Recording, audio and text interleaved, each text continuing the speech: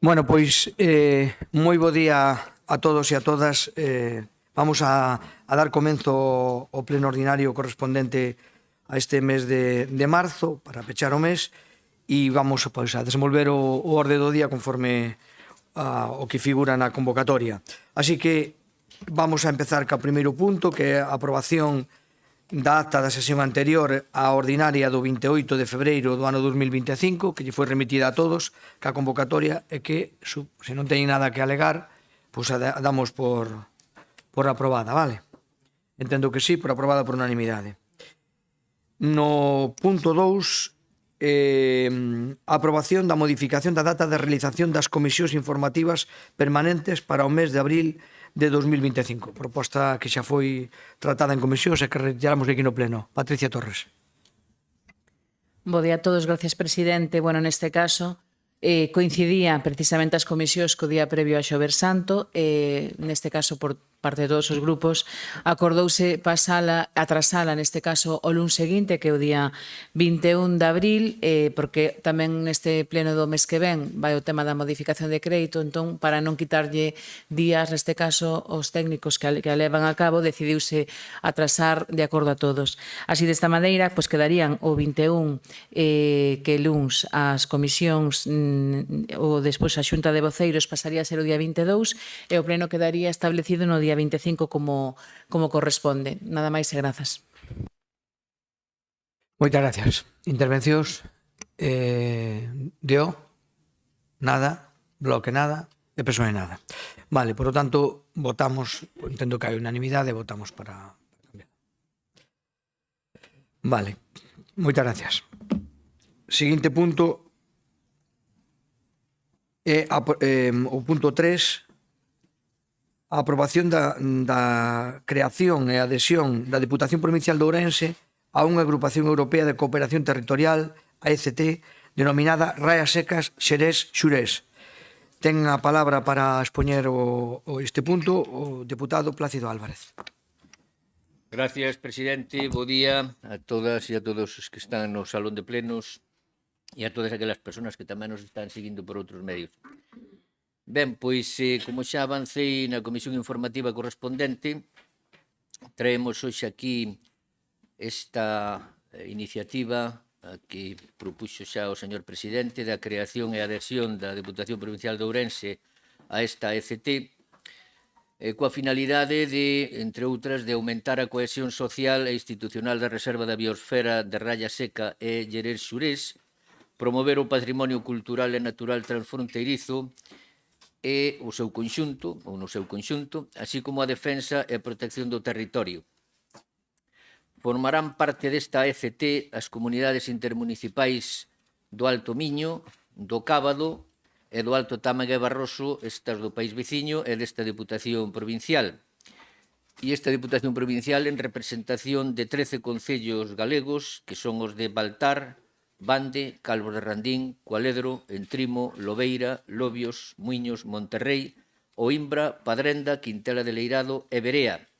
E as cámaras portuguesas pertencentes a esas comunidades intermunicipais que antes citei son as de Melgaso, Arcos de Valdevez, Ponte da Barca, Terras do Bouro e Montalegre. En total, 18, 13 máis 5. E creas esta agrupación para deseñar e executar proxectos ou accións que faciliten e promovan a cooperación territorial no ámbito da súa actuación, a promoción ou elaboración de estudios, plans, programas e formas de relación entre os seus membros, a construción e xestión de infraestructuras e equipamentos e a prestación de servicios de interese público.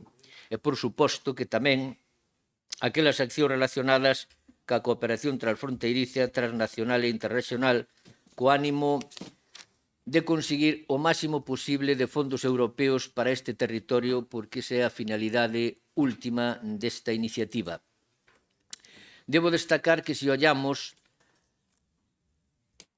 que a fronteira entre Galicia e norte de Portugal está na situación en que está e, polo tanto, encontrámonos, hai que dicilo así, alto e claro, con un alarmante e progresivo declive e embellecemento poboacional e tamén do seu PIB, o que indica claramente que necesita da nosa atención e non só da nosa, obviamente, senón da Xunta de Galicia e, por suposto, do Goberno Central. Pero tamén debo destacar que se trata dunha área que ten grandes posibilidades e potencialidades, e ese é o que nos ten que animar a todos. Perdón. Conta co primeiro parque e tamén primeira reserva da biosfera transfronteirizos, coa raya húmida do río Miño e ca eurocidade Chaves de Verín. Estas, pois, con certo tempo xa de xestión. En todo caso, polo de agora, este territorio, esta zona a que me referín anteriormente, está órfa dunha ferramenta que lle permita posicionarse ás claras perante as institucións europeas. Este territorio necesita canto antes, e digo canto antes, dun instrumento como a Agrupación Europea de Cooperación Territorial que estamos a tratar hoxe e aquí. E para que? Pois para que lle permita participar en condicións de igualdade cos seus veciños e ao leste ca raya húmida do Alto Miño e ao oeste ca eurocidade Chaves de Verín ás que me referín anteriormente. Recórdolles igualmente que esta iniciativa arranca a finais do ano 23, cando o presidente desta Deputación, Luís Menor, recibiu na Deputación ao director e ao secretario da Eurorrexión Galicia Norte de Portugal, Nuno Almeida e Xosé Lago. Neste encontro, os representantes de ambas institucións puxeron de manifesto a importancia da cooperación transfronteiriza como eixo vertebrador e de desenvolvemento de ambos territorios. Acordaron, ademais, reforzar as liñas de cooperación e colaboración xa en marcha, así como explorar novas vías nas que a provincia de Ourense e as cámaras portuguesas continúen mellorando na medida posible a cooperación en accións que redunden no asentamento da poboación, a creación de emprego e a posta en valor dos seus recursos turísticos en ambos territorios, pactando a creación desta AECT que nos ocupa no día de hoxe. Durante varios meses leváronse a cabo distintas reunións cos representantes das comunidades de Portugal, as que xa cité anteriormente, e, por suposto, desta Deputación. Por certo, a última en Arcos de Valdevez, donde, acompañado por Ángeles Cantón, asesora xurídica desta Deputación, e José Lago, subdirector xeral de Acción Exterior de Cooperación Transfronteriza da Xunta de Galicia, as que teño que reconocerlle aquí o seu especial traballo neste asunto, na que concretamos co presidente da Cámara de Valdevez, de Arcos de Valdevez, e cos seus técnicos o seguinte. A denominación da AECT será AECT Raya Seca e Llerés Xurés. A sede estará en territorio portugués, o que implica que a legislación a aplicar será a portuguesa, por considerala máis sinxela con menos residencias que a española. Os órganos de xestión son unha Asamblea Xeral, un presidente e unha dirección. O primeiro presidente será designado por esta Deputación Provincial, tendo carácter rotatorio entre Galicia e Portugal cada 2 anos. A aportación inicial da Deputación será de 30.000 euros, debendo aportar ás mancomunidades portuguesas a mesma cantidade a distribuir entre elas. En resumen, por todos estes motivos traemos hoxe a este plenario os seguintes acordos. Primeiro, aprobar inicialmente o convenio de cooperación territorial europea entre a Comunidade Intermunicipal do Alto Miño, a Comunidade Intermunicipal do Cábado e a Comunidade Intermunicipal do Cábado, a do Alto Támega e Barroso e a Deputación Provincial de Ourense con vistas a constituir esta AECT.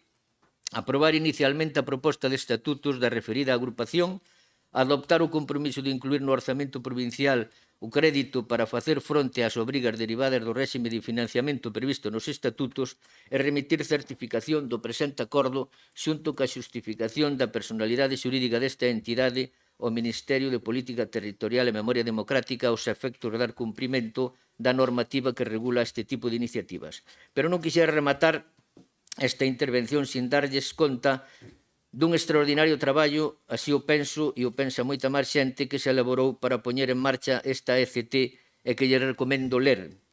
E é este texto, que se titula Síntese da análise e do diagnóstico territoriais do futuro AECT Raya Seca Llerés Xurés. O meu agradecemento deste grupo de goberno, por suposto, como alcalde de Muiños, a equipa de traballo que dirixiu Valeria Paul, Xavier Martínez Covas como director adxunto, Juan Manuel Trillo Santamaría, Alejandro Otero Varela e Roberto Vilalaje.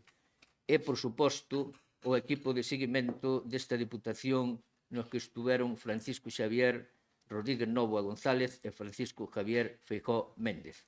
Xa digo, traballo moi bo, aconsello de que o lean, os lle explicará como naceu esta ECT e o que pretendemos con ela.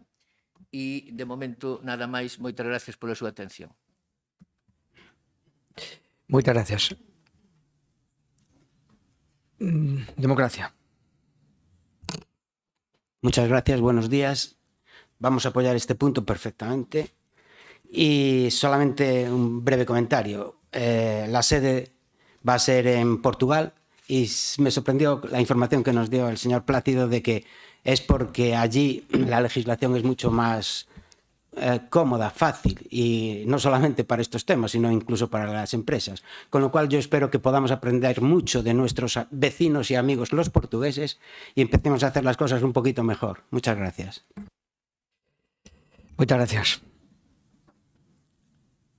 Bloque Nacionalista. Moi ben, pois bons días a todos os que aquí nos acompañan e tamén, por suposto, a xente que nos escoita desde as súas casas. O noso voto vai a ser favorable, pero sí que onte, cando me lín máis a fondo, xa o anunciamos na comisión, cando lín máis a fondo a documentación á Xunta, detectei un erro que ao mellor nos crea un conflito diplomático con UNESCO, porque creamos unha nova reserva da biosfera. E a que me refiro? Que na proposta de resolución fálase de que se considera oportuno crear unha ECT e do seguinte xeito, da que formen parte a Mancomunidade Intermunicipal de Alto Miño, a Mancomunidade Intermunicipal do Cádabo, a Mancomunidade Intermunicipal do Alto Tánega e Barroso e a Deputación Provincial de Ourense. E, entre paréntesis, cada un deses organismos referidos á parte territorial incluída na Reserva da Biosfera de Baia Seca e Jerez Surés. Eu fun hasta, bueno, ainda estou na Reserva da Biosfera da área de Allariz e chamoume a atención o da Reserva da Biosfera da Baia Seca. Entón anduve na buscando. E aínda non a declararon, seguramente a declararán, pero por ahora non está. Entón, creo que habería que correxir ese pequeno detalle, porque despois, claro, eso conleva unha cousa, e é que, en realidade, na Reserva da Biosfera, quen está incluído son os concellos de Entuímolo, Beira, Bande, Lobios, Muiños, Calvos de Bandín, pero en realidade, Lobeira, Baltar, Padvenda, Berea, Quintela, Coaledo, Oimbe e Monterrei non estarían dentro desa Reserva da Biosfera a que facemos referencia para nomear o territorio. Non sei se me explico, non? Entón, bueno, eu creo que eso podería correxirse. E despois tamén vin que na documentación, que según os estatutos, o que abranguiría esta ECT en caso de que así se considerara era a totalidade do territorio da provincia, co cual tampouco hai problema en introducir eses concellos, eu vou máis a parte formal, pero incluso eso, que outros concellos que así o estimaran poderían solicitar a súa accesión e sería ou non tomado en consideración este aspecto. No demais, entendemos que é positivo a conformación da ECT, por suposto. Entendemos que, efectivamente, ademais, os portugueses levan nos anos de adianto na xestión de fondos europeos, traballan moito e ben na xestión destes fondos e teñen unha gran experiencia. Feito, chamamos a atención esta semana que incluso nos concellos do norte de Portugal están poñendo en marcha o cobro de tasas turísticas porque teñen un problema xa ca cantidade de turismo que se lles achega, non? Que a verdade é que non deixa de ser significativo porque está claro que están facendo un traballo que nos leva en dianteira a este respecto, porque eles xa o que están ahora mesmo é regulando un pouco a entrada de turismo en vez de incentivando, porque xa teñen esta realidade no seu territorio, non? E depois tamén un simple apuntamento formal, e é que a cláusula 34ª fálanos de que se emitirán 5 exemplares, o sea, que se farán 5 exemplares tanto do convenio de cooperación como dos estatutos, que se asinarán en linguas castelá, portuguesa e galega. Pareceme perfecto. O que me chamou a atención é que no expediente tamén houve un despiste e os puntos 5 e 6 son a proposta de estatutos e convenio en español e os 7 e 8 son a proposta de estatutos e convenio en portugués. E o galego colousenos, non vai no expediente. Pero, bueno, entendo que eso, evidentemente, cando se vaya a asinar, pois asinarán nas tres linguas porque o que está previsto na propia estatutos, non? E xa digo, eu creo que é un paso interesante, que é un paso de comparación cos nosos irmãos portugueses. Ademais, algo que a Unión Europea, é verdade que en outras cousas ao mellor non estamos tan de acordo, pero que sí que neste caso premia ese tipo de cooperación transfronteriza e, dende logo, parvos seríamos se non aproveitáramos. E seguramente eles teñen algunhas cousas que aprender de nós, ben seguro, pero nós temos moitísimas cousas que aprender deles, máis en temas de xestión europea, porque, como decía anteriormente, a capacidade que teñen de influencia en Europa é moi significativa para o número de habitantes que ten o país. Nada máis e moitas grazas. Moitas gracias. PSOE, Laurentino. Gracias, presidente. Bo día a todas e a todos e a xente que nos sigue a través do streaming. Ben, pois prácticamente cousas que tiña apuntadas para comentar xa as comentou o voceiro do BNG, pero sí que hai un par de cousiñas. Unha é unha simple anécdota, que ao mellor é un tema de traducción, non sei en que idioma foi redactado inicialmente o documento, pero no que son os estatutos, no artigo 7, dice: cada participante na ECT realizará unha contribución financiera inicial por un total de 60.000 euros. 60.000 euros. Entendo que non é cada participante, é dicir, a Diputación aporta 30.000 e as cámaras portuguesas aportan os outros 30.000. E logo sí que hai un temiña que ao mellor, pois, non sei se isto foi perfectamente, me imagino que sí, que foi analizado e foi estudado, que é o tema da representación. É dicir, hai 8 representantes da delegación portuguesa que teñen direito a voto e hai 8 votos tamén da delegación española, neste caso da Deputación. Entón, perfectamente no artigo 12 dos estatutos, pois quedan aí reflectidos os 8 miembros cin Alto Miño, Ayuntamiento de Arcos de Valdevez, Ayuntamiento de Melgaso, Ayuntamiento de Ponte da Barca, cin do Cábado, Ayuntamiento de Terras do Bouro, cin Alto Támega, Barroso e Ayuntamiento de Montalegre. É dicir, 8 entidades que son 8 membros e entendo que son os 8 votos. Me imagino que na Asamblea Xeral son os que estarán participando. Sin embargo, aquí pola delegación da provincia de Ourense son 8 votos que corresponden á Diputación, que é a que nomeará a eses 8 representantes. Quero dicir con isto que os 13 concellos que van a estar aí, pois parece que non van a estar en ningún órgano de representación como tales físicamente. Evidentemente estarán representados pola Diputación, pero físicamente non van a estar cando os portugueses sí que van a estar. Simplemente era decir eso e nada máis. Desde logo o noso voto vai a ser favorable, todo o que sea crear algún tipo de sinerxia para conseguir fondos para este territorio que tan necesitado está deles e estas zonas nosas que cada vez están máis embellecidas e máis deixadas pois por outros territorios que avanzan moito máis rápido, pois benvido sea. Moitas gracias. Moitas gracias. Vamos co segundo turno para que o señor Plácido conteste seguramente moitas das dúbidas que se plantean aquí. Ben, moitas gracias. Algunhas.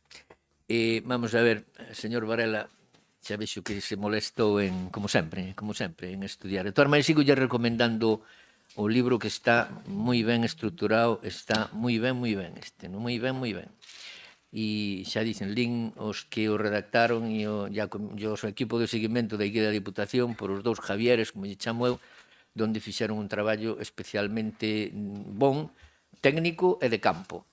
Entonces eu aconsello que o miren porque estou especialmente orgulloso del como alcalde e como diputado que lles fala. E dito isto, en canto á denominación, hombre, a denominación, como dixe no propio acordo, é AECT Raya Seca e Llerés Xurés. É unha denominación, tampouco ten que abarcar todo, non é o caso, non? Pero había que lle dar unha, non? E non quere decir que agora falta aquí o Imbra ou falte non sei que esquina de non sei onde, non? É esa denominación e avanzando xa neso, máis membros.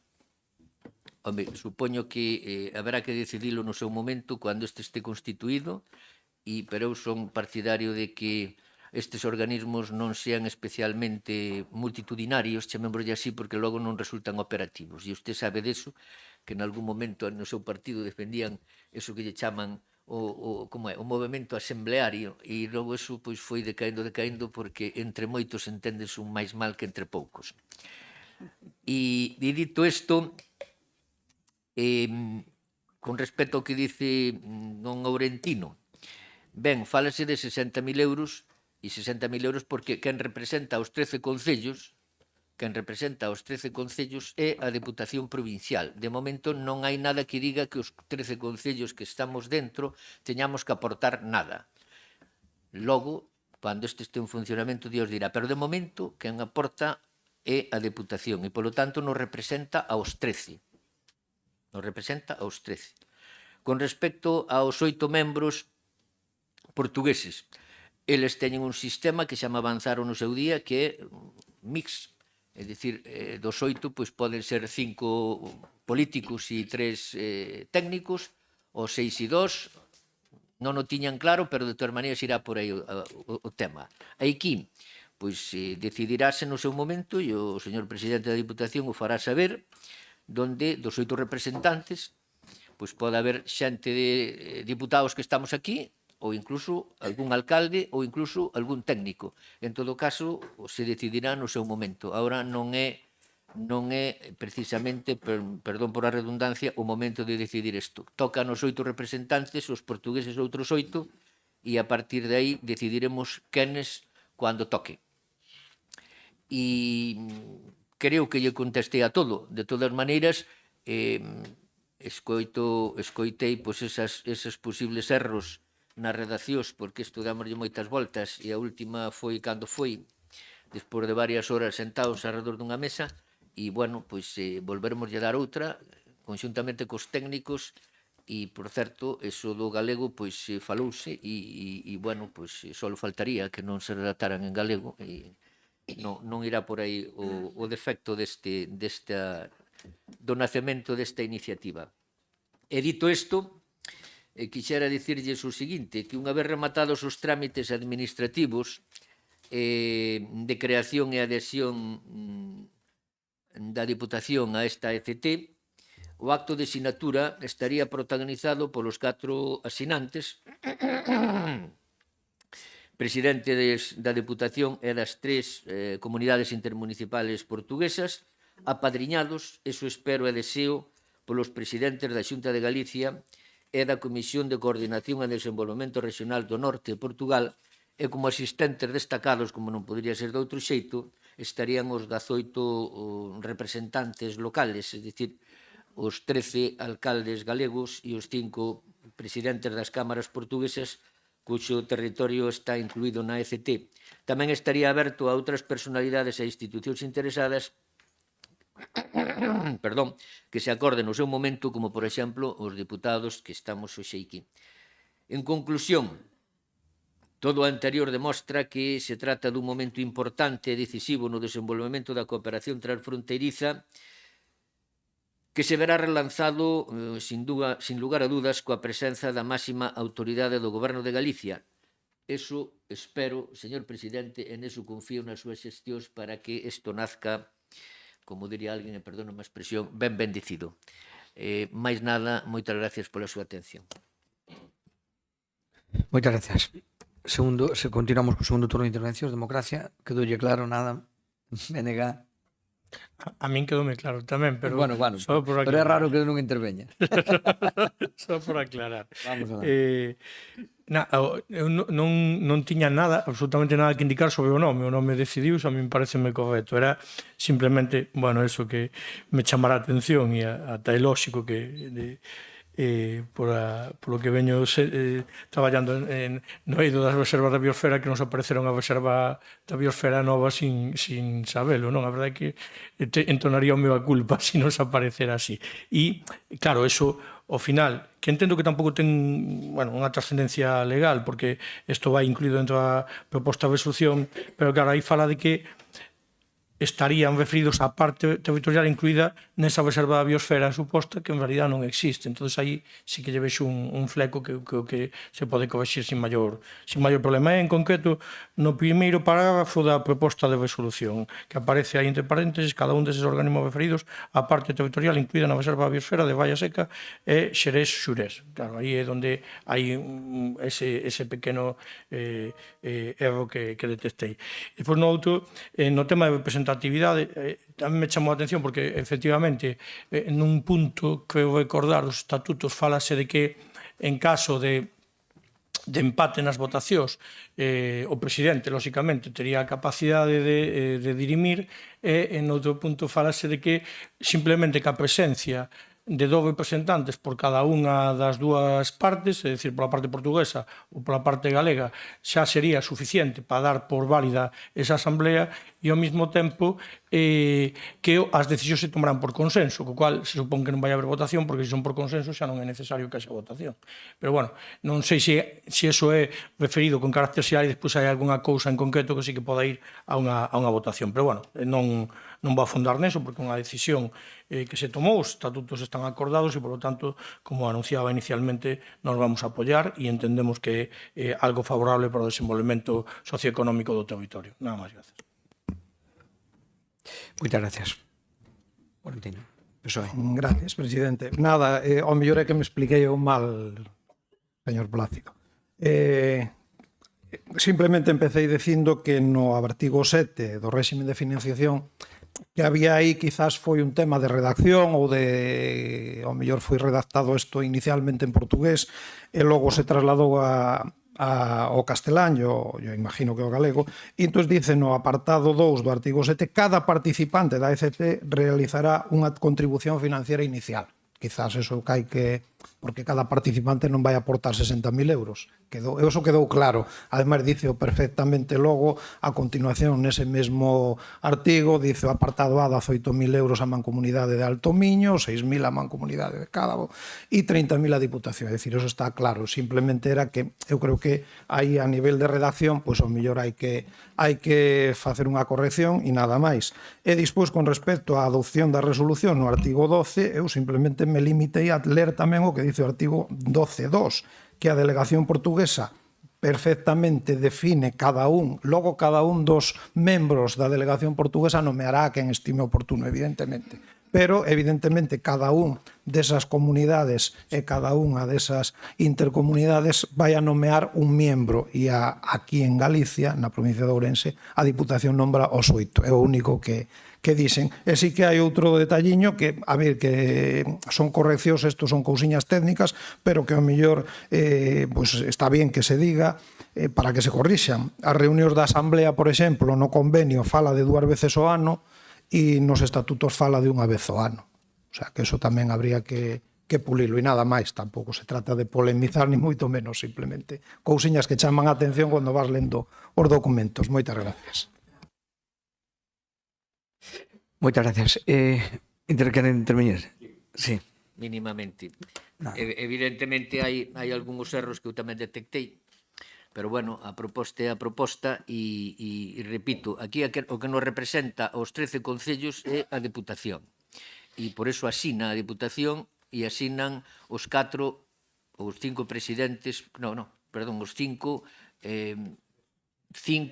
cámaras que representan 3 comunidades intermunicipais. Ali representan as 3 e aquí representan os 1. E iso é o que é. O réxime portugués, pois eles arreglarán entre eles e nós aquí. Chegado o momento, pois, quen representará os 13 concellos? Falarémoslo no seu momento. E non sei se serán políticos os 8, repito, ou se serán un sistema mix de técnicos e políticos, non? E se representan a esta corporación, pois habrá que ter en consideración tamén a representatividade que está aquí. Eso non fai falta discutilo, non? E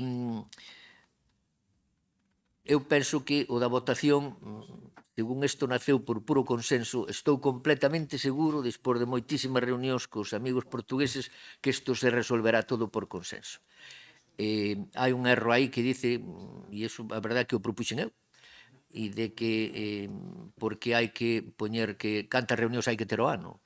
E entón dixen unha e as que fagan falta, e non atarnos porque temos que ter dúas, porque iso de comer está moi ben cos portugueses, como vostedes saben, pero aparte hai que facer algo, non? E, bueno, trataremos de corregir todo eso, gracias por as súas aportacións e, por suposto, por o seu voto a favor. E eu digo en nome, repito, da corporación, estou seguro que dos 13 concellos que formamos parte desta iniciativa. Gracias a todos.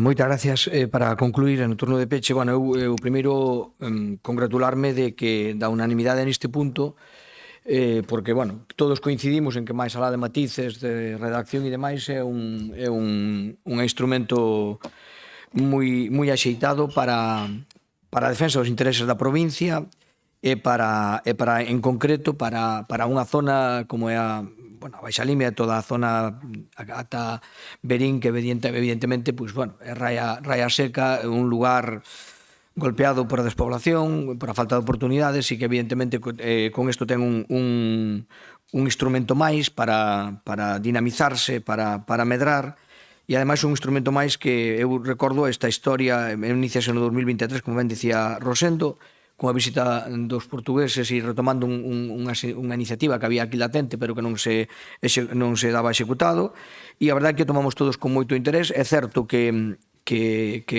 este tipo de negociacións e non tantas negociacións, porque a verdade é que tampouco había moito que, pero sí todo o tema burocrático e que afecta a dous países e que interveñen varias administracións, pois é máis lento do que quixéramos, pero o certo é que como había moita vontade, e aí quero eu tamén recoñecer, estou seguro que o fago en nome de toda a corporación, porque o voto é unánime, o traballo que fixeron aquí os técnicos e que tamén fixo no ámbito político tamén aquí o noso compañeiro diputado alcalde de Muiños Plácido, porque, bueno, pues pilotou un pouco esas reunións e evidentemente pues deulle ese dinamismo que a veces os técnicos pues lles costa un pouco máis eses tempos políticos que necesitamos, non?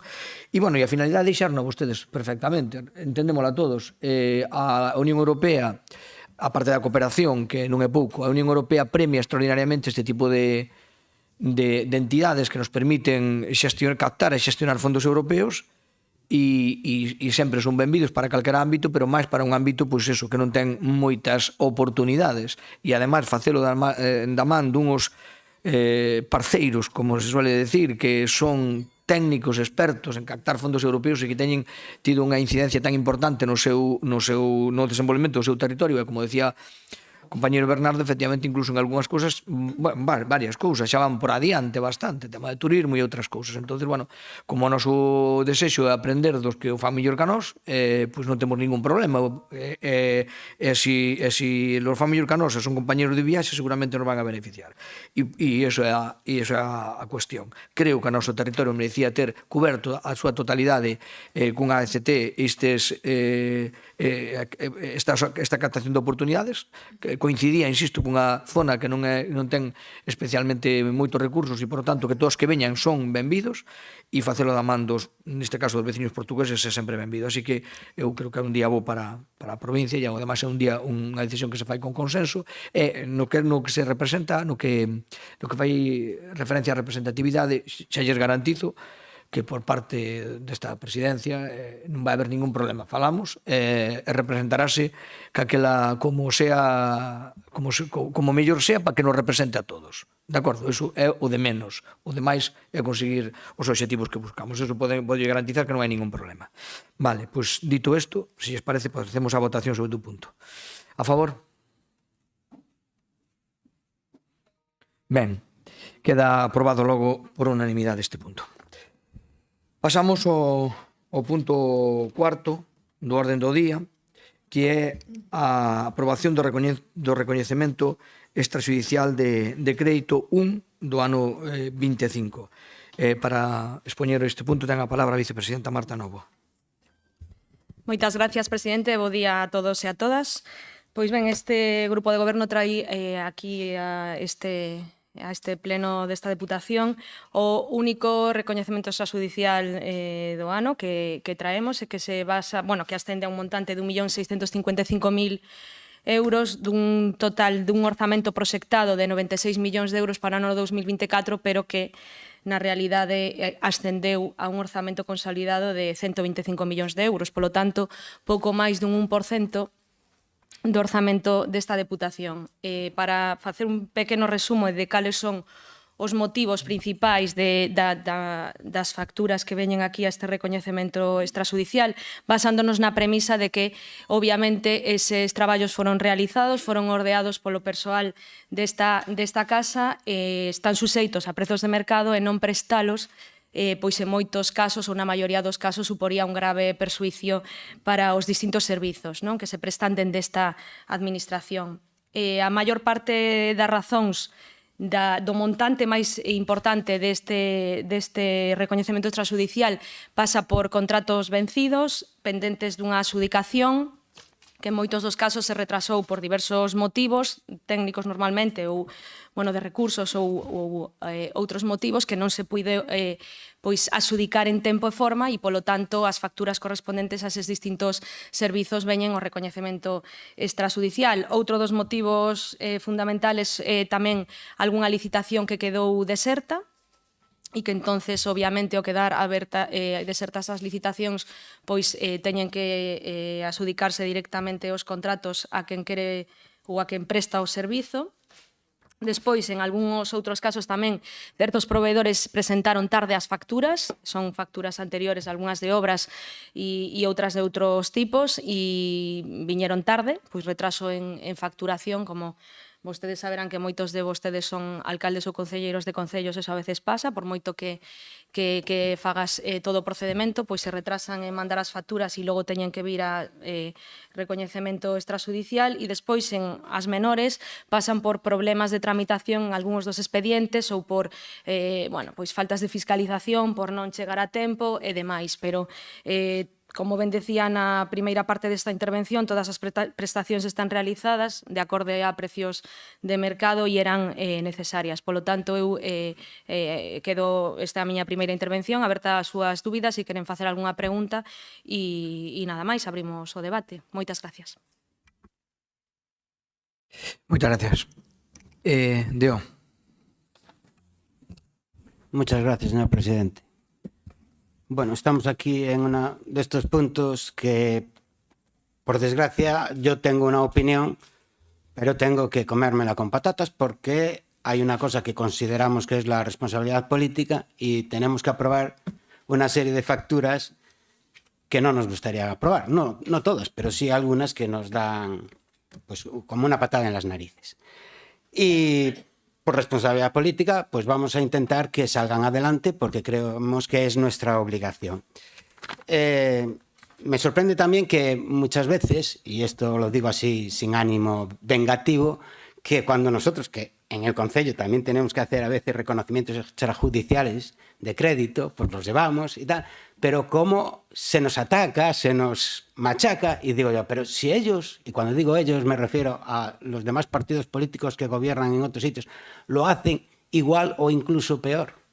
Pero bueno, no seamos malas personas y vayamos a lo principal, que es sacar adelante esta serie de facturas. Me hace gracia porque el otro día coincidimos el señor Puga y yo, y me daba la sensación que él llevaba una factura que también nosotros andábamos preguntando por ella, una de 7.000 euros y esas cosas. Así que te voy a dejar a ti que te explayes en esas facturas. Hay otras facturas que estoy convencidísimo que ni siquiera los del PP les gustaría aprobar, pero bueno, hay que hacerlo. La ley nos obliga y la responsabilidad política también.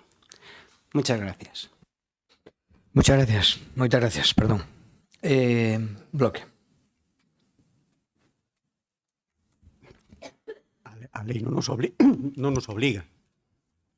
Temos liberdade de voto para votar a favor, en contra ou abstención, non? Pero vamos a ver, con respecto a este punto, eu tomei má molestia de revisar a acta do ano pasado, non? Do mes de maio, do pleno do mes de maio do ano pasado, no que veu o recoñecemento extrajudicial de crédito tamén traído por o equipo de goberno unha cantidade importante, non? E os argumentos que se daban bueno, eran incluso máis interesantes que os de hoxe, non? Por parte da vicepresidenta, porque máis alá de decirnos que efectivamente son facturas que están aí e que hai que pagar, porque o traballo está feito, deso teño que recoñecer que non temos dúbidas de que esos traballos estén feitos, non? Pero decía o ano pasado que é un xeito de proceder irregular, que non lle gustaba, iso é o que decía o equipo de goberno ano pasado, non? Que intentarían de que non volvera a acontecer. Neso facía referencia sobre todo a algúns dos contratos que estaban vencidos, non? E tamén recoñecían que moitas das facturas que o ano pasado viñan non deberían ser pagadas así, non? Bueno, aseguraban que estaban ca intención e na senda de correxilo. Bueno, pois este ano efectivamente topámonos con este 1.600.000 e pico euros de recoñecemento extrajudicial de crédito, que di que é o único que vai vir no ano, agardamos que así sexan.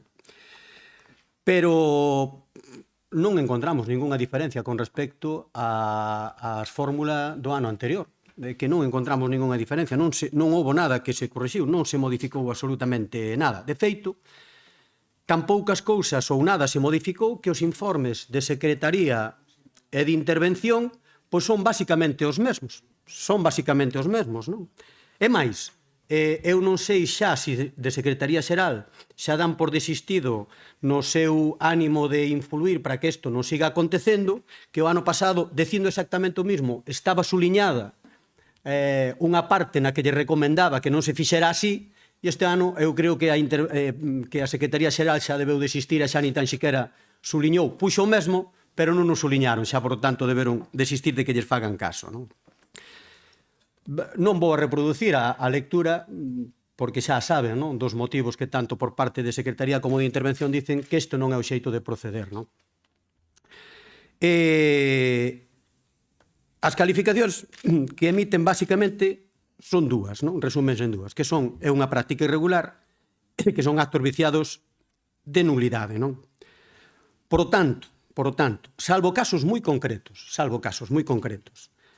estas facturas non deben vir por este procedimento. Deberían ter un encaixe normal dentro dos orzamentos e dos gastos das distintas unidades xestoras. Iso é o normal, o que se entende que do ano pasado a este ano deberían ter correxido. Non, ao mellor, na súa totalidade, porque entendemos perfectamente de contratos caducados, incluso podemos entender de que haxa a dificultade para poder facer a nova licitación durante todo este tempo, por uns motivos ou por outros, pero a ver, vou intentar, tal e como me pediu, cumplíndolle o desexo a Rafa, vou intentar poñer en evidencia algunhas desas facturas que nos pensamos non deberían vir por este sistema, non? E os exemplos vounos a poñer precisamente sacados dos informes de algunhas das unidades xestoras. Vou aclarar unha cuestión. Vou poñer en valor aquelas unidades xestoras que a nosa maneira de ver xustifican correctamente as facturas que teñen que vir a este recoñecemento, pero, bueno, intentarei omitir os nomes daquelas unidades xestoras que, bueno, despois que a lectura do texto entenderán por que o digo, non? Co cal, e indo ao práctico, non? Digo que nos encontramos varias casuísticas nas que efectivamente hai por parte destas unidades, concretamente vou dicir a unidade de medio ambiente, a área de medio ambiente, que fai unha xustificación a nosa maneira de ver correcta de por que teñen que vir estas facturas por recoñecemento extrajudicial de crédito. Perfectamente comprensible, porque é un mecanismo, o do recoñecemento extrajudicial, que está aí e que os distintos concellos poden proceder a acollerse a él, non?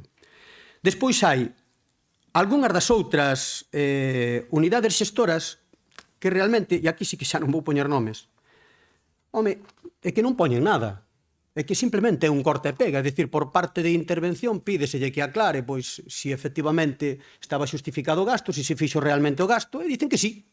Pero iso non é o que se lle pide. O que se lle pide é que se explique o porqué. Xa digo que algúns sí explican os porqué e é comprensible, e entendemos o porqué. O que non, de verdad, non nos parece correcto é determinados informes nos que é un simplemente decir sí.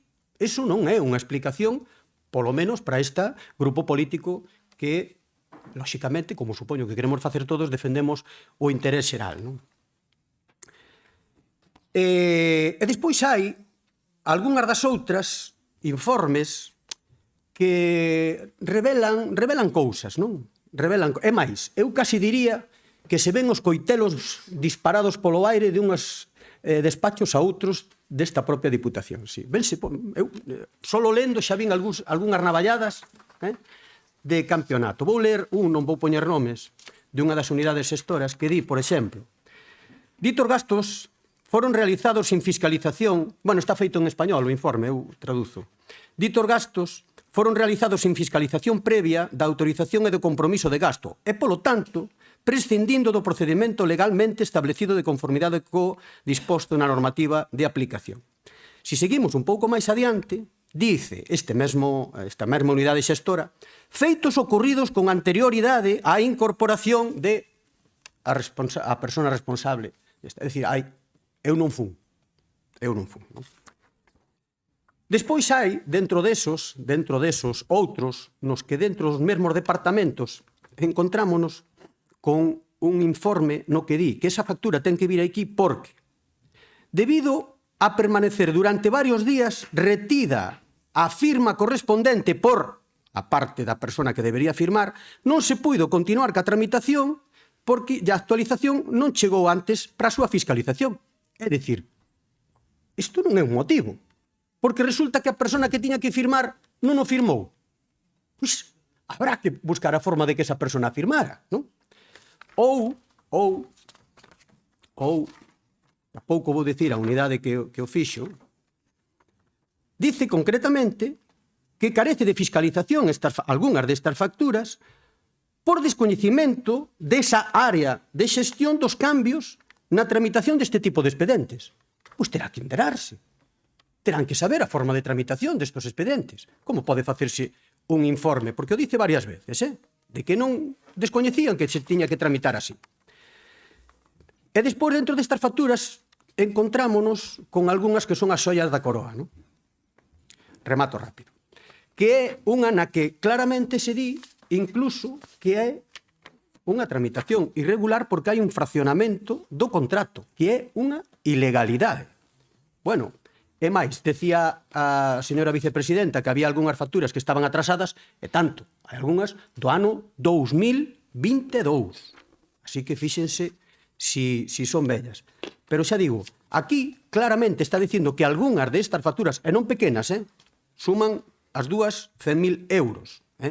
A parte, fala concretamente de unha actuación, agardamos que non, fomos a comprobalo, pensamos que non é así, que se fixo nun ámbito privativo dunha empresa privada.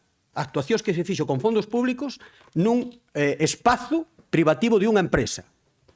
Bueno, pensamos que está mal o concepto desa factura, queremos pensar que está mal o concepto desa factura, pero suman 100.000 euros. Por lo tanto, si están dicindo de que esta é un fraccionamento claramente de un contrato, cousa que non permite a lei de contratos do sector público, pois, home, haberá cousas, xa digo, que están xustificadas e que se deben traer aquí como recoñecemento extrajudicial de crédito, pero hai outras que pensamos que despois xa deste tempo, e tal e como anunciaran o ano pasado, non deberían vir con este sistema. E, desde logo, intentar corrixir estas prácticas para que isto non aconteza. Sería o desexable. Moitas gracias. Portavoz do PSOE, Álvaro. Sí, bo día a todos e a todas. Estou a intervenir de último en algunhas ocasións, pois se pisan o parte do argumentario e tal. Bueno, eu non vou incidir moito máis alado que dixo o de Menegá, de factura por factura. Si me quedo cun feito, que dicía a vicepresidencia, de que as facturas as hai e as facturas as hai que pagar, só faltaría, indudablemente. Gasto realizado, o proveedor ou o que fai a súa labor ten dereito a cobrala. Outra cosa é como ten que cobralo. É dicir, eu creo que se isto se vai convertir nunha práctica recurrente, digamos, ano tras ano, pois é preocupante. Se é unha práctica puntual, nun momento puntual, é outra cousa. E minimizar tamén unha cuantía de 1.600.000 euros en RC nos parece tampouco non aceitado, que é unha cantidad sumamente importante. E nos preocupa tamén o tema das facturas, como ben dicía Puga, que as áreas correspondentes non as fiscalizaron e non se fan cargo, digamos, desa fiscalización. En todo caso, En todo caso, creo que todo esto, as intervencións se resumen cando leemos o informe que leo literalmente. Debemos reiterar unha vez máis a necesidade de evitar a repetición de prácticas irregulares como as que suscita o presente suposto, como xa señalamos en ocasións anteriores. Instrucción 1/2021 da Secretaría Xeral sobre as propostas de contratación menores. Instrucción 1/2022 da Secretaría Xeral sobre a justificación de ausencia de fraccionamiento.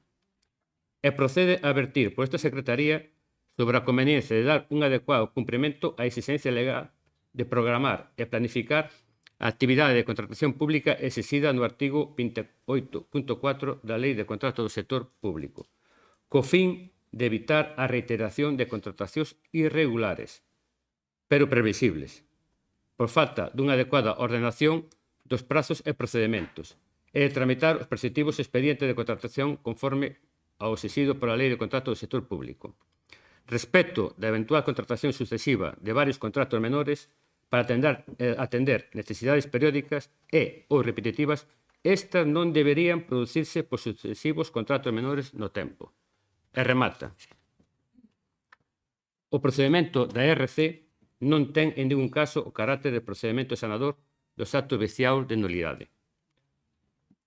Creo que é suficientemente claro o informe, digamos, de intervención. O noso grupo vai a optar por abstención, porque, indudablemente, as facturas hai que pagalas para realizar esas labores, pero só desexamos que esta práctica non sea recurrente en anos sucesivos. Nada máis. Moitas gracias. Vamos co segundo turno de intervencións. Marta. Pois claro que nadie querría traer aquí facturas a recoñecemento, pero igual que ningún de vostedes, que algúns moitos son alcaldes en concellos, lle gustan levalas. E a min gustaríame que no seguinte turno me digan que concello non leva un recoñecemento extrajudicial de todas as cores políticas. E supoño que, Álvaro, isto que liches do informe de intervención te sonará, porque seguro que cho pon o teu secretario interventor no teu concello, verdad? Verdad? Cando levas o recoñecemento extrajudicial a aprobar. Claro. E que chopón seguramente tamén. Entón, a ningún de nós aquí nos gusta traer recoñecemento extrajudicial, igual que nos nosos concellos non nos gusta, pero a veces veste abocado a facelo. E entón eu creo, señor Puga, que baixamos, se vostedes estudiou o recoñecemento do ano pasado, era de 1.900.000, case 2 millóns, e este ano é de 1.600.000. E todo non se pode lograr nun ano, pero todos os departamentos desta Deputación e os dirixentes políticos que estamos á frente de distintas áreas intentamos que non se produzcan, pero hai veces que se producen. E entonces, bueno, hai cousas en todos lados, e eu véxome no meu concello, póñome de exemplo eu, para que ninguén se sinta que levei un recoñecemento moi pequeno de 5.000 euros, con moito sufrimiento, para que eso non ocurra. Pois, pero é moi difícil non levar ningún recoñecemento extrajudicial, é moi difícil, porque hai contratos vencidos, porque hai veces que por desentendemento entre unha área e outra pois non se fiscalizou a tempo como fose e, obviamente, os que fiscalizan teñen que poñelo, sí ou sí, e non hai navalladas. É que eso que dice vostedes, o mellor ocorre onde gobernan vostedes, pero aquí non hai navalladas entre departamentos. Pero que dice? Eu creo que vostede está moito por aquí pola Deputación, non? Pois eu non vexo navalladas entre... que ese exemplo me parece hasta unha ofensa, sinceramente, con respecto ás distintas áreas, porque eu creo que aquí esta Deputación é un exemplo de traballo en equipo. E, obviamente, o que fiscaliza e pon o reparo correspondente, pois sempre é o peor mirado, pero ten que facelo porque a lei hai que cumplila. E nós entendémolo todo, señor Puga. Entón, o que sí que non me gusta é esa comparativa, porque creo que está totalmente fora de lugar. Entonces, eu creo que o reto a que digan que concello dos seus e incluso que outras deputacións de Galicia non levan recoñecemento extrajudicial, porque creo que eso é unha entelequia, non existe. Así que vostedes verán. Agradezo os que van a votar a abstención por responsabilidade. Obviamente que as facturas son de traballo realizados, e o digo porque a miña misión é expoñer un pouco o argumentario, e ese é un argumentario que dirían todos vostedes, saben? Están nos informes, todas as áreas fixeron o seu informe e aí están. Si teñen algunha dúbida ou cualquier cousa, ya podemos explicar sen ningún problema. Moitas gracias. Moitas gracias. Sí. Diego.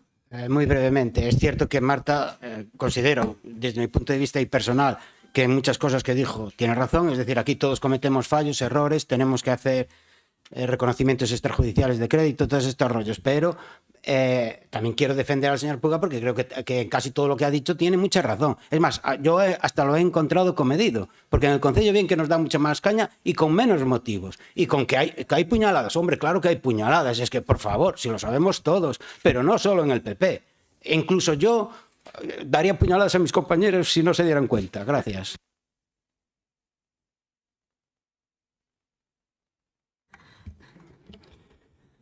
En fin, alégrome de non ser un compañeiro seu.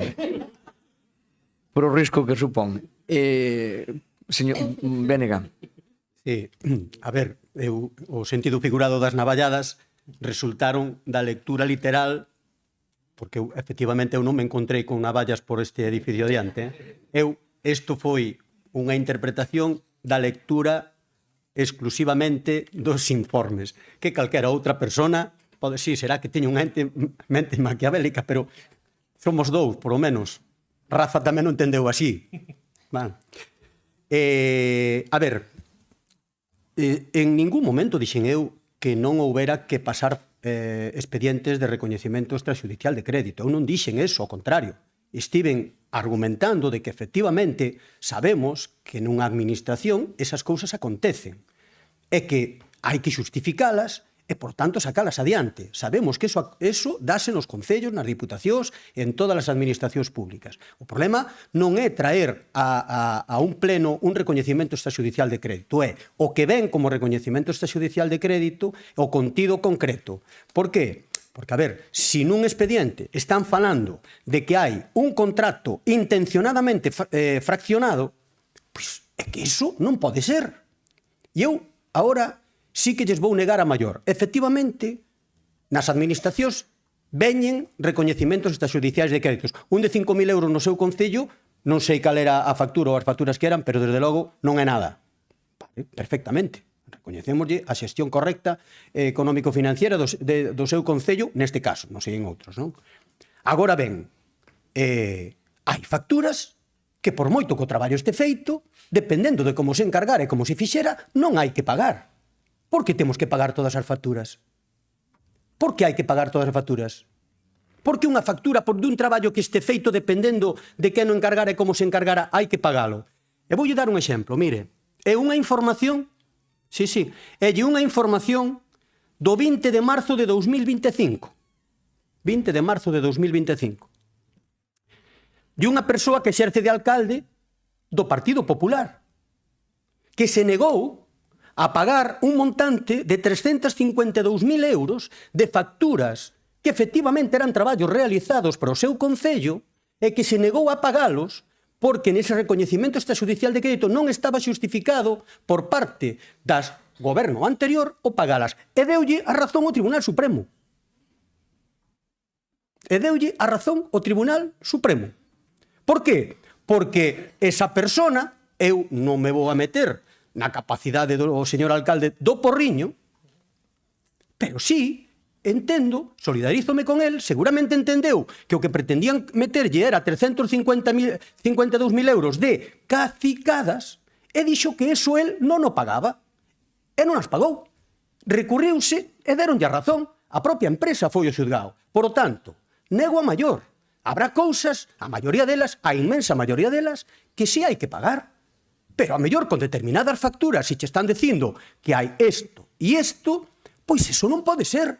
Porque tamén é a forma de que determinados proveedores ou determinadas empresas tamén saiban que as cousas na administración hai que facelas correctamente para que sexan validadas e pagadas. Vale? Por tanto, aclarando a cuestión, insisto, nós non negamos a necesidade dos recoñecimentos extrajudiciais de crédito. O que teñen é que estar perfectamente xustificados. Aqueles que están perfectamente xustificados e hai en este expediente moitas das que están xustificadas, perfectamente, non tería ningún problema. Ahora, hai outras que claramente non están xustificadas. E incluso os informes que deberían explicar o por que se fai, o por que se piden esas facturas e por que se quere pagar esas facturas, non o están. Por lo tanto, efectivamente, o Bloque Nacionalista Galego, negando a maior de que nos temos que comer porque sí, pois nós imos a votar en contra.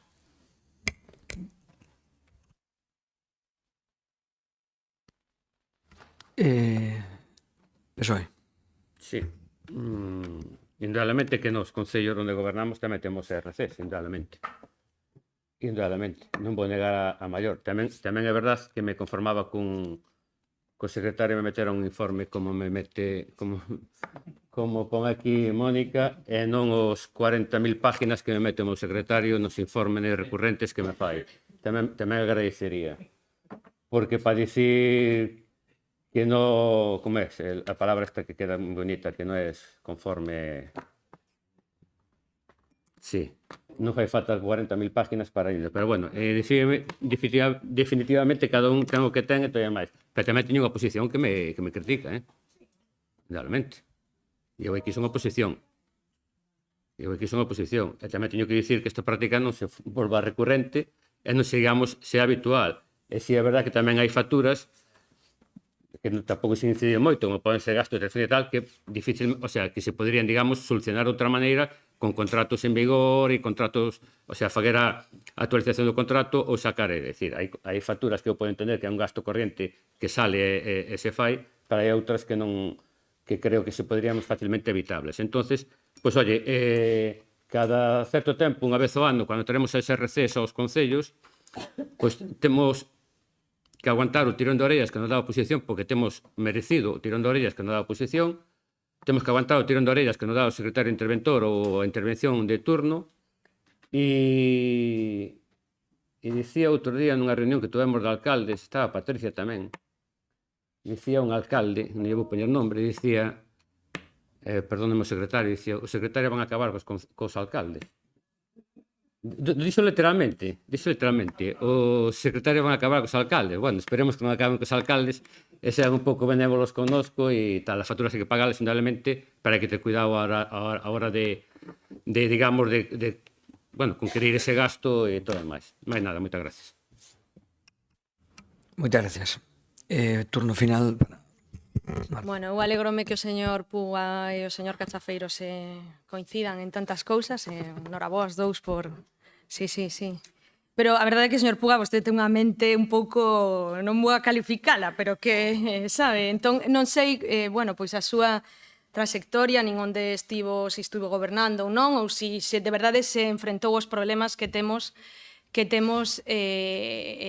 pois para tramitar a veces todos os contratos en aberto, todas as licitacións en aberto, múltiples licitacións que se piden e que a veces algunhas quedan desertas, ou cos proveedores que non che pasan a factura en tempo e forma. A realidade aquí, señor Puga, eso que está intentando a comparativa en cada concello, a min comparar co Porriño ou esta deputación, pois me parece que totalmente fora de lugar. Entón, nos aquí temos unhas facturas pendentes dunhas obras que están feitas, se refire a contratos de obras, que non, como non di tira a pedra, pero esconde un poquinho a mau e non di o que é, pois se refire a facturas que veñen do pasado, hai un informe que avala que esas obras están realizadas. Polo tanto, non sembre a dúbida do que non é, e o que non queremos é ir ao xuzgado porque un contratista fixe unha obra, non pasou a factura e non se lle pagou.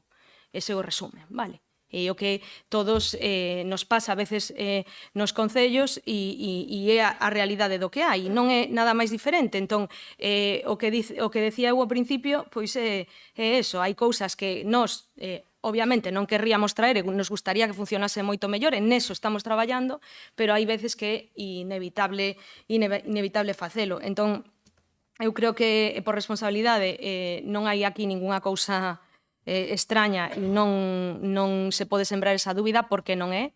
e creo que é bastante un recoñecemento bastante axustado para o volumen que se executou o orzamento consolidado do ano pasado, que pasou dos 120 millóns, polo tanto, eu creo que é unha responsabilidade sacar adiante este único recoñecemento extrajudicial que en principio está previsto traer, o igual que o ano pasado, solo se fixo un, e polo tanto, gracias aos que o van a apoiar cunha abstención e nada máis. Bueno, moitas gracias. Efectivamente, eu creo que solamente para no turno de peche dúas ou tres cuestións. Efectivamente, eu creo que se pode facer bueno, todas, por suposto, todas as críticas que se poden e, por suposto, a oposición é o que lle corresponde. Lóxicamente, fiscalizar a acción do goberno como cando nos toca a cada un estar no papel que nos toca. Pero eu creo que o resumen de todo isto é o seguinte. Primeiro, estamos falando de procedimentos, non estamos falando de conceptos, fundamentalmente, estamos falando de procedimentos, que se unha non a fiscalizou, que se chegou tarde, que se 5 días, que se... Pero estamos falando sempre de procedimento, non estamos falando de facturas duvidosas. Eu creo que iso é fundamental, absolutamente fundamental, non? Porque iso é a clave de todo, non? A clave é que se hai unha factura en onde hai un concepto pois raro, un concepto que non entra nos obxectivos da Diputación, ou un concepto cunha cuantía pois que non é correcta, ou un traballo que non está executado, iso é o difícil. Efectivamente, a mí non me gustan, creo que a nadie lle gusta os reconhecimentos extrajudicial de créditos, a nadie. A nadie lle gusta porque, joder, ao final, pois non tens que decir, fixeches algo mal que a veces non depende de ti. Non depende de ti, depende de moitas cousas, depende da administración, tampouco digo lle boto a culpa a nadie, digo que non depende de ti, pode depender hasta de que a persona que fixo a obra non aportou a factura, por máis que yo diga que andes atrás dele. Vale? Pero eu creo que hai que poñer en valor o seguinte. Primeiro, que estamos falando de cuestións de procedimento, non cuestións de fondo. Segundo, que estamos nun porcentaxe, como decía a vicepresidenta, de menos de 1%, porque estamos falando de 120 millóns, estamos falando dun millón e pico. Tamén hai que poñer en valor, ainda que sea unha pequena rebaixa, 300.000 euros veñen menos, e sobre todo creo que tamén é importante facelo, que o facemos unha vez ao ano, co cual reunimos, pois ao mellor isto era máis fácil fazer 2 ou 3, meter 300.000 euros, 400.000 euros, meter unhas facturas e tal, e quedaría diluído, non? É o mesmo traer 1.600.000, 1.700.000 que traer 2 ou 3 de 300 ou 400.000 euros, non? Pero, claro, fais unha vez ao ano, ordenase todo, límpase todo, e, en principio, nós o ano pasado fixemos unha, e este ano, salvo que haxa algunha cousa imprevista, non temos pensado facer ningunha outra cuestión. E tamén, evidentemente, que aí temos que aceptalo, todo é perfectible. E, por suposto, que se hai contratos que temos que licitar e podemos licitar, por suposto que o temos que intentar facer para que esas facturas non se paguen como un reconocimiento extrajudicial de crédito, o que é unha prestación ordinaria. Teremos que andar detrás dos departamentos e teremos que andar detrás de todo o mundo, efectivamente, para que se eu, desde logo, se pode recoñecer 200.000 nun presuposto de 120 millóns, prefiero que facer 1.700.000. Teño claro, igual que no Concello. Pero creo que no que nos podemos concluir con todo isto é que está dentro dunhos límites normales e, sobre todo, que estamos falando de cuestións fundamentalmente de procedimentos, nunca cuestións de fondo, cuestións de duvidosas, que eso creo, materiales, que eso creo que é o objetivo fundamental. Gracias a todos que, efectivamente, pois, que a súa responsabilidade permiten a aprobación de isto, e aos demais, pois, efectivamente, todo o dereito democrático a discrepar e a votar o que consideren en conciencia. Moitas gracias. Vamos á votación. A favor? En contra? Entendo que os demais grupos abstención. Moitas gracias.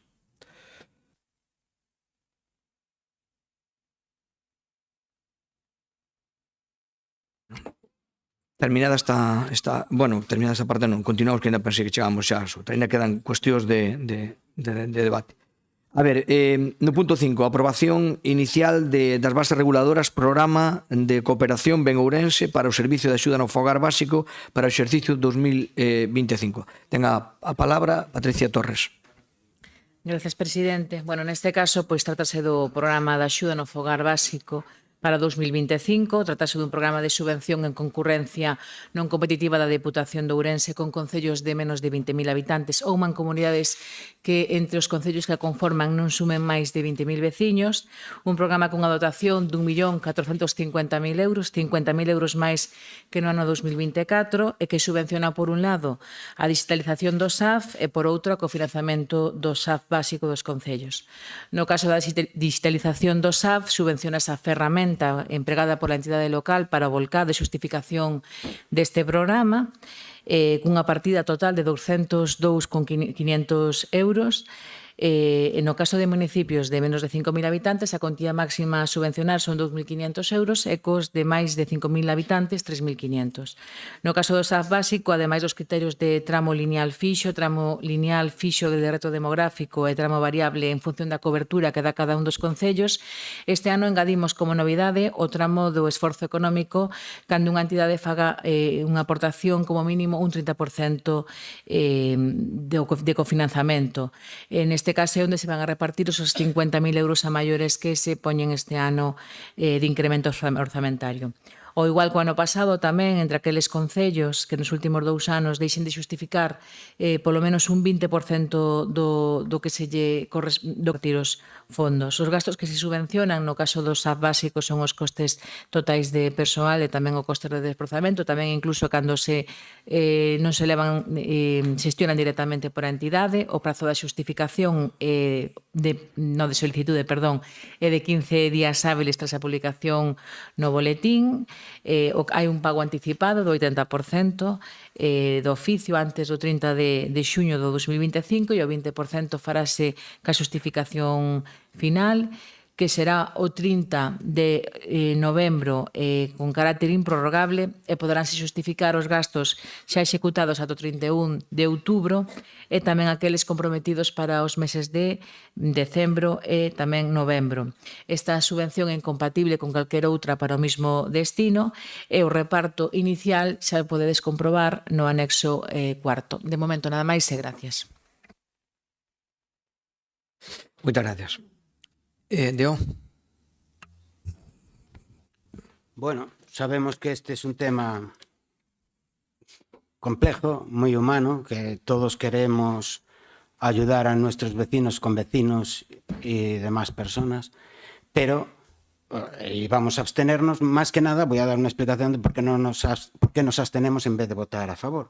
Y es porque las próximas mociones que vengan, la primera y la segunda, vamos a tratar el mismo tema, y es lo mal que lo están pasando los concellos, cada vez peor, cada vez más endeudados, y seguimos sacrificando fondos en competencias que no son propias para ayudar a nuestros vecinos. Lo que tendremos que hacer es, de vez en cuando, o tomar alguna determinación y empezar a exigir lo que tenemos que hacer y lo que no tenemos que hacer. Y solamente como un pequeño ejemplo, en un recorte de periódico dicen eso, lo demoledor que es el SAF. O SAF leva moitísimo orzamento municipal, pero é unha cuestión que non podes deixar de atender por unha cuestión social e humana. E aí es donde nos chantajea tanto la Xunta como el Gobierno Central. Nos están chantajeando porque es muy difícil decirle a un vecino, oye, a partir de ahora que lo lleve quien lo tiene que llevar y no nosotros. Y ya que está aquí la señora Marta Novoa, voy a leer. Lo del SAF es brutal, está totalmente infrafinanciado, responde la regidora Marta Novoa, del PP. Todos sabemos que tenemos que empezar a tomar medidas drásticas, porque si no, como dice Bernardo, mi gran amigo Bernardo, cada vez nos dan más competencias impropias, no nos dan dinero y dentro de poco no sé qué vais a hacer, porque o tomamos decisiones o, bueno, hablaremos luego en las siguientes mociones. Muchas gracias. Moitas gracias. Venega. María. Bo día.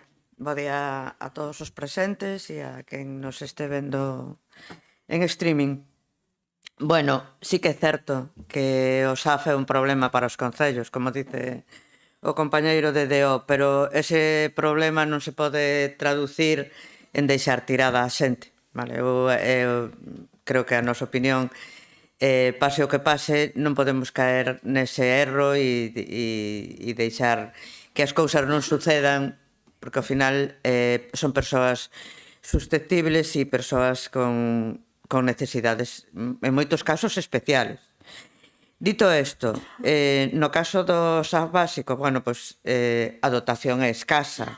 Se nos damos conta que hai un recoñecemento extrajudicial de crédito, pese a que só queren levar un este ano. Entón, non hai cartos que cheguen para atender o noso rural.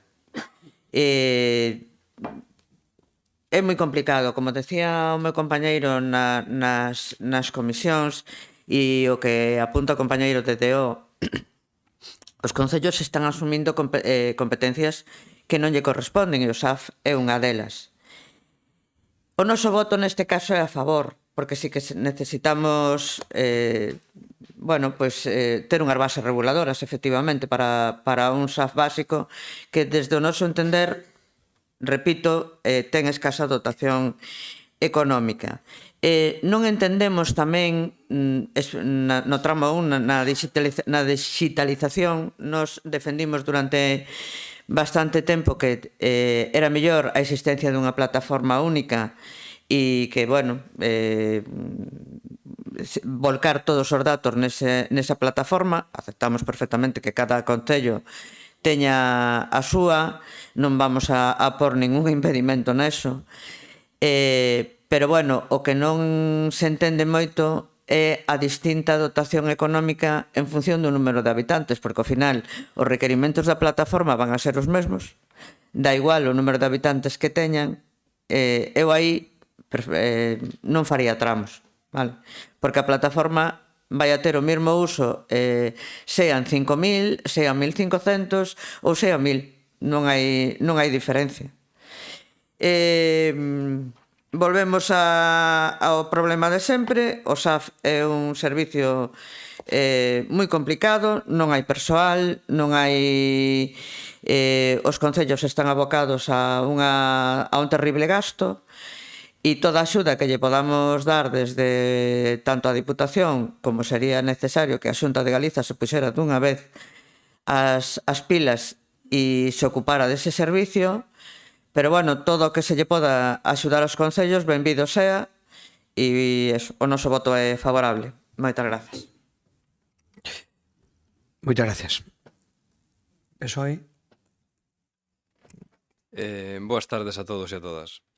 Eu creo que voume reiterar, porque o problema do SAF é un problema que nos está comendo absolutamente a todos. Nos está comendo aos concellos pequenos, evidentemente. Nos está comendo económicamente. Outro día, falando coa secretaria, nos estamos destinando casi un 5% do presuposto a cubrir o SAF e, evidentemente, estamos obligados a facelo, pero esta financiación é problemática.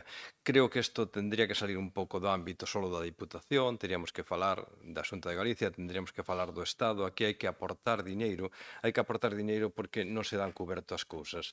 Despois, habría que influir tamén no sentido do persoal. Aquí hai que ter en conta de que hai persoas que están cumprindo un traballo en unhas condiciones complicadas, é moi difícil, hai que atender persoas maiores, persoas que hai que mobilizalas, se acaban producindo lesiones nas persoas, o cual nos leva a unha baixa que acaba sendo outra baixa, que se une despois co problema de que non hai a donde acudir para conseguir personal, nos vemos complicadísimos no tema. Entonces, eu creo que isto é un problema máis global e habría que recurrir a todas as administraciones e unha reunión coa FEGAN que de alguna forma chegara a paliar todos os temas. Non debemos de esquecernos que os pueblos envellecemos a unha velocidade exponencial e o aporte de diñeiro vai sendo moito máis lento. En este punto nos vamos a abster porque entendemos que de alguna maneira sí se aumenta o aporte por parte da Diputación, pero evidentemente os gastos nos han aumentado enormemente. Moitísimas gracias. Moitas gracias. Segundo turno de intervencións, Patricia Torres. Gracias. Bueno, un pouco por responder o que comentan os compañeiros da oposición. No caso da democracia orensana, o que é o SAF básico sí ten competencia a Diputación a hora de cofinanciar. O que non ten competencia na dependencia. Pero no SAF básico sí, que isto xa o consultamos.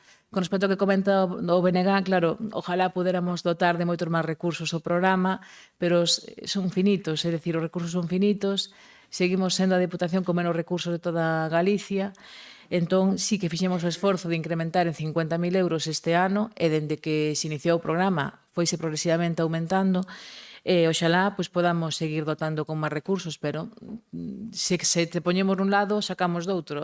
Esta é a realidade, non? O orzamento sempre vai encadrado. Con respecto ao tema do uso da plataforma, xa se preguntou varias veces pola vosa parte porque se facía e se subvencionaba unha plataforma individual por cada municipio e non unha común. Xa os técnicos de benestar decían que preferían que fose desa maneira porque cada concello tamén fai as justificacións os técnicos de maneira distinta, e o que sí está claro é que agora está funcionando correctamente e se están facendo as justificacións adecuadamente, pero sí, bueno, podemos valorar pois o tema de eliminar os tramos en canto á financiación de concellos de máis e de menor de 5.000 habitantes con respecto ao tema da plataforma. Eso podémoslo ver, a ver realmente si costa máis e igual é por o número de usuarios que se implementan en cada aplicación, que poda ser máis costoso no caso de máis de 5.000 veciños, e por eso igual se fai a diferencia, pero bueno, falarémoslo con cada concello para ver máis ou menos cales son os costes, non?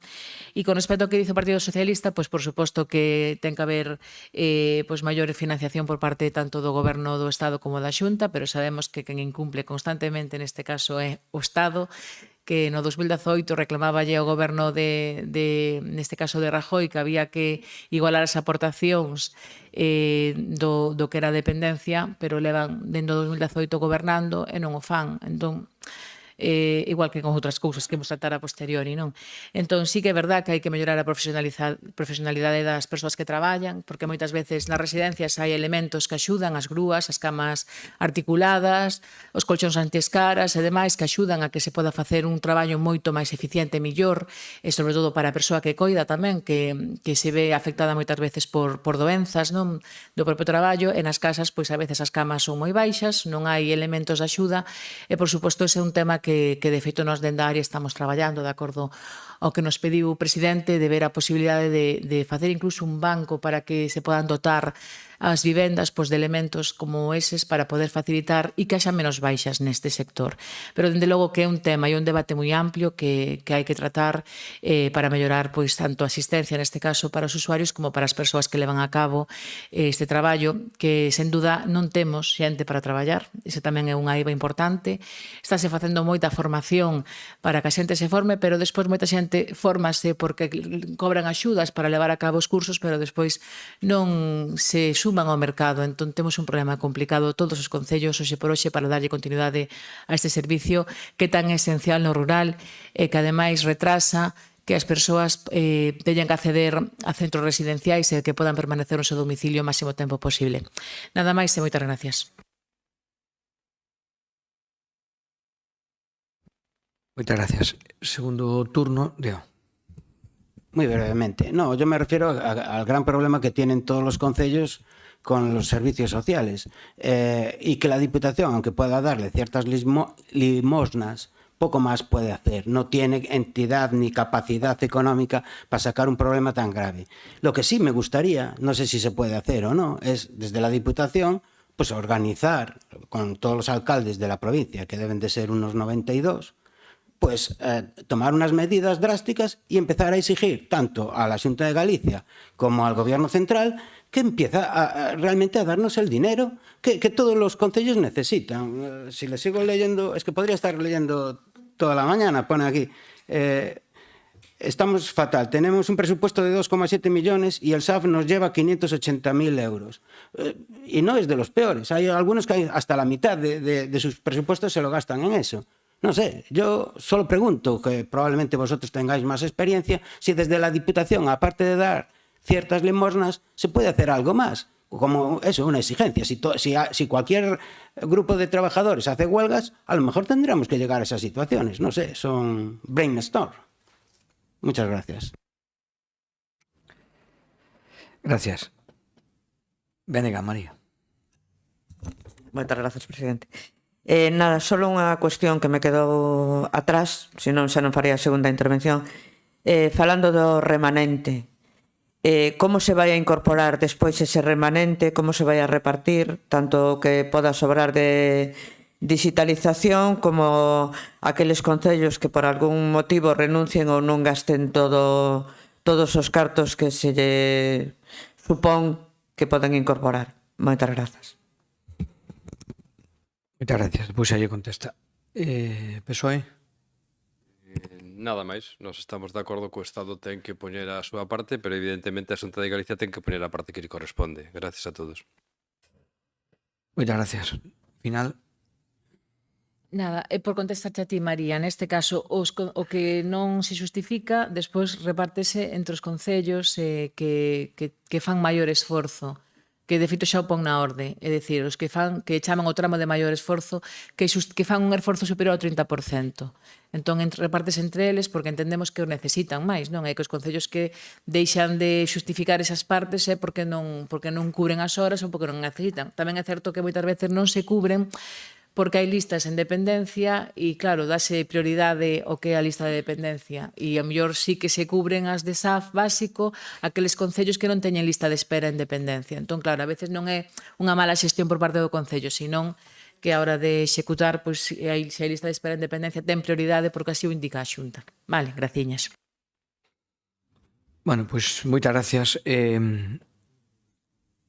Para rematar, simplemente eu creo que concluir ou para un resumen de que do que debatimos, efectivamente todos estamos de acordo de que o servicio hai que prestar, neste caso, vamos, máis que nunca, e tamén estamos de acordo de que non debe ser a costa dos concellos, igual que outras cousas que vemos, non? Porque parece que os concellos, eu tamén teño que decir, as corporacións provinciais, as diputacións, somos os grandes olvidados da reforma da financiación por todos, eu non é que non arrimo a asco para nadie, por todos. Somos os grandes olvidados na financiación, só se fala de financiación a outros niveles, pero nunca se fala de financiación realmente a nivel de concellos e a nivel de... Bueno, imos falalo despois, tampouco quero pisar ninguna das cuestións que vamos a falar, pero o que está claro é que aquí hai un dato obxectivo, e hai un dato obxectivo que é que a financiación que recibimos os concellos para a prestación deste servicio é insuficiente, punto. Eso é obxectivo. A partir de aí podemos derivar de se aumentou moito, de se vai a subir, se o goberno central non dá, se a Xunta non dá, se o outro non dá. Bueno, hai múltiples explicacións, pero o certo é verdad é que quen, en definitiva, pagamos o déficit deste servicio somos nós. Tamén quero dicir unha cousa, e que me corrixa senón o señor secretario, que creo que é quen ten. Lamentablemente, creo que estamos levando un erro. Hasta onde eu sei, e creo que sei ben, a prestación do servicio social é competencia do Concello. Deste tipo de servicios. É competencia do Concello por a Lei de Bases de Réxime Local, Eso é, claro, mira que houve tempo de cambiala. Por eso estamos nesta situación. Porque, evidentemente, se é unha competencia que non é obligación dos concellos, ou eran concellos que chegan a mitad do presuposto e digo, non presto e se acabou. Pero é que eu, lamentablemente, senón que contesto o señor secretario, é competencia nosa, que estamos xugando sempre con esta cuestión, e sobre todo os grandes concellos que reciben financiación para eso, tamén a transferencia do Estado. Sí, por favor. máis que pola lei de réxime local, pola legislación autonómica, neste caso, a lei de servicios sociais de Galicia, que é a que establece a competencia das entidades locais. A discusión xa teño tido, e como a teño tido, pues, xa me taparon a boca varias veces con que, oiga, que isto é seu, e teño que facer e nos colaboramos. E entonces eso debémoslo tamén ter perfecto. Claro, que pasa? Que evidentemente o que está claro é que nós perdemos moitísimo diñeiro e os concellos non teñen por que perder ese diñeiro. E o ten que dar a Xunta e o ten que dar o Goberno Central. Eso está claro, vale? Porque se nos dan a competencia temos que dar a financiación. Eso nesta e noutras cousas. Tamén lle digo co que propoñía o señor voceiro de DO.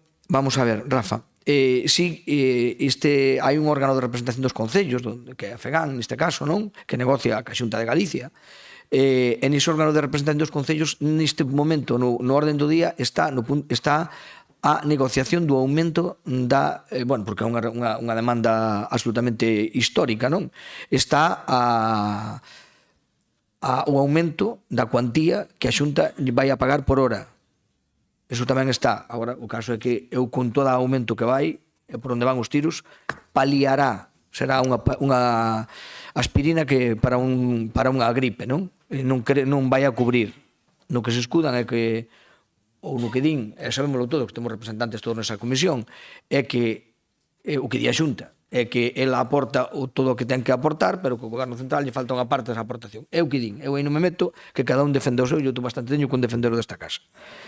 Así que, nada, é un problema nós, efectivamente, na nosa escasa competencia intentamos optimizar todos os recursos que temos e eses recursos que temos, dedicándolle os que podemos, por o que se nos ocorriu a boa proposta dos técnicos, efectivamente, e coa voluntade política de facelo foi que non se devolvera diñeiro e non se utilizara diñeiro nesta finalidade. É dicir, que a partida que temos, efectivamente, con estes mecanismos que introducimos, pode voltar aos concellos e premiar aqueles que fan ese esforzo maior. É o que podemos facer para mellorar eso, non que volten para nós o diñeiro e quedar aquí para o remanente nin nada, senón que volte esa finalidade dos concellos. É o que podemos facer, aparte de seguir demandando a financiación, evidentemente, desta competencia por parte das administracións, tanto autonómica como central.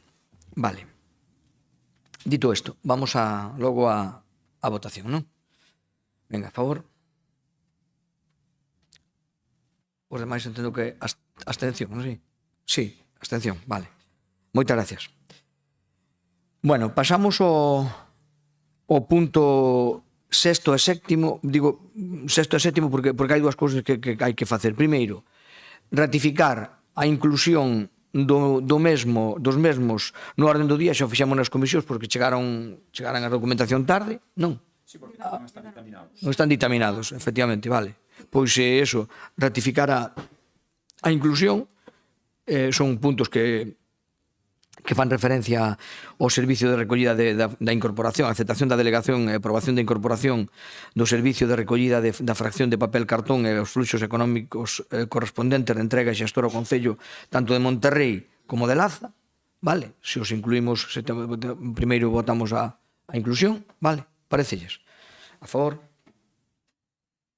Vale. E o segundo, que eu creo que por unha cuestión tamén de procedimento, se vos parece, debatímolos en conxunto porque é a mesma cousa e xa o propuxeron tamén os compañeiros, neste caso, do bloque e votámonos por separado, claro. Non? Vale, veña, vamos alá. Proposta, neste caso, ten a palabra José María Lago. Bos días a todos. Son moi sinxeros porque só a inclusión dos servicios de recollida da fracción cartón dentro do servicio da Diputación polos concellos tanto de Laza como de Monterrey. O Concello de Laza aprobou en pleno o día 4 de febreiro cunha produción con 3.000 toneladas ano e 10 contenedores, unha recollida semanal, e o Concello de Monterrey con 20 contenedores e unhas 6.500 toneladas ano, aprobou en pleno día 5 de febreiro. A recollida sería unha vez a semana nos dous, dentro da hora do servicio, das necesidades do servicio, e o custe é o da Diputación. Non ten nada máis. Moitas gracias. Deo, nada. BNG, nada. PSOE, nada. Por tanto, nada. Nada non, ahora votamos. Votamos, quero dicir, nada de lío. Nada de lío. Así que vamos logo a... Perdón, no, de democracia sen bixo que nada. No, que votamos todos a favor, non pasa nada. Chegamos que estamos. Temos quórum. Bueno, pues votamos logo. Venga, votamos separado ou separado. Bueno, pues veña, primeiro Monterrey. Vale. Segundo Laza. Eu creo que bien en o revés por orden alfabético, pero bueno. Bueno, hasta aquí a parte, como se suele decir, resolutiva, e agora vamos, se non me esquezo, ca parte xa de debate de mocións. Empezamos no punto 8, ca moción do Grupo Socialista para avanzar cara a mellora dos mecanismos de financiamento dos concellos da provincia de Ourense. Ten a palabra o seu portavoz, Álvaro Vila. Sí, bo día de novos. Bueno, esta é unha moción moi sinxela de entender, porque vai de cuartos, cuartos que creo que todos que estamos aquí temos o mesmo problema, bueno, digo casi todos, casi todos, porque o portavoz de Democracia Orensana referíase que os outros concellos teñen dificultades económicas. Creo que Ourense non ten dificultade económica ninguna. Entonces, bueno, en todo caso. Bueno, vamos a ver. A moción que traemos hoxe aquí ven en base a que reclamamos os concellos unha mellor financiamento tanto por parte do Estado como por parte da Xunta de Galicia. No debate parlamentario, no debate político a nivel nacional, se pon moito fincapé unha e outra vez na reforma da financiación autonómica e no incremento da financiación autonómica por parte do Goberno de España. Pero sí é verdade que se está deixando un poquinho de lado a financiación dos concellos. Uns concellos cada vez estamos máis afogados económicamente e onde cada vez máis temos máis cargas financieras que temos que facer sostibles e non temos capacidade para elo. E por iso reivindicamos de que se poña en riba da mesa, dunha vez por todas, unha reforma da financiación local por parte do Goberno de España, conjuntamente ca FEN e o conxunto, digamos, dos concellos.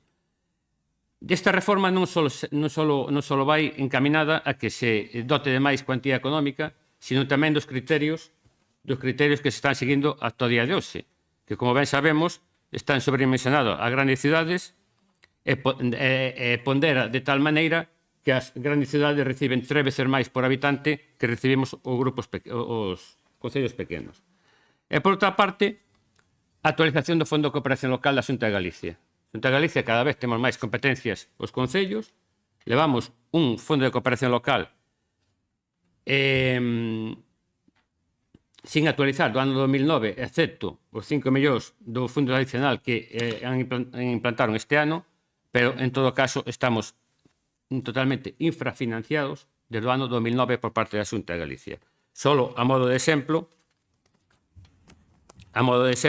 falar que simple e llanamente, se hubiéramos subido o IPC acumulado, a Xunta de Galicia tendría que estar dotando os concellos, en vez de 112,9 millóns de euros, a 151 millóns de euros. Vou poñer un exemplo sincero, que é o de Tabodela. Tabodela está recibindo a día de hoxe 161.000 euros e tendría que recibir simplemente que a actualización do IPC 216.000 euros. E por todo iso, teremos uns puntos de resolución que vou ler e que creo que son acaídos por parte de todos e que creo que temos que acabar con esta situación, porque, bueno, que o primeiro é demandar do Goberno do Estado que afronte de xeito urxente a reforma en profundidade do financiamento das administracións locais conjuntamente coa actualización do financiamento das comunidades autónomas, tal como reivindica a Federación Española de Municipios e Provincias, para mellorar os recursos ao dispor das entidades locales e, nomeadamente, fortalecer o desenvolvemento dos municipios rurais garantindo a igualdade no acceso aos servicios públicos e outorgando as mesmas oportunidades a cidadás e cidadáns, independentemente do seu lugar de residencia.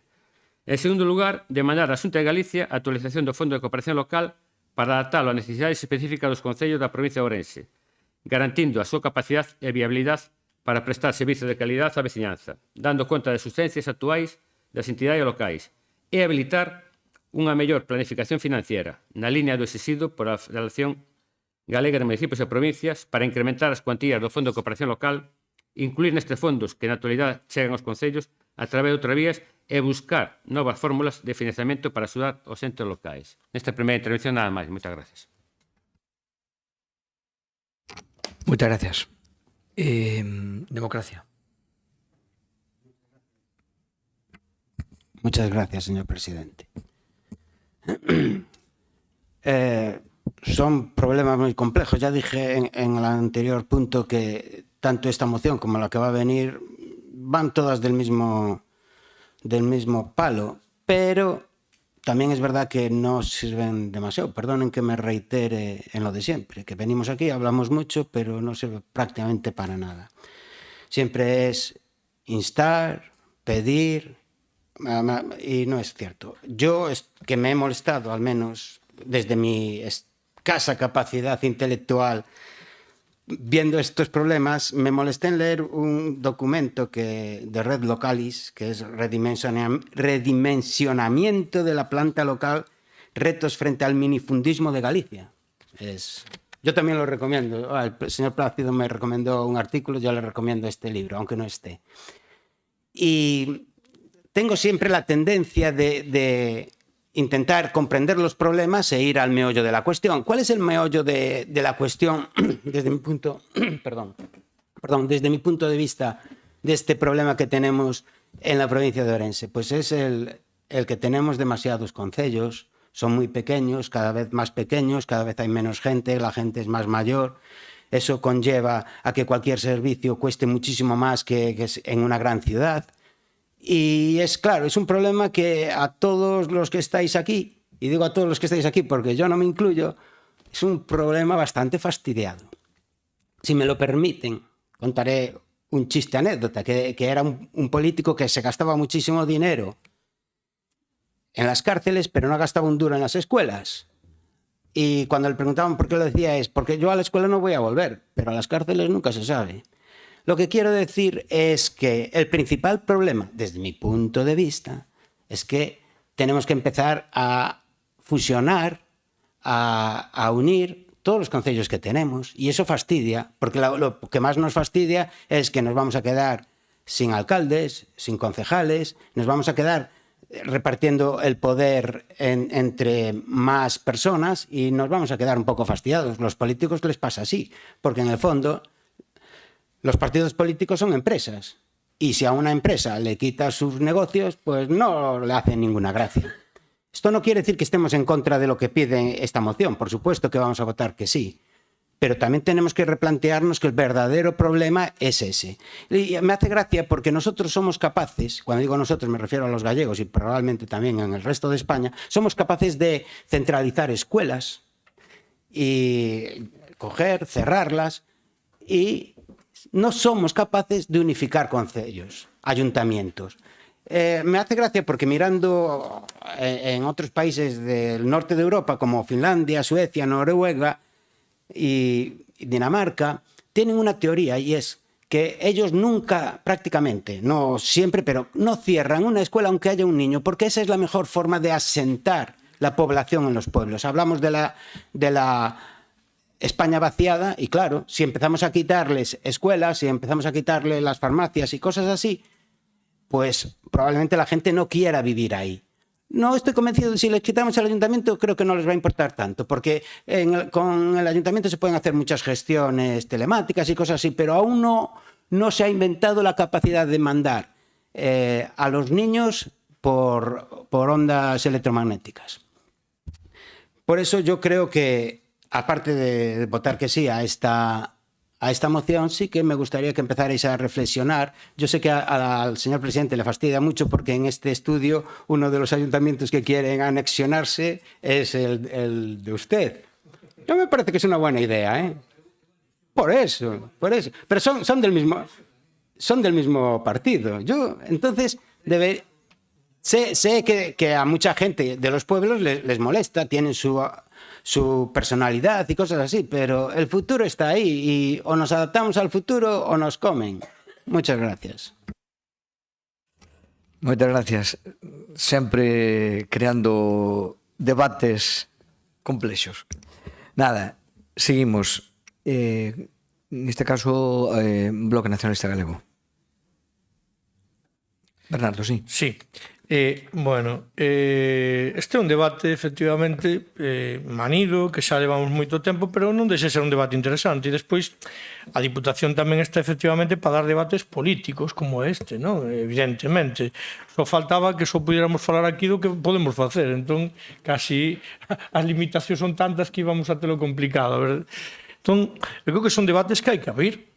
Fíxense vostedes os debates que se están abrindo a nivel mundial. Non vamos podernos falar das nosas competencias e de onde podemos sacar eses fondos. Deste último que vostede acaba de dicir, eu disinto. Non disinto en que o mellor haxa concellos que desgraciadamente van a desaparecer neste país, simplemente por un efecto demográfico. É a triste realidade. Pero tampouco temos que interiorizar un discurso que nos trasladan. A que me refiro con isto?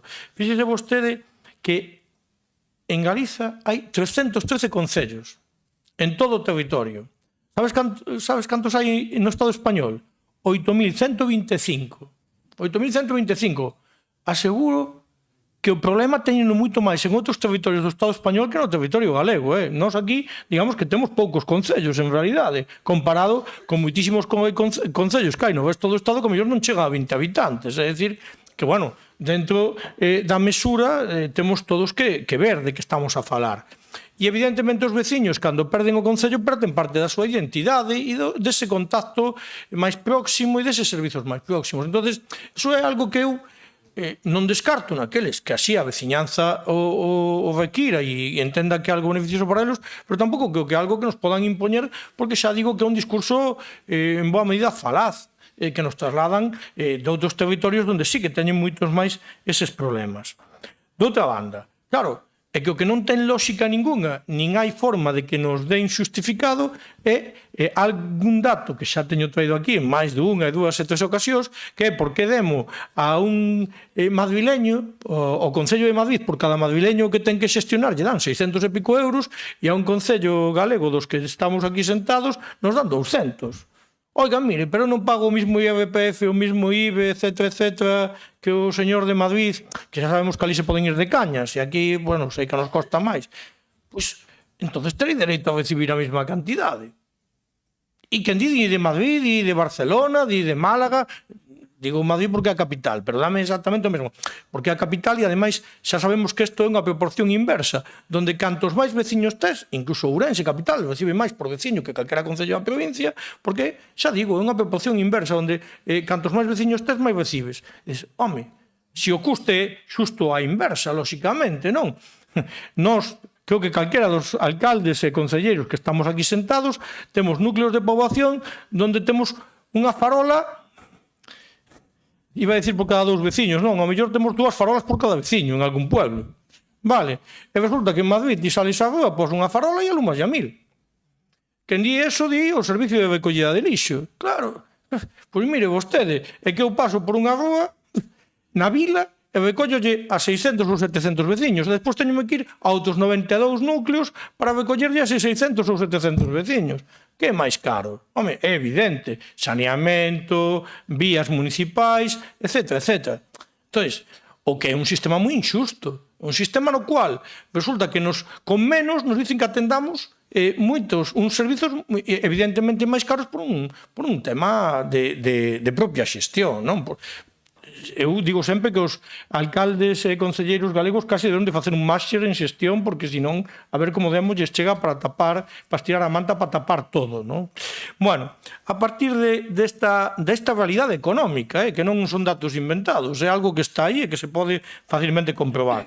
A Xunta tamén é certo que nos ten, bueno, pois deixado aí, porque levamos ahora, efectivamente, subiu este ano 5 millóns de euros, pero andamos nos 160 e pico millóns de euros, non chegamos aos 170, desde o 2009. O que subiu todo, non vou a dicir unha cousa ou outra, o que subiu todo en xeral, e nós seguimos prácticamente ca mesma financiación.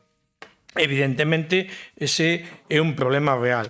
Despois eu, no tema das competencias, bueno, non é por entrar en debate, pero eu digo que hai unha lei que, ademais, instruiu o señor Montoro no momento de crisis, que é a lei 27/2013, de racionalización e sostenibilidade da administración local, artigos 25, 26 e 27, que di o que di. E o que di é que non é unha competencia directa nosa, si nos casos dos grandes concellos, pero non nos casos dos pequenos concellos. Boa parte dos servicios sociais. E a partir de aí, ademais, o que di é que sí que se pode facer esa cesión por parte das outras administracións cara aos concellos, pero sempre cun papeliño que poña que por 5 anos e acompañado da partida económica suficiente para cubrir ese servizo. E iso non se está a cumplir. E non se cumple. E que llevamos a facer? Non, que llevamos a facer non. Tenemos que plechar para que se faga, non? Pero é que Ao final, senón, eu digo que esta lei, como é estatal, estará por enriba da lei galega que é a que invoca a Xunta para decir que isto é teu. A parte que a min eso de que me digan que isto é teu, pero non me den os cartos, bueno, xa o temos falado aquí, unha e outra vez, co tema da lei de protección animal, etc. Bueno, pues, o papel termado que lle poñan. O problema é por que temos nós que desenvolver eso sin que nos den os fondos necesarios. Que máis queremos os concellos que atender os nosos veciños maiores, evidentemente, non? E por iso o seguimos facendo a pesar de ir contra outros obrigas que sí que temos como concellos. Entón, eu xa digo que o que trasladaba outro día, que o primeiro punto da moción na cual se falaba de que tiña que ir esa renegociación da financiamento local parello á financiación autonómica, eu casi diría que hai que desligalo. Porque eu non sei se isto chegará a bon porto ou para cando irá o tema do financiamento autonómico, pero o financiamento local é que hai que estamos todos máis ou menos de acordo en que hai que facelo inmediatamente. Falábamos antes dos compañeiros portugueses. Claro que en Portugal a financiación prácticamente é un tercio por cada estamento do Estado, por así decirlo, non? Central, regional, e as cámaras e freguesías reciben un 30% do orzamento. Claro, aquí estamos falando de que entre diputacións e concellos o 10. O sea, non somos unha parte fundamental do Estado. Somos unha parte básica. Funcionaría a estructura do Estado español se non existiran os concellos, se non abren as portas pola mañá. Eu creo que é imposible. Todos temos que asumir eso. E, sin embargo, dannos as migallas, un 10%. Dicen, se a partir de aí desenvolva isto que, ademais, lle digo eu que ten que desenvolvelo. Home, Rafa, sí que hai que falalo. Hai que falalo e, ademais, que o que temos que xa non o dereito ao patalexo, senón o dereito a exixir que nos traten con unha certa consideración.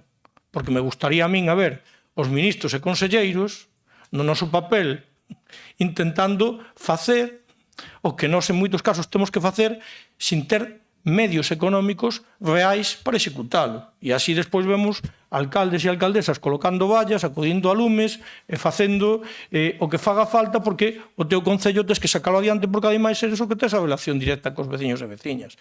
Pero isto non debe ser así. Isto está mal e temos que denuncialo e dicirlle, tanto me dá igual a un partido ou outro e o siguiente, que a nivel Estado e a nivel autonómico hai que resolvelo xa. Nada máis, moitas gracias.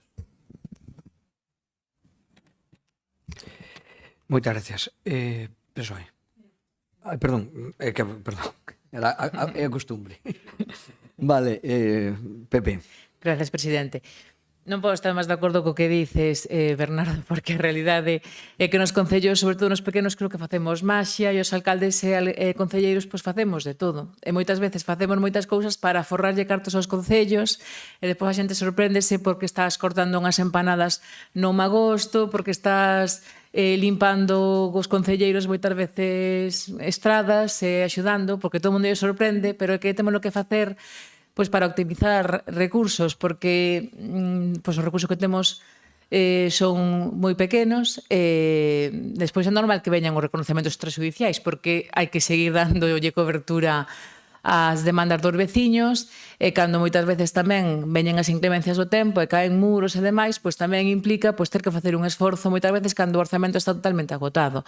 Lóxicamente, este debate sí que hai que traelo, un debate importante, hai que falar de financiación local xa, o da autonómica, pois igual ten que ir por outra banda, como dice neste caso Bernardo, pero a financiación local é urxente, e que non é xusto que os veciños de espacios con máis población valgan máis cos de veciños de menos población, porque non é así, pagan igualmente os seus impostos e, ademais, como cidadáns teñen os mesmos dereitos que os outros. Eso é así, dende logo. O que pasa é que sí é certo que é un debate que non interesa, porque se interesara estaría máis que xa acordado.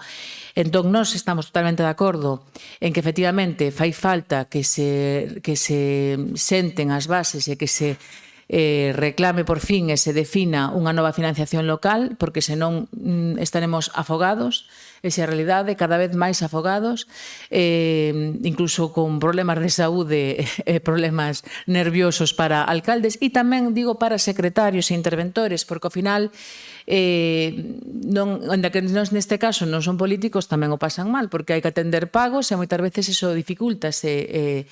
E a realidade é que hai que facer xa pois, un cambio na financiación e ten que ser xa algo urxente que teñen que poñer na mesa quen corresponda neste caso. Con respecto ao tema da Xunta de Galicia, efectivamente é necesario que se amplíe a dotación, pero tamén hai que reconocer que este ano sí se fixe unha ampliación.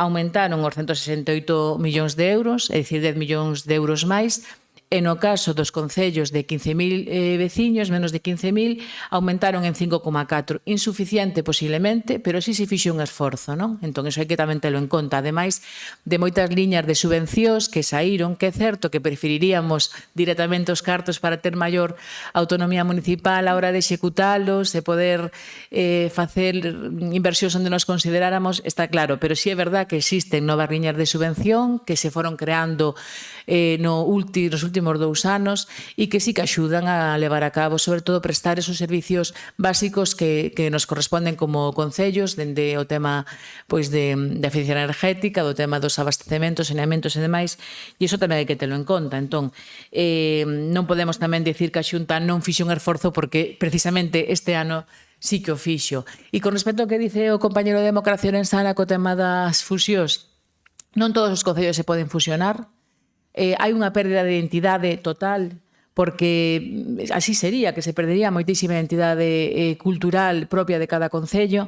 Non creo que sexa unha solución o tema das fusións. Ao mellor concellos moi pequeniños, sí, pero que temos que pensar que hai concellos que aquí, se chegaran a fusionar, serían macroconcellos.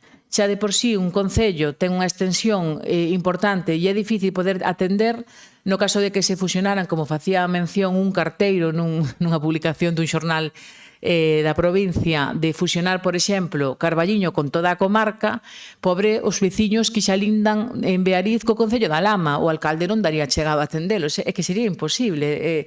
E queremos que nós temos que atender os veciños da mellor maneira e, ademais, eu penso que fusionando concellos o único que aforraríamos serían alcaldes, concelleiros e posiblemente secretarios, porque o demais funcionamento e polas experiencias que xa se levaron a cabo siguen funcionando os concellos independentemente, porque é moi difícil non facelo. Entón, eu creo que o das fusións é complicado, igual algún concello de 300 veciños ou 400, que ao mellor sí podría ser viable, si é dun tamaño pequeno que se fusione, pero, dende logo, concellos con xa certa entidade a nivel de extensión son moi complexos as súas fusións e o que necesitamos é realmente maior financiación. Ese é o que nos fai falta, porque prestar servicio no rural é cada vez máis caro.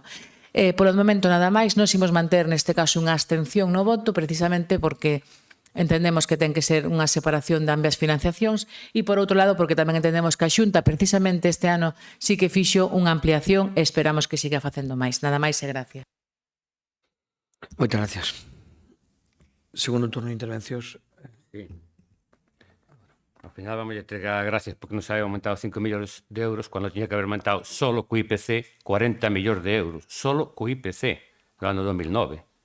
É dicir, tampouco non vayamos a conformar con eso. 5 millóns sobre 40 millóns, simple e llanamente sumando o IPC. Falaba aí, bueno, diversos compañeros, tanto un lado como outro, de que se era aquí ao foro convenientemente, non, Rafa, por suposto que é. Porque a raíz do que dice tamén Patricia, dice tamén Bernardo, é dicir, nós temos que poñer o foco, por que non interesa este debate a nivel nacional? Non sei por qué, porque os concellos todos sufrimos, excepto as grandes cidades, sufrimos o mesmo. É dicir, nós, cando me refiero á provincia de Ourense, non somos dos peores a hora de concellos. Nós temos moitos concellos, pero hai cantidad de provincias que teñen 3 ou 4 veces máis concellos que a nós. Si é verdad que eles os teñen máis concentrados os núcleos, e nós é a dispersión propia que temos dentro dos núcleos. Pero socialmente, onde está a ventaxa de fusionar os concellos? Socialmente. E económicamente teño a miñas dúdas tamén que sea ou non esa rentabilidade que alguén pon encima da mesa.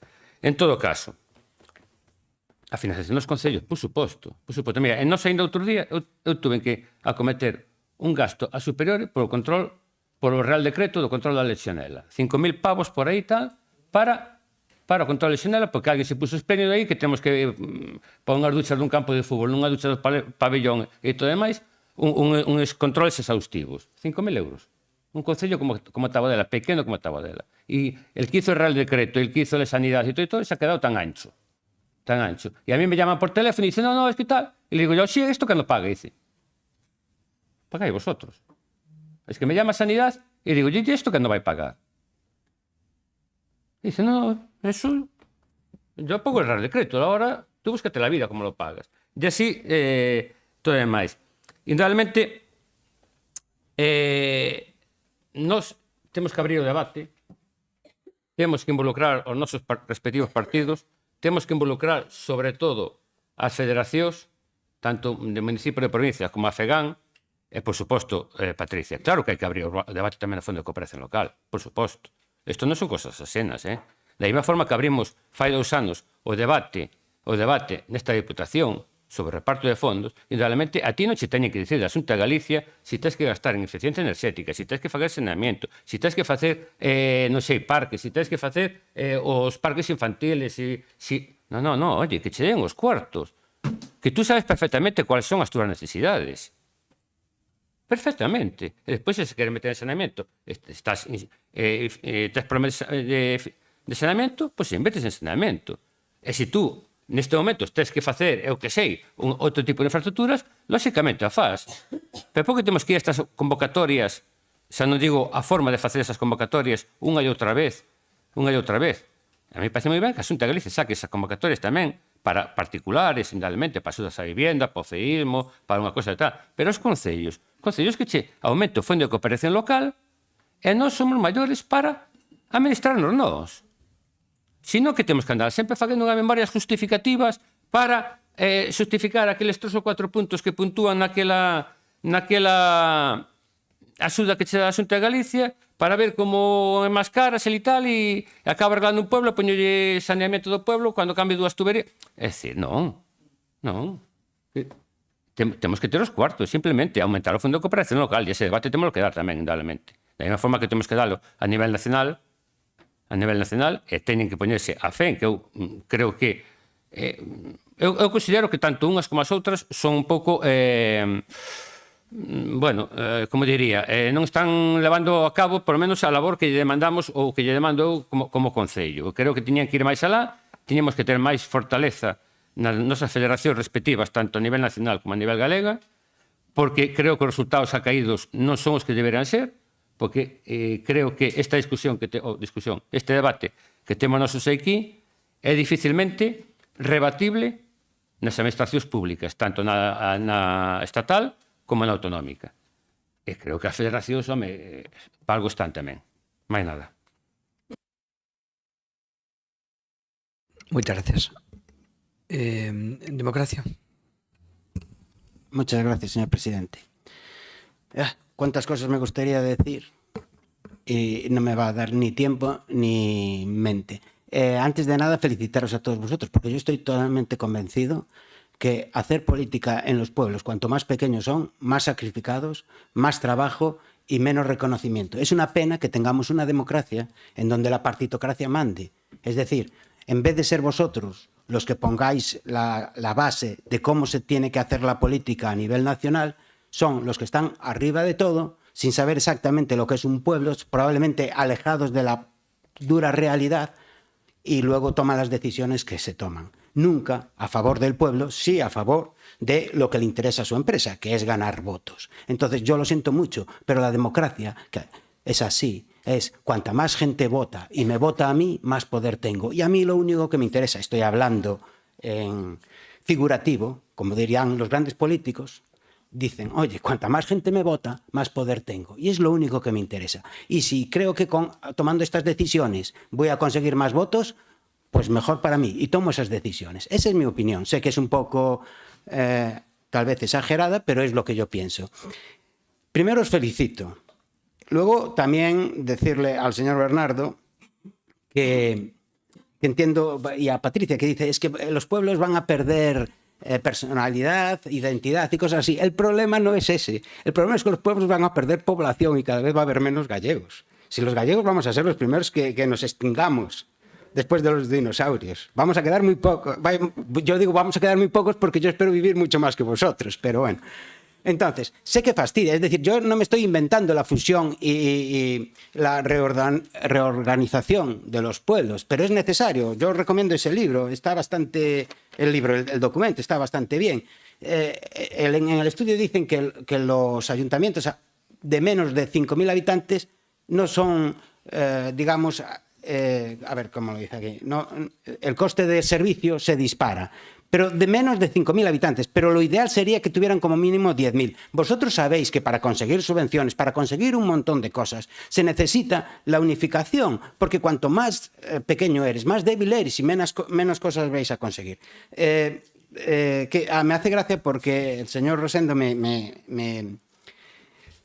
comunica aquí una de sus ideas, que es en vez de fusionar servicios, hay que fusionar servicios y no territorios. Bueno, yo realmente eso es muy relativo, es otra cosa que se puede debatir.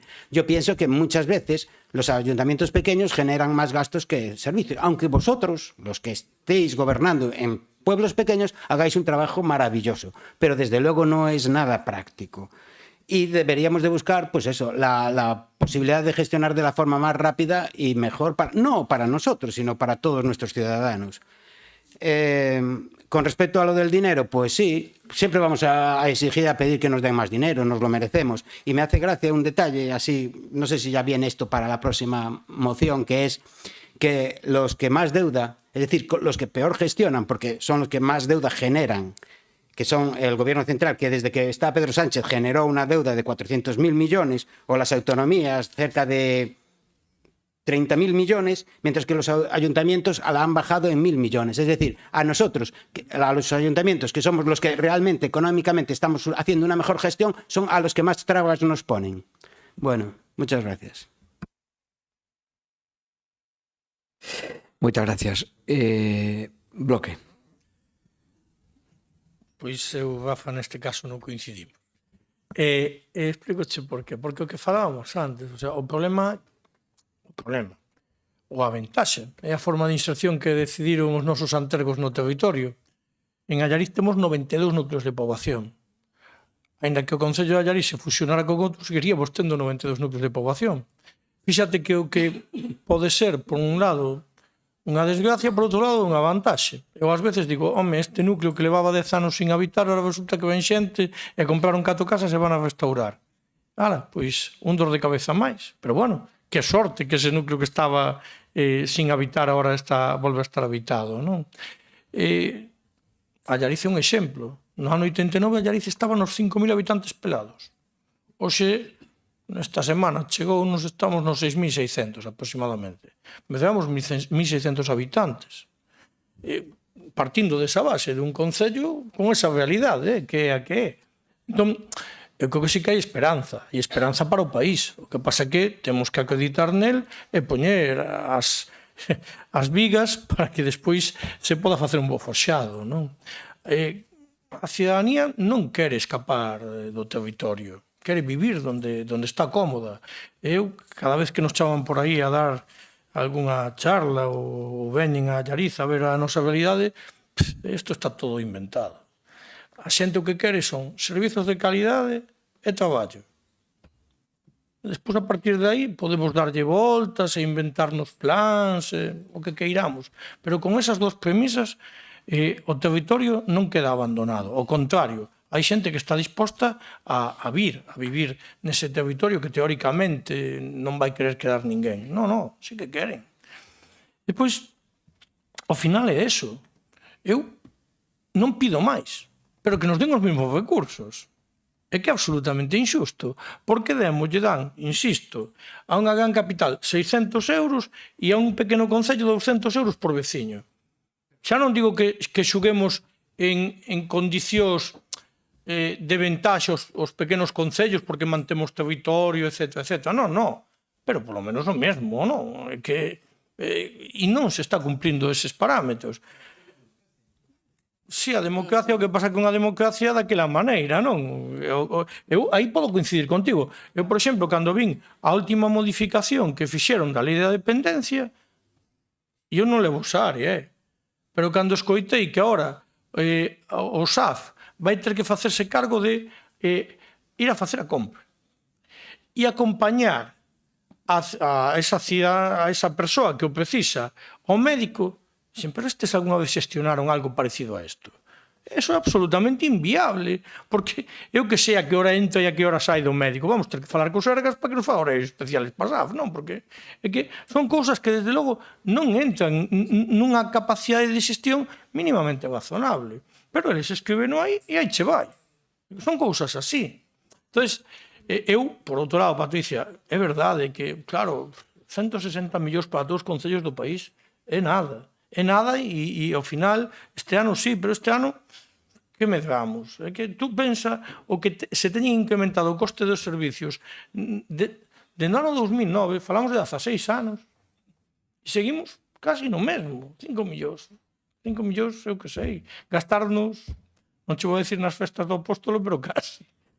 Entón, é a realidade que temos. Eu creo que aí sí que temos que estar todos os representantes do municipalismo da man para reclamar o que é un tema de xustiza. É máis, eu, xa sabedes que eu teño as miñas disquisicións dentro da miña organización política respecto do papel das diputacións.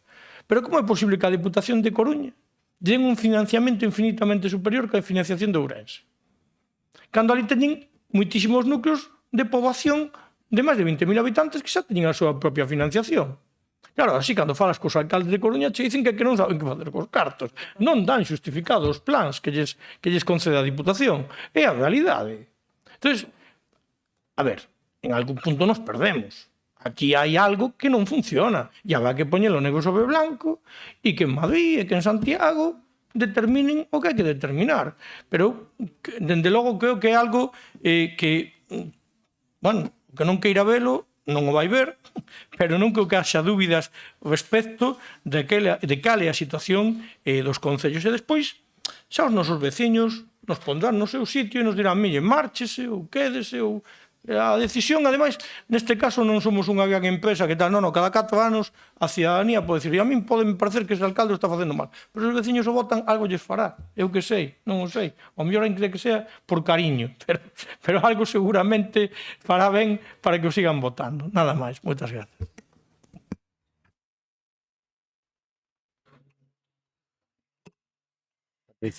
A realidade é que é frustrante querer facer un montón de cousas para o teu territorio, para os teus veciños, e non poder contar cos recursos para facelo.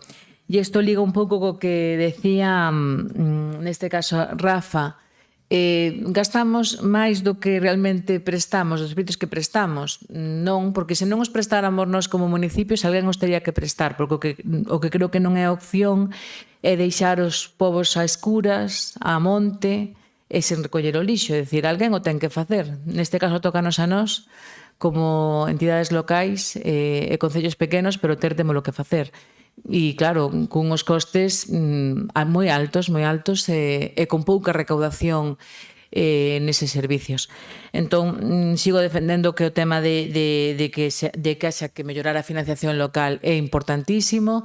Eu non dixen que non lle haxa que reclamar á Xunta, dixen que a Xunta este ano si subiu e tamén implementou unha serie de subvencións dende o ano pasado que tamén van contra o Fondo de Cooperación. Lóxicamente, preferiríamos que fosen fondos directos. Non hai duda que sí, maior autonomía municipal e que nós tamén estamos de acordo, por suposto, co debate e que me gustaría pois poder decir como eses alcaldes que dices ti da Coruña que non saben en que gastar os cartos, porque a min sóbrame onde gastalos e teño que ir equilibrando e buscando como podo chegar a todos os núcleos, porque ao final os veciños todos queren ver.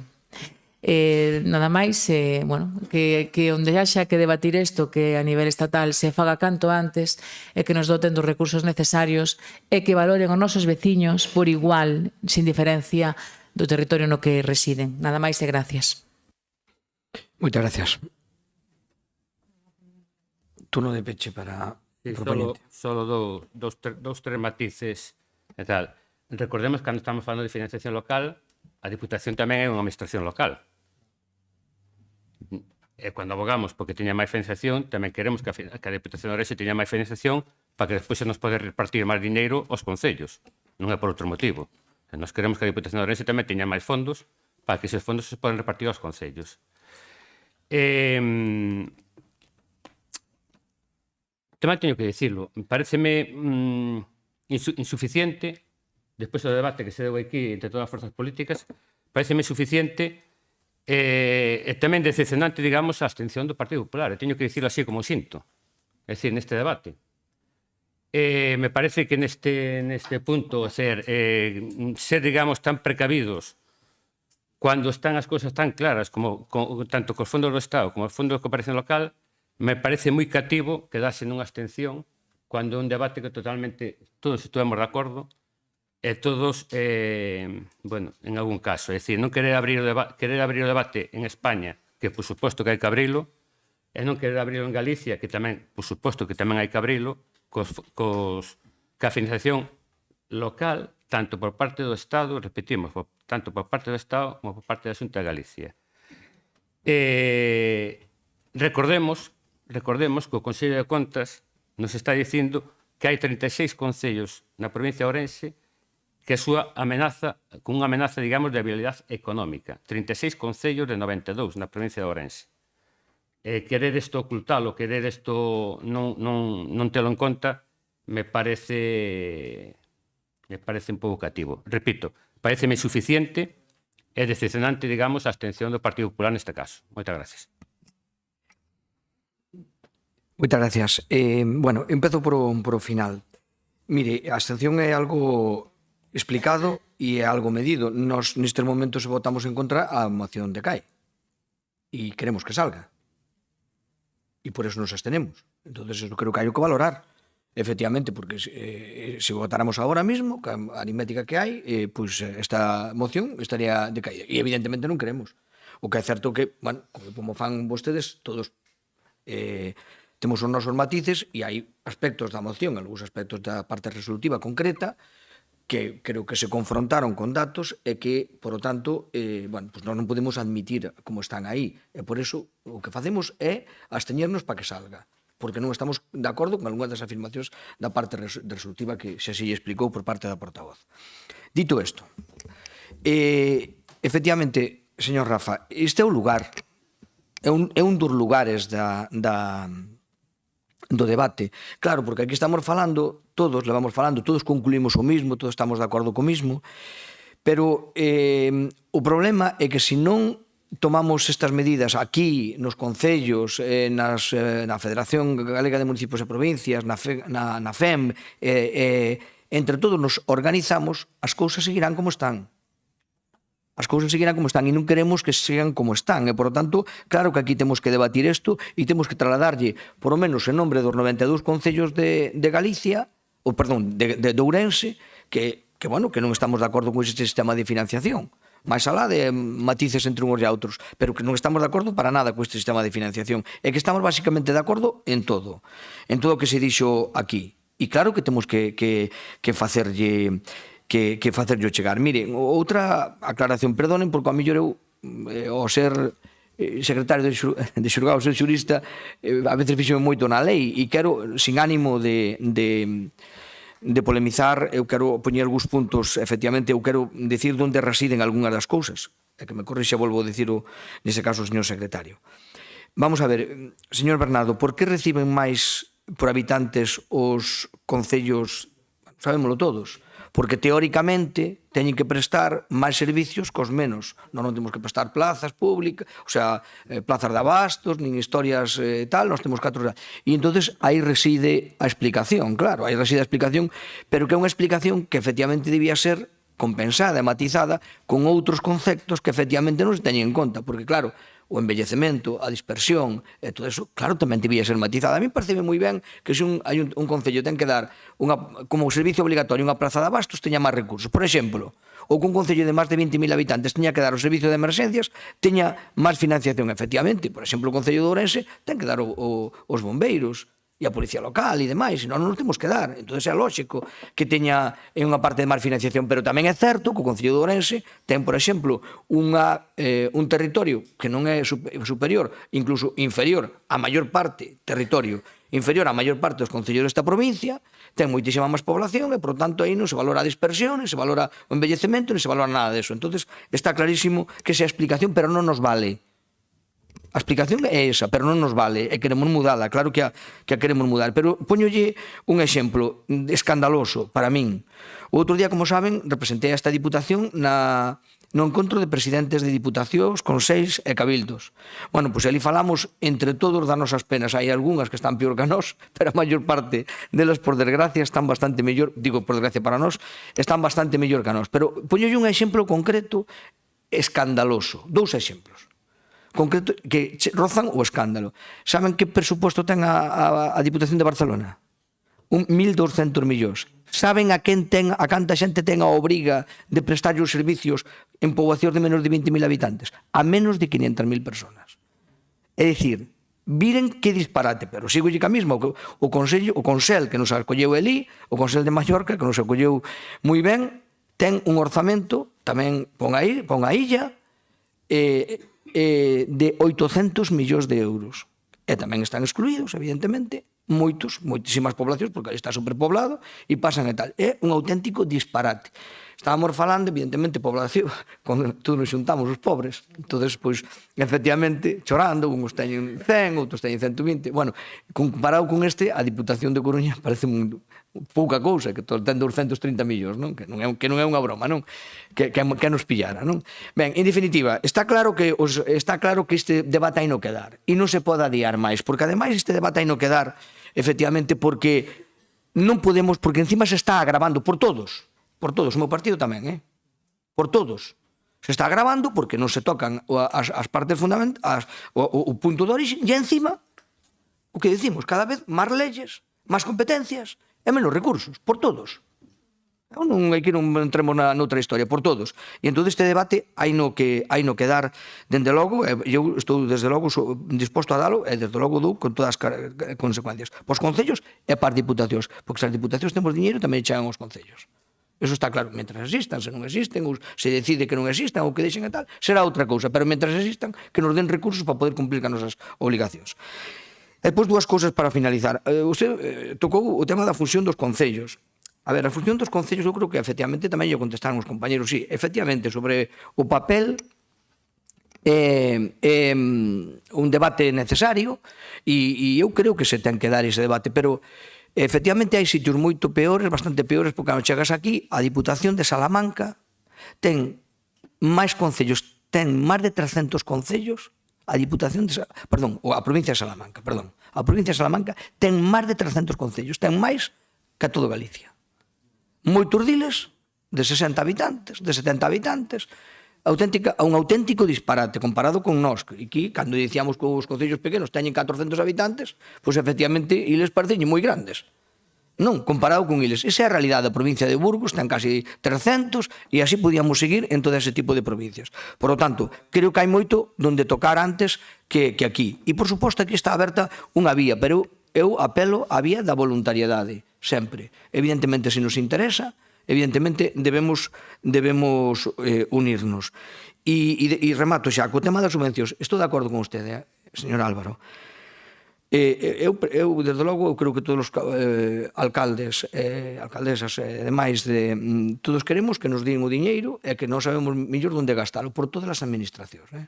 A mí se nos lo dan tamén, se nos fan un único a Xunta de Galicia, tamén. E tamén me gustaría moito que fixeran un plan único o Goberno do Estado. Porque o do Goberno do Estado, máis das transferencias correntes, non son capaz de coller unha subvención. Máis alá das transferencias que me corresponden cada ano. Eu non son capaz de coller unha subvención. E, por tanto, que me dera un plan único que me garantizara 100, 200, 300, o que fora, pero que me garantizara. Eso é para todos eso. E remato dicindo que nos absteñemos por motivos ditos, pero queremos que salga adiante precisamente este debate. Moitas gracias. Vamos a votar. A favor? Vale. Abstención? Por lo tanto, queda aprobada a moción. Vale. Bueno.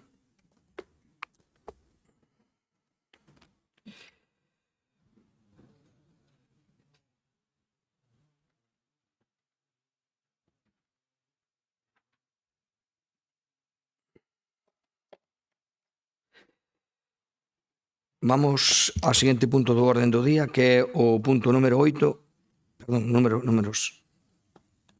Vamos a ver, o punto número 9.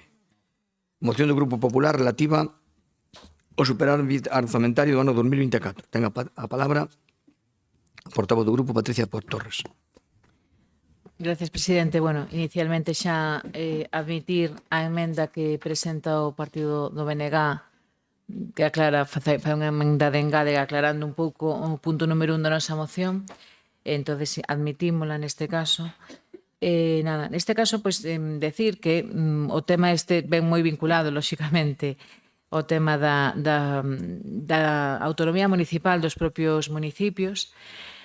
Nestes momentos vimos dunha situación na que as reglas fiscais estaban en suspenso, todo vinculado pois a raíz do tema da crise do COVID, e en estes momentos pois non sabemos cal é a situación que temos. Entre outras cousas, a nos constanos que a presidenta da Federación Española de Municipios e Provincias, que ademais tamén a alcaldesa de Jerez de la Frontera, xa lle preguntou reiteradas ocasións a vicepresidenta primeira e ministra de Facenda, María Jesús Montero, sobre a situación relativa ás reglas fiscais para o 2025, e non hai resposta algunha ao respecto. Entón, iso o que xenera nestes momentos pois é unha incertidumbre importantísima, porque, dende logo, nós por eso fixemos unha emenda de engádega indicando que o que vamos a pedir a maiores non só é a aplicación do superávit para as inversións financieramente sostenibles, senón tamén solicitar pois, o que é a eliminación das reglas fiscais. Non?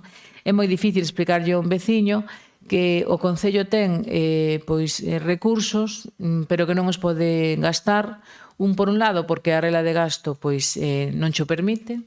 Eu sempre poño ese exemplo de que temos 100, pero deixanos gastar 90, pero a ti caeche un muro que elimina o paso a un pobo e non o podes arranxar ata que cambies de ano porque incumples a regla de gasto. Así facemos moitos que incumplimos a regla de gasto porque as necesidades as atencións son necesarias e non podemos deixalas sin facer. Ou non se pode aplicar o superávit e incorporar o superávit neste caso remanente porque non se contemplan ahora mismo, porque non hai información, porque non hai ninguén que aclare e que seguramente supediten o tema da aprobación dos orzamentos que se poda aplicar, pois neste caso inversións financieramente sostenibles como poden ser o tema do saneamento, do abastecemento, o tema do alumeado público, que son os servicios básicos que estamos obrigados a prestar. Dende logo que necesitamos pois que por parte do goberno se aclaren que van a facer neste caso pois co superávit e cas inversións financieramente sostenibles, se van a manter, que iso é importantísimo, e por suposto que eliminen as reglas fiscais, porque si é certo que cando se puxeron neste caso por un goberno do Partido Popular, eso reconocémoslo a través de Montoro, os partidos da oposición clamaban ao ceo, pero dende logo que dende 2018 sigue gobernando o Partido Socialista, e sí que as deixaron en suspensos, movidos un pouco polo tema do COVID, pero anteriormente non o fixeron e agora tampouco poñen ningún tipo de solución ao respecto. E o que está é limitando pois a xestión non só dos concellos, senón tamén da Deputación. Neste caso, a nós tamén nos limita e pon en perigo, por suposto, poder facer unha segunda modificación de crédito neste ano, habendo recursos, e lastra, por suposto, os concellos, que son os maiores beneficiarios da xestión que se poda facer aquí na Diputación dos nosos recursos. Así que este é un tema importante que tamén hai que traer aquí e reclamar. E, ademais, non é un tema exclusivo da provincia de Ourense, é un tema que lle afecta a toda España e que creo que ao final o goberno vai ter que verse abocado a ter que tomar algunha determinación, ben sexa a través dun decreto ou a través dos propios orzamentos de Estado, que esperemos que finalmente chegue a un acordo e que se aprobe. De momento nada máis e gracias. Gracias, Deo. Muchas gracias, señora vicepresidenta. Señora Patricia, estoy totalmente de acuerdo con usted. Prácticamente estoy siempre de acuerdo con todos vosotros. Lo que pasa es que el hecho de estar de acuerdo no creo que sirva para mucho, porque vuelvo a reiterarme en que llevo desde que estoy aquí diciendo si todas estas cosas que instamos sirven de algo, y nadie nunca me ha contestado y me ha dicho: mira, Rafa, para que te calles de una puñetera vez, hemos instado a este organismo, nos ha dado la razón y gracias a eso hemos conseguido esto. instar al Gobierno de España para que apruebe un Real Decreto de ley me ha obligado a mí a saber cuál era la diferencia de un Real Decreto, de lo que era un Real Decreto, lo que era una ley y todas esas cosas. Y tener que chaparme todas estas cosas para las cuales yo creo que no estoy capacitado, me hace hervir el cerebro. Y les voy a poner un ejemplo y ahora le voy a echar la culpa a los del Bloque Nacionalista Gallego y les voy a exigir que me expliquen de una forma detallada y que incluso una persona como yo pueda comprender cuando en su moción, que no sabemos si la van ustedes a aceptar o no, en su moción nos hablan del destino del superávit do año 20. Entonces yo me fui a la ley esa famosa del 2012 tal y pone artículo 32 destino del superávit presupuestario. Espero, señor Puga, que me explique usted sencillamente para que yo pueda entenderlo. Se lo agradeceré eternamente, ya sabe que lo aprecio. Artículo 32. En el supuesto de que la liquidación presupuestaria se sitúe en superávit, este se destinará a reducir el nivel de endeudamiento neto siempre que el límite del volumen de endeudamiento, si este fuera inferior al importe del superávit, a destinar a la reducción de deuda. ¿Y qué quiero decir con todo esto? Que siempre nos estamos metiendo en cuestiones que a la larga no van a servir de nada. Vuelvo a decir, vamos a votar a favor, no sabemos si vais a aceptar la moción, pero da igual, todo lo que sea bueno para esta provincia vamos a apoyarlo y espero que me expliquéis un poquito más las cosas que aquí van. Gracias. Gracias. Por parte do bloque, señor Puga. Gracias. Bueno, explico despois, deixámolo para despois, porque estou escoitando a portavoz do Partido Popular, viñaseme á cabeza o título dun libro, sería un libro moi aburrido, de Montoro Montero, sería moi aburrido seguramente, pero ben isto a conto de que facíadevos antes unha pregunta de que están sin respostar por parte da vicepresidencia primeira do Ministerio de Hacienda ao respecto do cumplimento. Non, hai este informe do mes de marzo no que dice concretamente preguntas frecuentes sobre a aplicación das reglas fiscais en 2025 e a evaluación do seu cumplimento en 2024 en relación cas entidades locais. Non tedes, pois, reciente. Supoño que a señora interventora coñecerá ben o que di. Ven a dicir todo o contrario do que propoñete na moción. Non se pode. Despois, le pasamos. Por tanto, respostado está de Montoro a Montero. Decides na vosa moción, que xa digo que nos despois explico por que fixemos esa pequena engádega que tampouco aporta nada, xa o digo así de claro. Decides aquí que non se definiron os obxectivos de estabilidade, na parte expositiva, que non se definiron os obxectivos de estabilidade e sostibilidade financiera para este ano. Eso non é exactamente así, porque o 23 de xullo de 2024 foron presentados ao debate no pleno do Congreso, que pasa que o PP rexeitounos. Entón non foron aprobados e despois acabaron decaendo porque en setembro xa decidiron non volver a presentalos. E tamén, vamos facer un pouco de memoria, non? Falabas de que o tema este das reglas fiscais veñen a raíz do tema da pandemia que se flexibilizaron un pouco, pero en realidade isto ten unha orixe, unha boa tarde do mes de setembro do ano 2011, no que entre o Partido Popular e o Partido Socialista puxéronse de acordo para unha reforma exprés da Constitución aplicarlle o artigo 135 no que obriga a priorizar o pago de débeda. Obriga a priorizar o pago de débeda por encima de outros investimentos por parte das entidades locais. Entón, o pecado original ven do ano xa 2011, non? Supostamente o albur da crise económica. Entón, para ir por partes, con respecto ao que fai referencia ao déficit público, nos coincidimos, isto enténdese no espírito da súa moción, de que o déficit público, os obxectivos, está priorizando as contas do Estado español. O Estado é quen ten capacidade de endebedamento, quen se reserva capacidade de endebedamento. Por contra das entidades locais e das comunidades autónomas, as entidades locais cero. Da igual, por exemplo, esta Diputación, se non ten débedas, pois ten que cumprir a mesma norma e regla que outras que están endebedadas. Non parece lóxico, non?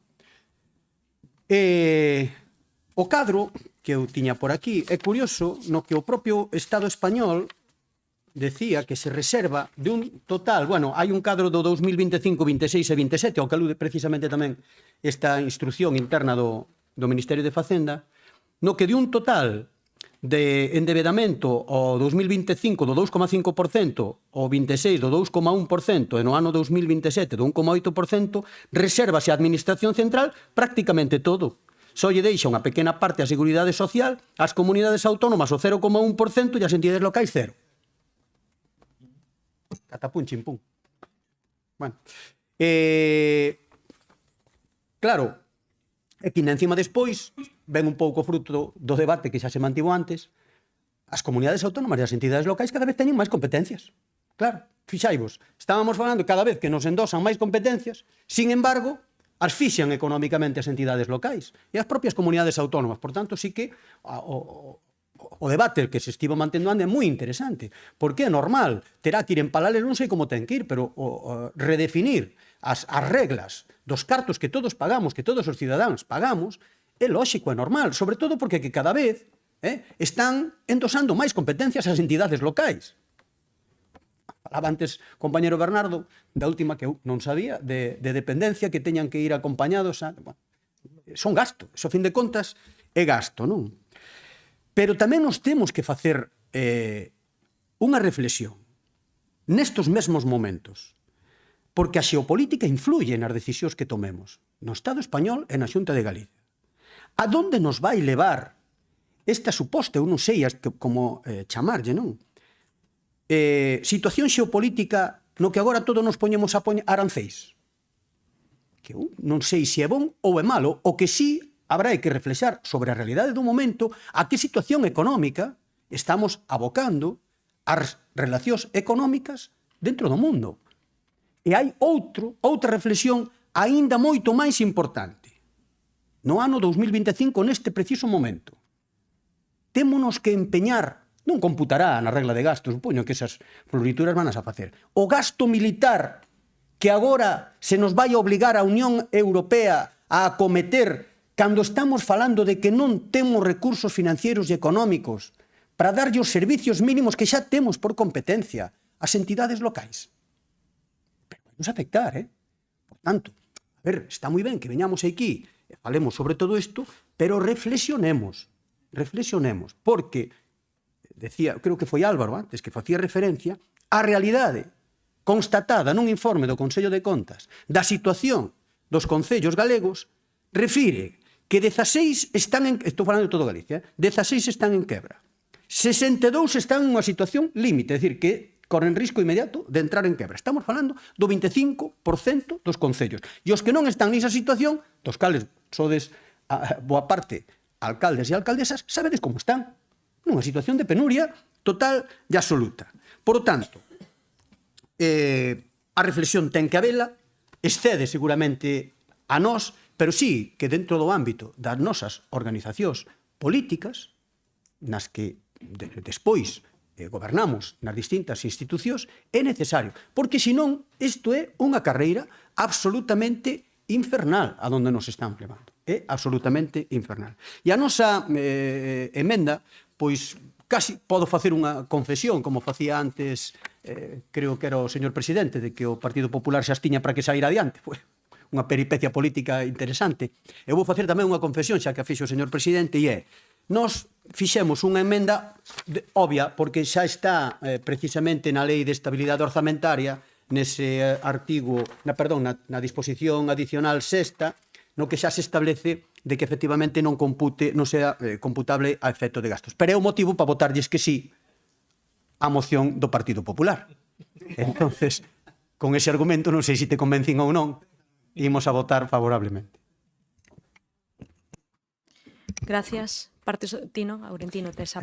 Gracias, presidenta. Bueno, pois, como decía o meu compañeiro Álvaro cando interviu na outra moción, no punto anterior que intervira, que isto de intervir en último lugar, pois, deixa un con un argumentario bastante reducido. En todo caso, eu vou a incidir en varios dos puntos que xa tratou o compañeiro Puga, E, dende logo, pois, estamos nunha moción que xa é unha prolongación da moción anterior, é dicir, xa antes debatimos sobre a financiación das administracións locales e volvemos a lo mismo. Eu non conozco a ningún alcalde ou alcaldesa que non renegue das obrigas impostas pola Lei de Estabilidade Orzamentaria. Dende logo, dá igual a cor política que teñamos, todos renegamos deso. Todos queremos dispor dos nosos fondos para atender os problemas da nosa veciñanza, eso é evidente. Pero, ao chegar a este punto, na moción que hoxe se nos plantexa, eu creo que hai que ter algo de memoria. Eu vou a reincidir un pouco no que xa comentou o compañeiro Puga. A Lei Orgánica 2/2012 de Estabilidade Orzamentaria foi unha lei imposta polo goberno do Partido Popular a raíz da modificación do artigo 135 da Constitución e é unha lei que todos estamos de acordo en que asfixiou bastante os concellos.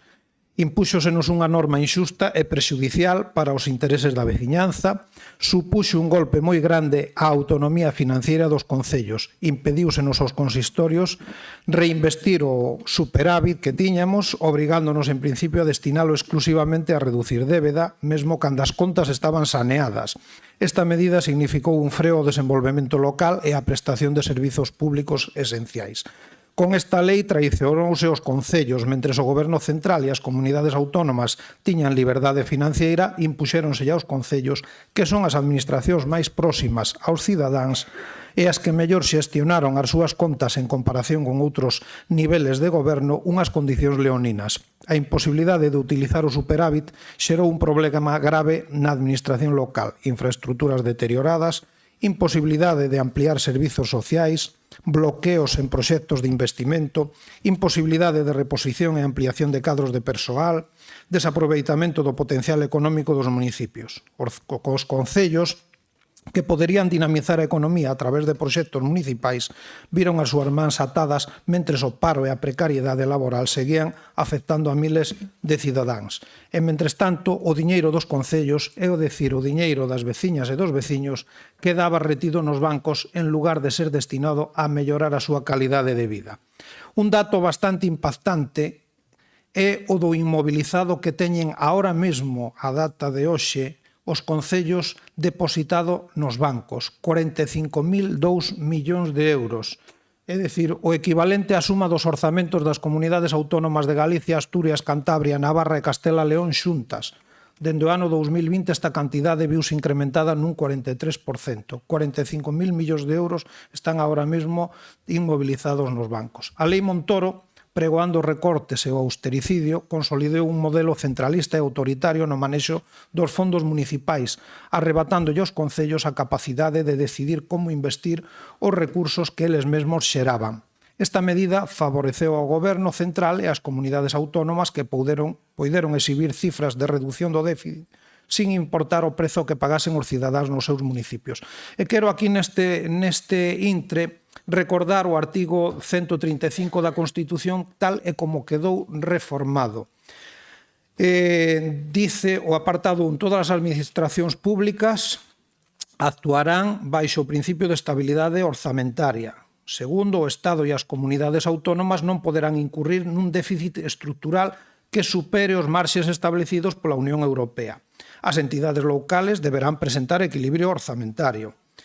Unha lei orgánica desarrollar os principios a que se refire este artículo. Foi a Lei 2/2012 a que desenrolou isto. E logo dice a distribución dos límites de déficit e de deuda entre as distintas administracións públicas, os supostos excepcionales de superación dos mismos e a forma e plazo de corrección das desviacións sobre un e outro poideran producirse.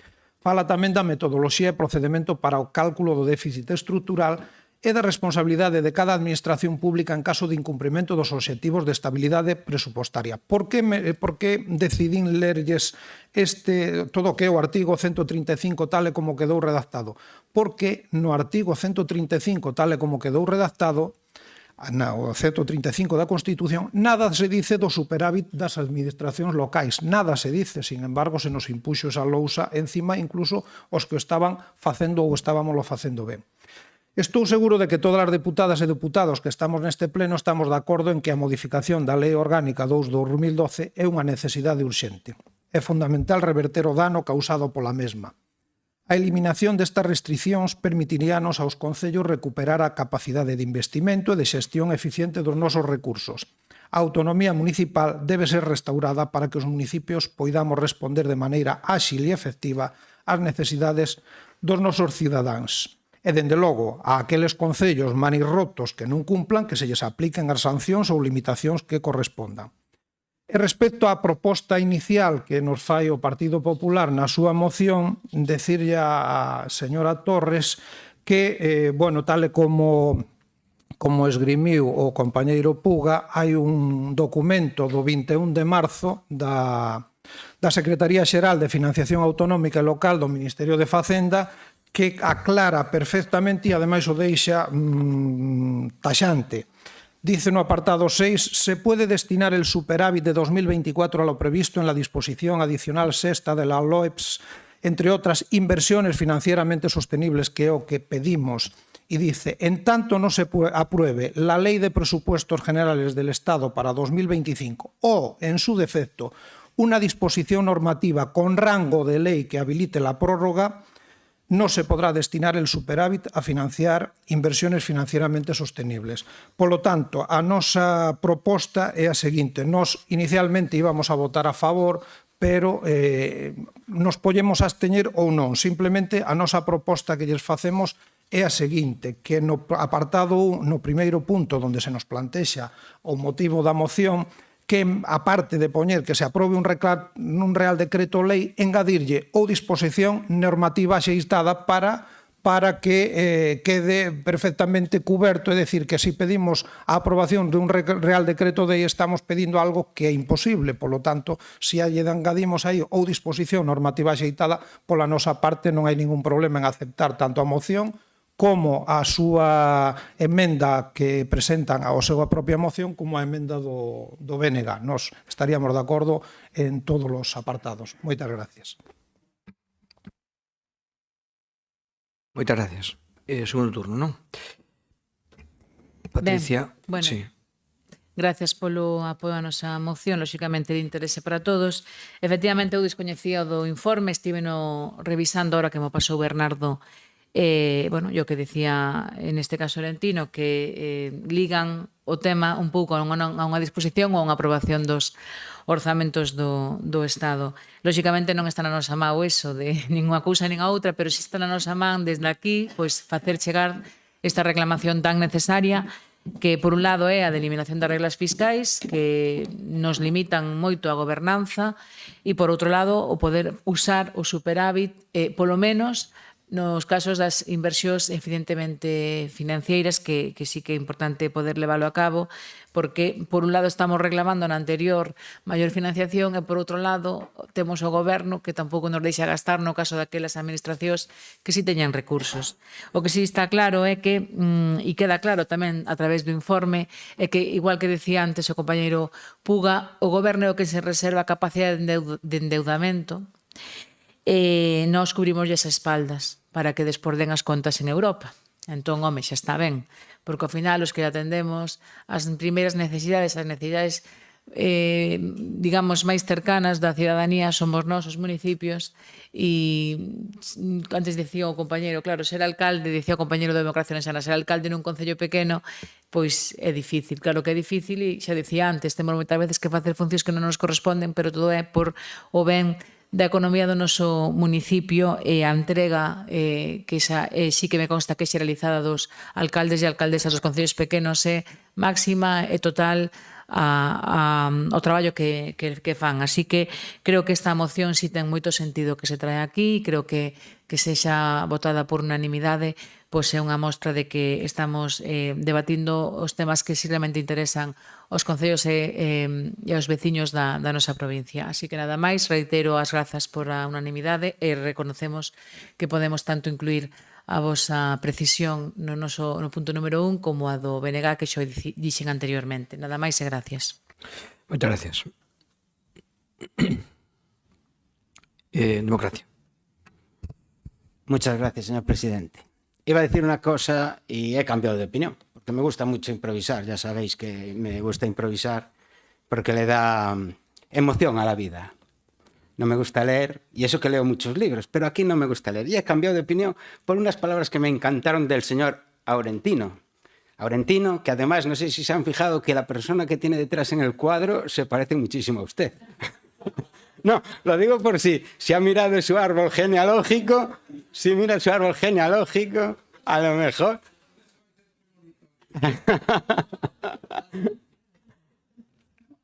Y me quedé con una de sus palabras que viene a decir algo así como, a ver, ¿no? Yo soy de los que tampoco entiendo mi letra, dice... ¿dónde lo escribí? Sí, sí, pero bueno, venía usted a decir que todos los alcaldes prácticamente renegaban, alcaldes y concejales reniegan de la ley Montoro. Yo creo, estoy totalmente de acuerdo con usted y por eso su frase me gustó. No porque lo dijera usted, sino porque estaba de acuerdo yo. Bueno, entonces dije yo, voy a hacer un cálculo. Hice un cálculo. ¿Cuántos concejales y alcaldes hay en España? Pues hay 67.512. Porque hoy es muy fácil buscar información y encontrarla. 67.512. ¿Y cuántos diputados hay? Pues hay 350 diputados. ¿Y qué quiero decir con esto? Que si todos los concejales y alcaldes están de acuerdo con nosotros en que hay que cambiar las leyes, que debe de ser una ley del 2012 que montaron los del PP y todas estas cosas, y aún no la hemos cambiado, o una de dos, esta democracia es una dictadura, partitocracia, o no somos muy espabilados. Lo que creo es que deberíamos de empezar a buscar soluciones más eficaces y, perdonad que en esta vez he hablado mucho y como me dijo mi buen amigo Rosendo, Rafa, cuando no hablas pareces más inteligente. Le voy a hacer caso. Muchas gracias. Estou seguro que Rosendo non te dixeche eso. Non era así. Perdón. Nada. Venga, non, Vénega. Nada máis, simplemente eu creo que as persoas que estades ao frente dos concellos son os que realmente sodes conscientes da situación terrible na que están os concellos, non? Ten razón Rafa en isto que nos sirva de precedente de que algo máis hai que facer e iso está en mans daqueles nos representamos, participamos de organizacións políticas que están nas institucións que son as que lle corresponde aprobar e dictar normas e leyes.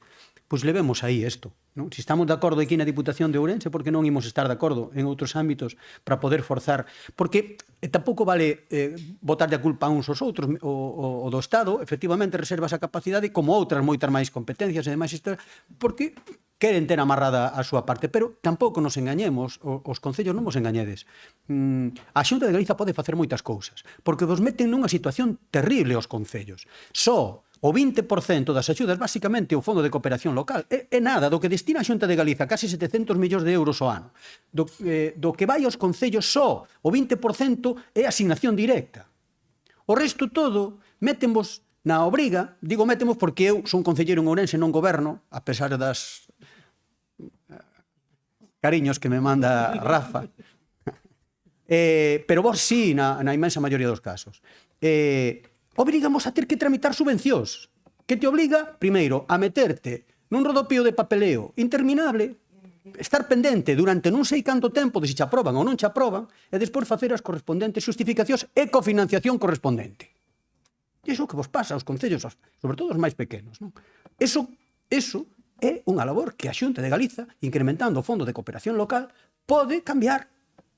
E faino ou non, dependendo do que se decida no Parlamento de Galiza, que está a 100 kilómetros de aquí. Como reflexión sirva. Moitas gracias. A ver se me perdo. PSOE. Gracias, de novo, presidente. Bueno, eu simplemente recordarlle ao compañeiro Rafa que el sempre plantexa a cuestión da palabra instar, que sempre instamos.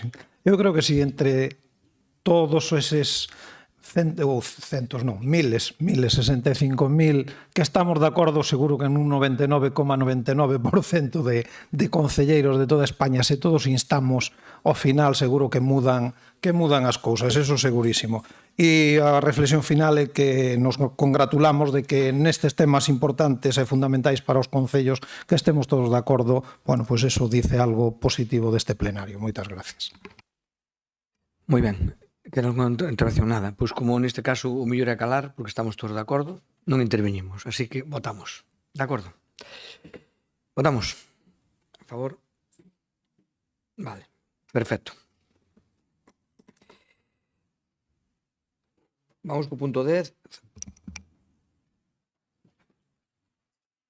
Punto 10 do orden do día, que é a moción do grupo do BNG ante a declaración de zona vulnerable por nitratos na comarca da Limia. Ten a palabra portavoz Bernardo. Moi ben, pois nestas pasadas semanas vimos de ter a constatación de do que xa se sabía fai anos, a comarca da Limia vai a ser declarada como zona vulnerable aos nitratos. Xa nos anos 90, e diante da problemática de contaminación das augas, tanto superficiais como soterradas, no norte de Europa, especialmente nos Países Baixos, a antiga CD promulgou unha directiva de nitratos no que se falaba de zonas vulnerables, e poñíanse en marcha normativas que regulaban esas zonas vulnerables e nas cales, cunha cadencia cada 4 anos, se revisaba a obriga de establecer un programa de actuacións ou un plan de acción. No ano 2000 desenvolveronse a Directiva Marco da Auga, que pasa a fixar condicións máis estrictas, e esta directiva promove un uso sostible da auga, garantindo que as actividades humanas como a agricultura, a industria, o abastecemento urbano non poden comprometer a disponibilidade e calidade deste recurso.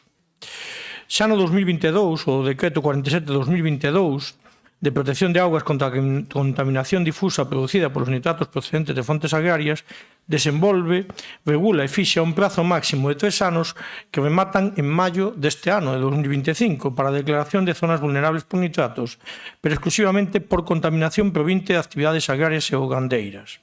Neste decreto preséntase un mapa do Estado con zonas susceptibles de ser declaradas zonas vulnerables a nitratos, froito de analíticas feitas por distintos organismos oficiais e que configuran a actual situación, onde xa aparecía esta zona da Limia. Tamén establece un prazo máximo de 2 anos para elaborar un plan de acción desde o decreto de declaración de zona vulnerable e reducir a contaminación. As condicións establecidas nese plan de acción deben ser revisadas, como dicía anteriormente, cada 4 anos. E todo parece indicar que a Xunta vai esgotar o prazo de 24 meses intentando que o tempo amañe unha situación que, desgraciadamente, non se vai amañar por si soa. Paralelamente a isto, no ano 2020, a Consellería de Medio Rural contratou unha asistencia técnica para elaborar o Plan Estratégico da Limia, como paso premio da declaración da comarca como zona vulnerable por nitratos. O traballo, coas correspondentes propostas, foi entregado á Consellería, mas nunca o presentaron na súa integridade, limitándose a ir facendo o máis sinxelo, arranxo de pistas, campaña de promoción da ISP Pataca da Limia ou incluso o tema do regadío. Desde este grupo provincial do BNG, en reiteradas ocasións temos solicitado información sobre este plan estratégico sen ter unha resposta concreta sobre o seu contido. Xa máis reciente, no pleno de outubro do ano 2022 da Diputación de Ourense, o Grupo Provincial do BNG presentou unha moción para a adopción de medidas urxentes ante o problema de contaminación nas comarcas da Limia e a amenaza de declaración das zonas como zona vulnerable.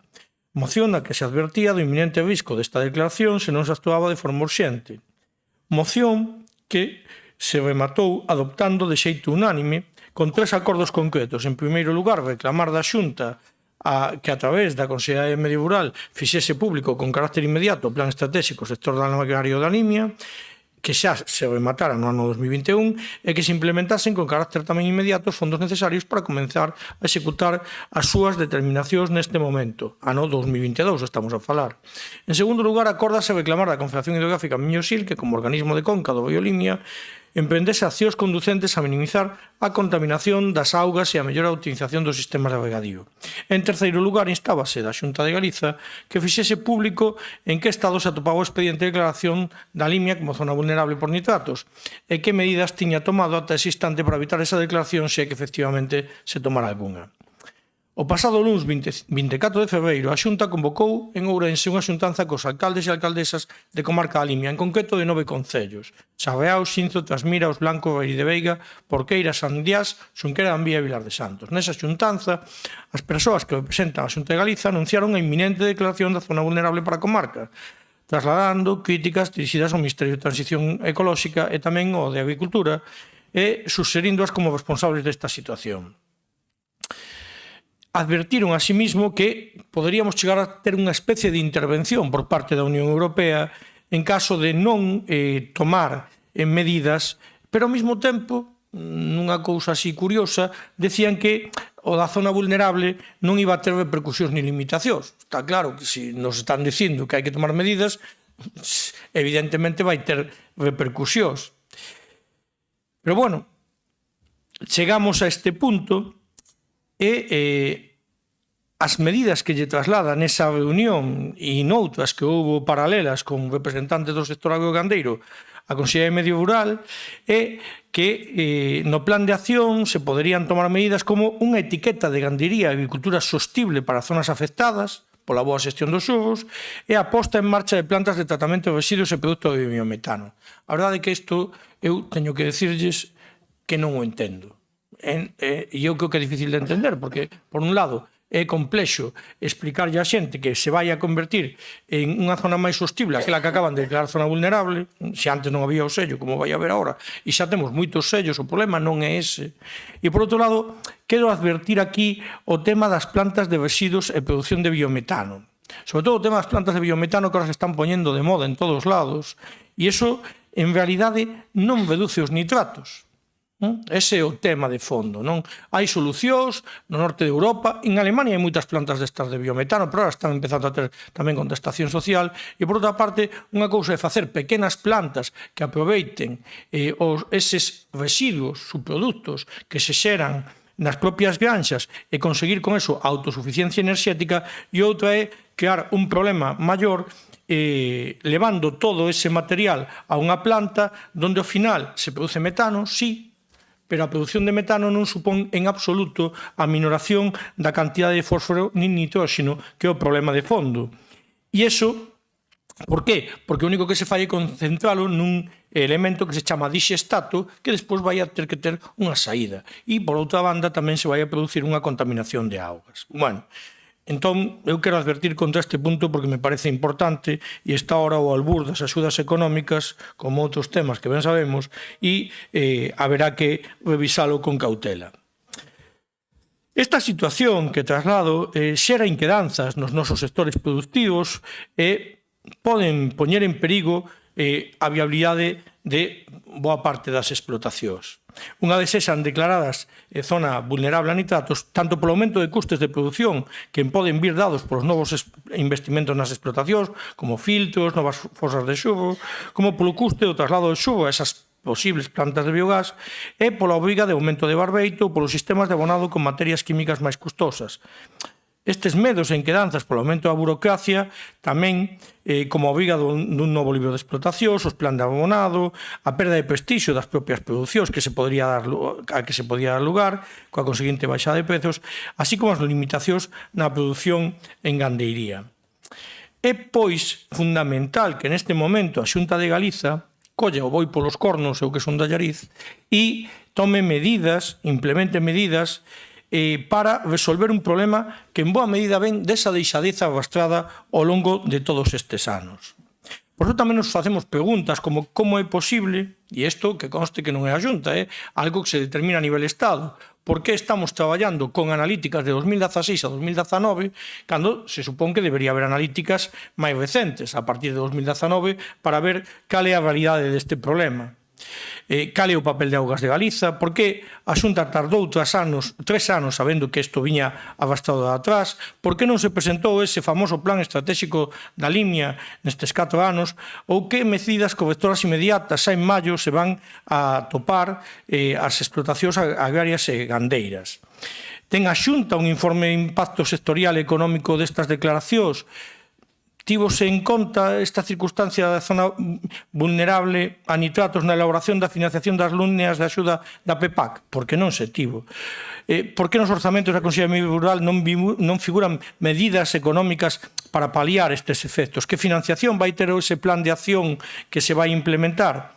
Estas son algunhas das cuestións que nos preguntamos e aínda que non sexa unha responsabilidade directa da Deputación Provincial, entendemos que sí que como Administración debemos de pôr aquilo que este nas nosas mans para paliar os efectos desta declaración e, asimismo, reclamar ás outras administracións que se poñan mans á obra.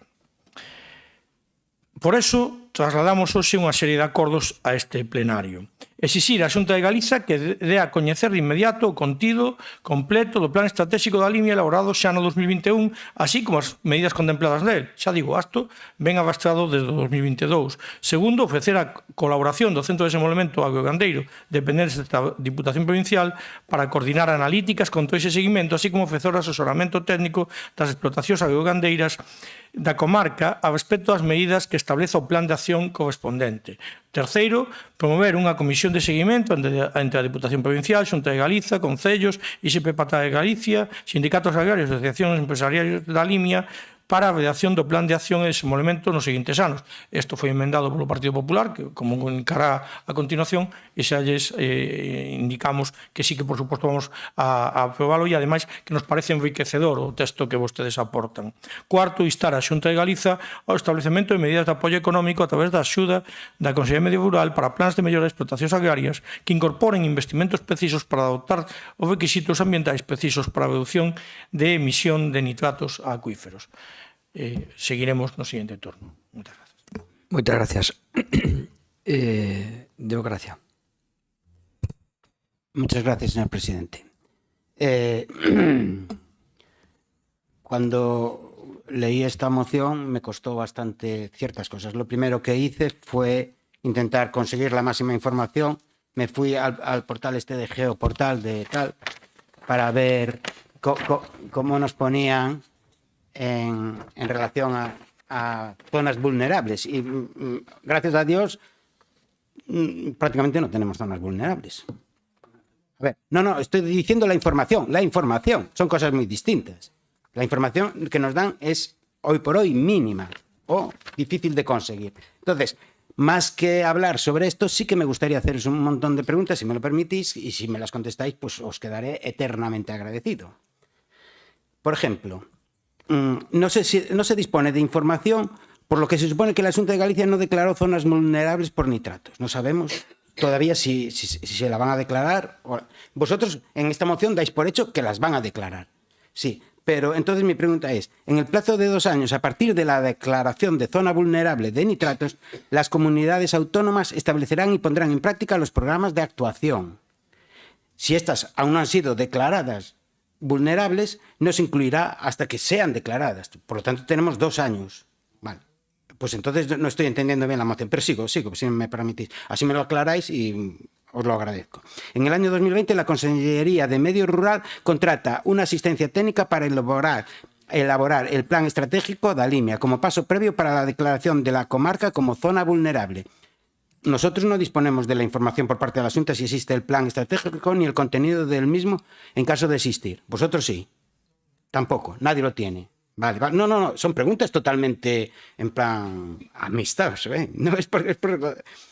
En febrero de 2025 la Xunta de Galicia mantiene una reunión con los alcaldes y alcaldesas de la comarca de Limia, 9 concellos, y desconocemos la existencia de dicha reunión ni los temas en que se pudiera tratar en ella. Por cierto, uno era de los vuestros,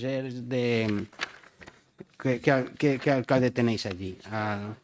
Vilar de Santos, eso. Entonces, me imagino que de ahí habéis sacado la información de que nos van a declarar zona vulnerable y todas esas cosas, ¿o...? ¿Ya?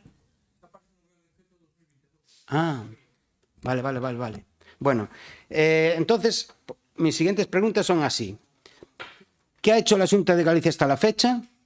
¿Cuándo se va a designar zonas vulnerables? Todo esto, si tenéis la información y me la dais, me quedo contento. ¿Cuál sería la previsión para realizar el plan de actuación? ¿Por qué se dice que podemos ser intervenidos en esta moción, lo decís, por una comisión técnica del bloc, por una comisión técnica? ¿Y por qué se propone una comisión de seguimiento antes de poner en práctica los programas de actuación? Es decir, cuando nos van a intervenir, ¿en qué sentido? Son esas preguntas. Muchas gracias.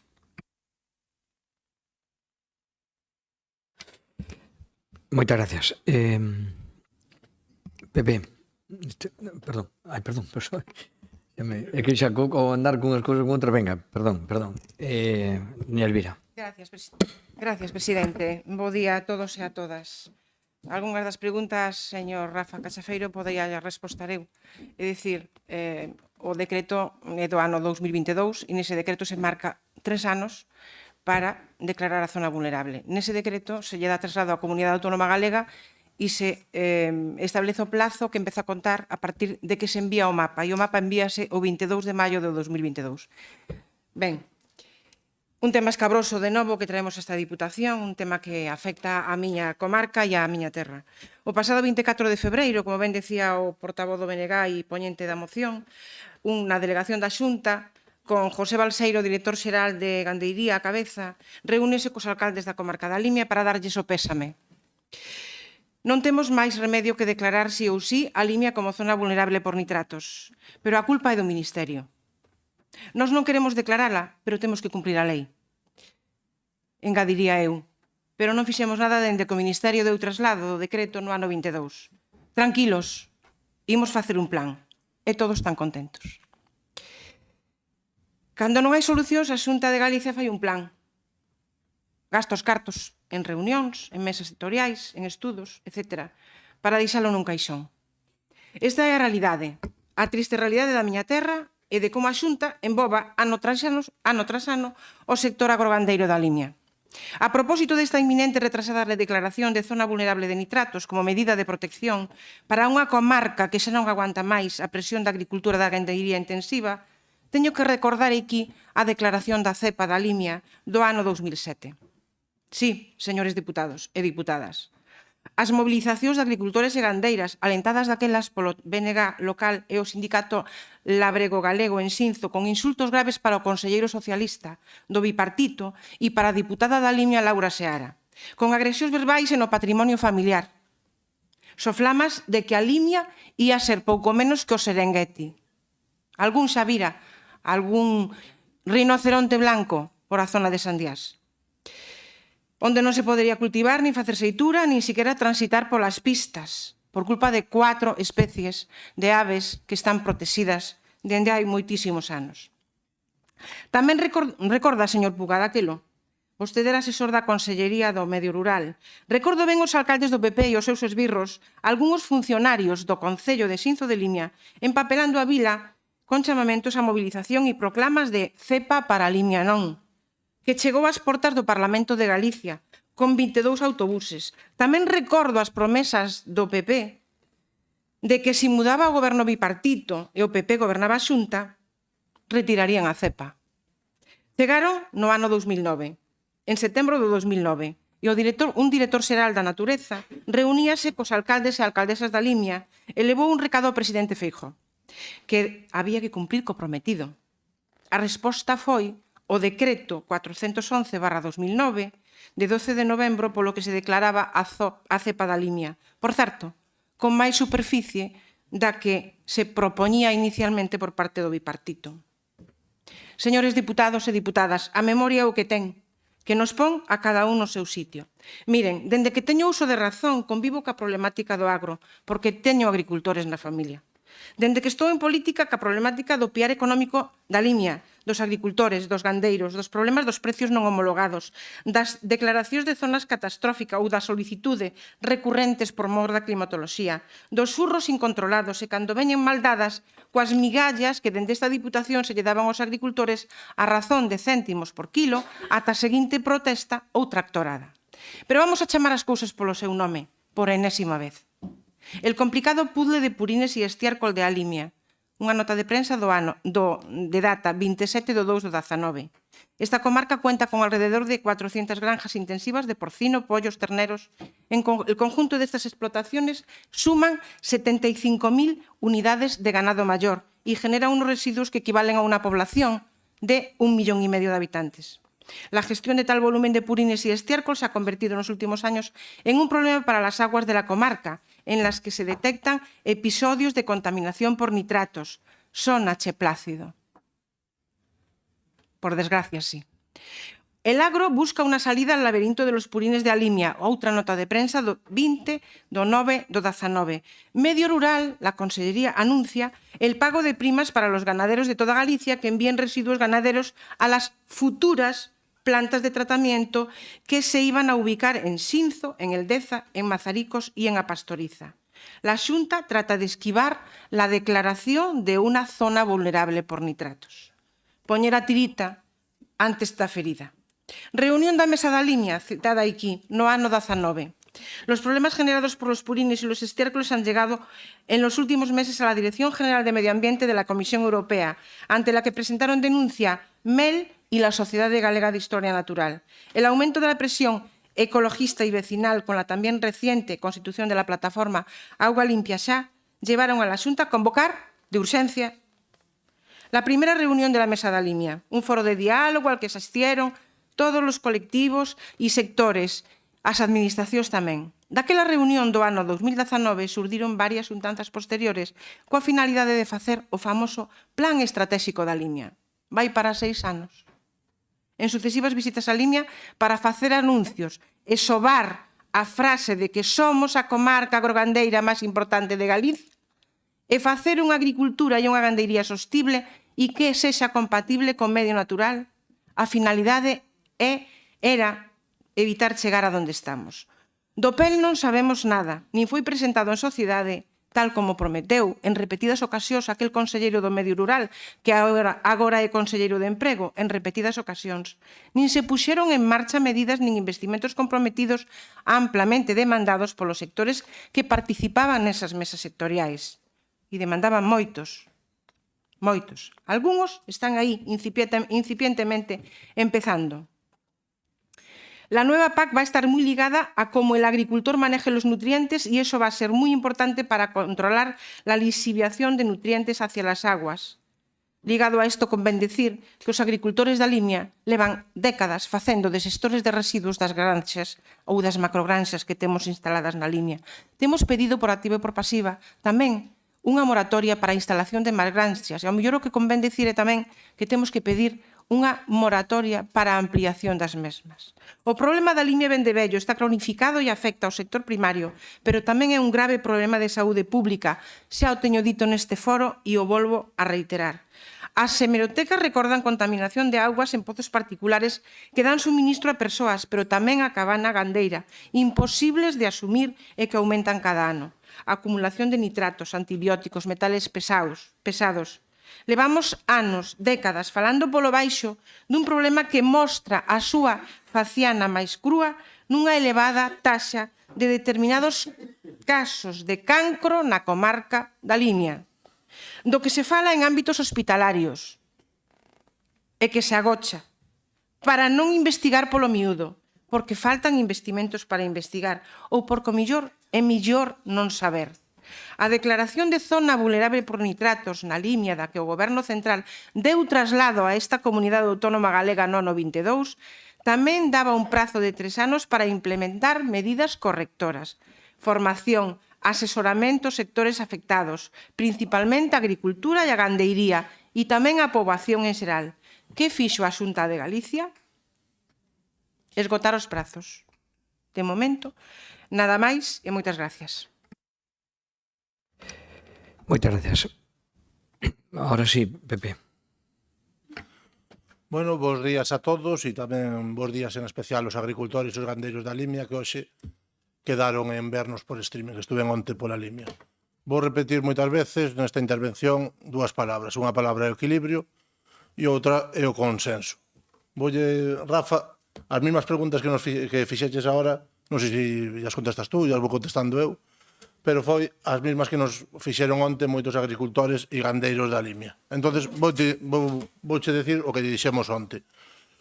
Primeiro, eles se sinten criminalizados. O sea, se sinten como que son os culpables de todo.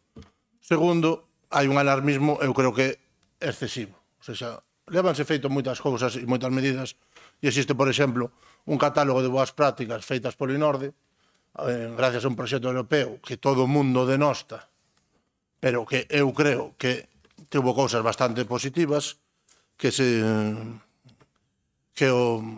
como se chamaba, o Live, bueno, un proxecto Live, o Live Regenera Limia e demais, pero bueno, a maioría dos gandeiros e agricultores foronse adaptando porque a conciencia medioambiental que hai hoxe e as normativas non son as mesmas que a de antes. O sea, sabemos todos, logo cos datos, te demostro cada unha das cousas que estou dicindo.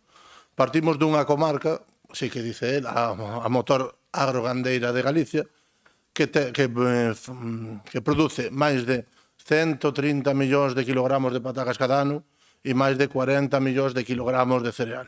E aquí non pode haber debate. A zona vulnerable de nitratos tense que declarar sí ou sí antes do 22 de maio por obligación. Despois che conto que non hai só esa, que hai outras 6 zonas en Galicia que se van declarar. Aquí parece que os da Limia que son uns apestados cando despois te vou ensinar os datos.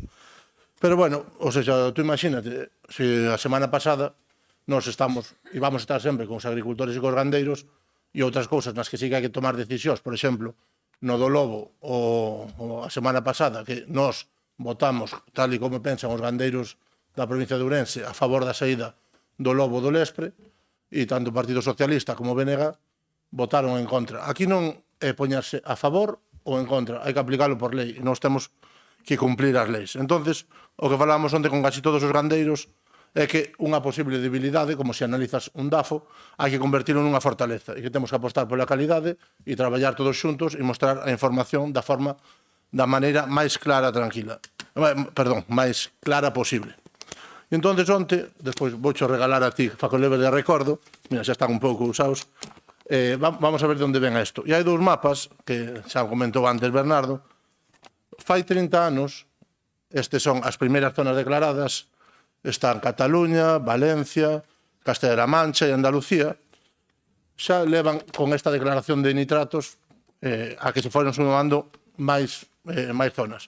Esta é, a día de hoxe, as zonas vulnerables de toda España. Son, mira, toma, e douchos de regalo. Dale 6. Entonces, lévase 30 anos con isto e cada vez é algo maior. Tú crees que algún se lle ocurriu de outros lados criminalizar a toda a xente? Ou incluso están, ou seja, ahora só faltamos Galicia, Asturias e Cantabria por declarar. Incluso Castela e León vai declarar toda a comunidade zona vulnerable de nitratos para que todo o mundo aplique as mesmas medidas. E eu non vi en 30 anos ninguna campaña de criminalización de gandeiros ou de agricultores en ninguna zona de España. Algo raro na Limia. Pero bueno, vamos a seguir. Por que se esperou ata o final? Porque as cousas se están facendo ben. E así o dicen os análisis de auga. E vou che dar os datos, Bernardo, porque falabas de que só os hai ata 2019. Nas augas superficiais, no ano de 2016 a 2019, o máximo que dice a lei do Ministerio, pola que hai que declararo, é de 25 puntos, e 4 dos puntos incumplían. A día de hoxe, por exemplo, o embalse das Conchas tiña unha máxima de 33 en nitratos, de miligramos por litro, a día de hoxe é de 13. E a media baixou de 6 a 4. O mismo no río Nocelo, o mismo no río da Lagoa da Antela. Que pasa? Que as augas que son subterráneas siguen dando por encima, polo tanto, non hai outra cousa máis que aplicalo sí ou sí. Entonces, vamos a pasar ao seguinte documento, porque parece que aquí nos centramos na Limia solo, vai declarar a Xunta de Galicia 7 zonas vulnerables a nitratos que son a zona de Ferrolterra, San Sadurniño, Valdomiño, Moeche, o Cecebre, Abegondo, Carral, Cerceda e Oza Cesuras, o Tambre, Trazo e Tordoia, o Ulla, Santiso, Melide, Zas, o Umia, Cambados, Vilanova de Arousa, Ribadumia, Meis e a Limia. Polo tanto, estáse esperando a declarar todas as zonas conxuntas a 7 e crear o plan director da Xunta de Galicia xenérico. Entonces, hai 4 mocións e volvemos ao mismo de antes. Vou falar de consenso. Entonces, a primeira das mocións non se presenta o plan estratégico da Limia porque ten que haber un plan director superior e non vamos a andar mareando os gandeiros e agricultores cunha normativa, logo cambiala e logo tal. Toda a información está disponible. Pero entonces, simplemente, por eso, porque ten que haber un plan de acción da Xunta, o plan da Limia se presentará unha vez presentado o plan da Xunta adaptando a eso. Por lo tanto, vamos a votar por tema de consenso que sí. O segundo dos puntos, no centro que é o apoio do Centro de Desenvolvemento Agrogandeiro, colaborou colabora e colaborará. E esta casa xa invertiu máis de 100.000 euros nun analizador das distintas formas de nitróxeno. Entonces, isto vai permitir aos agricultores e demais ter as medidas de terra. E creo, me dixeron onte que estando ali, que para o vindeiro mes xa estará en marcha e todo o mundo, todos poderán utilizalo. No punto 3, bueno, entonces votaremos tamén sí, porque, repito, colaborou, colabora e colaborará. No punto 3, puxemos unha emenda, simplemente son engadir dúas cousas, o campus Auga de Ourense, que faltaba nesa ecuación, e engadir o plan director da Limia, porque para diferenciar do plan director de Galicia que vai afectar de momento a 7 zonas e seguramente a máis nun futuro. Entonces, como dixo Bernardo que nos aproba, votaremos que sí, e se non houberan aprobado, votaremos que sí igual. No último punto, a Xunta de Galicia, igual, apoiou, apoia e apoiará neste tema. E claro, bueno, eu vou cumplir o tema dos tempos, porque hai que cumplir a normativa, non vamos a decir aos gandeiros e agricultores que teñen que cumplir determinadas normas e non cumplir o tema dos tempos. Entonces, tedes as mesmas preguntas fixéchedes o Bloque Nacionalista Galego no Parlamento de Galicia e se contestaron, e simplemente por decir por encima, hai 6 eixos no plan este da Limia, no plan estratégico da Limia, que ten 31 medidas e 132 actuacións. Podedes lelo na acta do pleno da Xunta de Galicia, entonces non lle vou dedicar máis tempo porque non o teño. Se queres vamos despois tomar algo, Bernardo, e seguimos falando desto. Que a verdade é que me parece moi interesante. E nada, polo tanto, vamos a votar sí, e que é algo que nos piden moito. Ou seja, para os temas de gandeiros, agricultores e demais, daqui que haxa un consenso, porque moita xente non vai ver este pleno e mañá vai ver os titulares dos periódicos. Eu pediría que todo o mundo vote a favor. E nada, darlle as gracias ao BNG por poñer isto encima da mesa e esperamos traballar xuntos para mellorar a calidade de vida dos nosos gandeiros e dos nosos agricultores, non só da Limia, sino de todo Ourense. Moitas gracias. Bloque de novo, segundo turno. Moi ben, pois, a ver, ao respecto desto, varias cousas do que decías, eu creo que boa medida contestouche xa o compañeiro do Partido Popular. Hai cousas que non, pero que son máis difíciles de comunicar, porque, por exemplo, vamos ser intervidos, non? Eso dixo Balseiro, neste caso, efectivamente, os representantes que tiñamos ali, foi o que trasladou. En que consiste esa intervención? Non está acreditada, non se sabe exactamente. Certo que isto é un problema que se ven abastando dun lado para outro, é dicir, nos Países Baixos, pola propia fisonomía do territorio e a gran produción de porcos que había ali, evidentemente, foron dos primeiros casi en Europa entre esta problemática, non? Despois aquí trasladouse a Cataluña, porque en boa medida esas granxas intensivas se trasladaron a Cataluña, despois foise levando dun sitio para outro, e na Limia tamén se atopou este problema. Nos para nada criminalizamos os gandeiros e os labregos, ao contrario, entendemos que hoxe son aínda máis un factor fundamental para a estructura socioeconómica do país.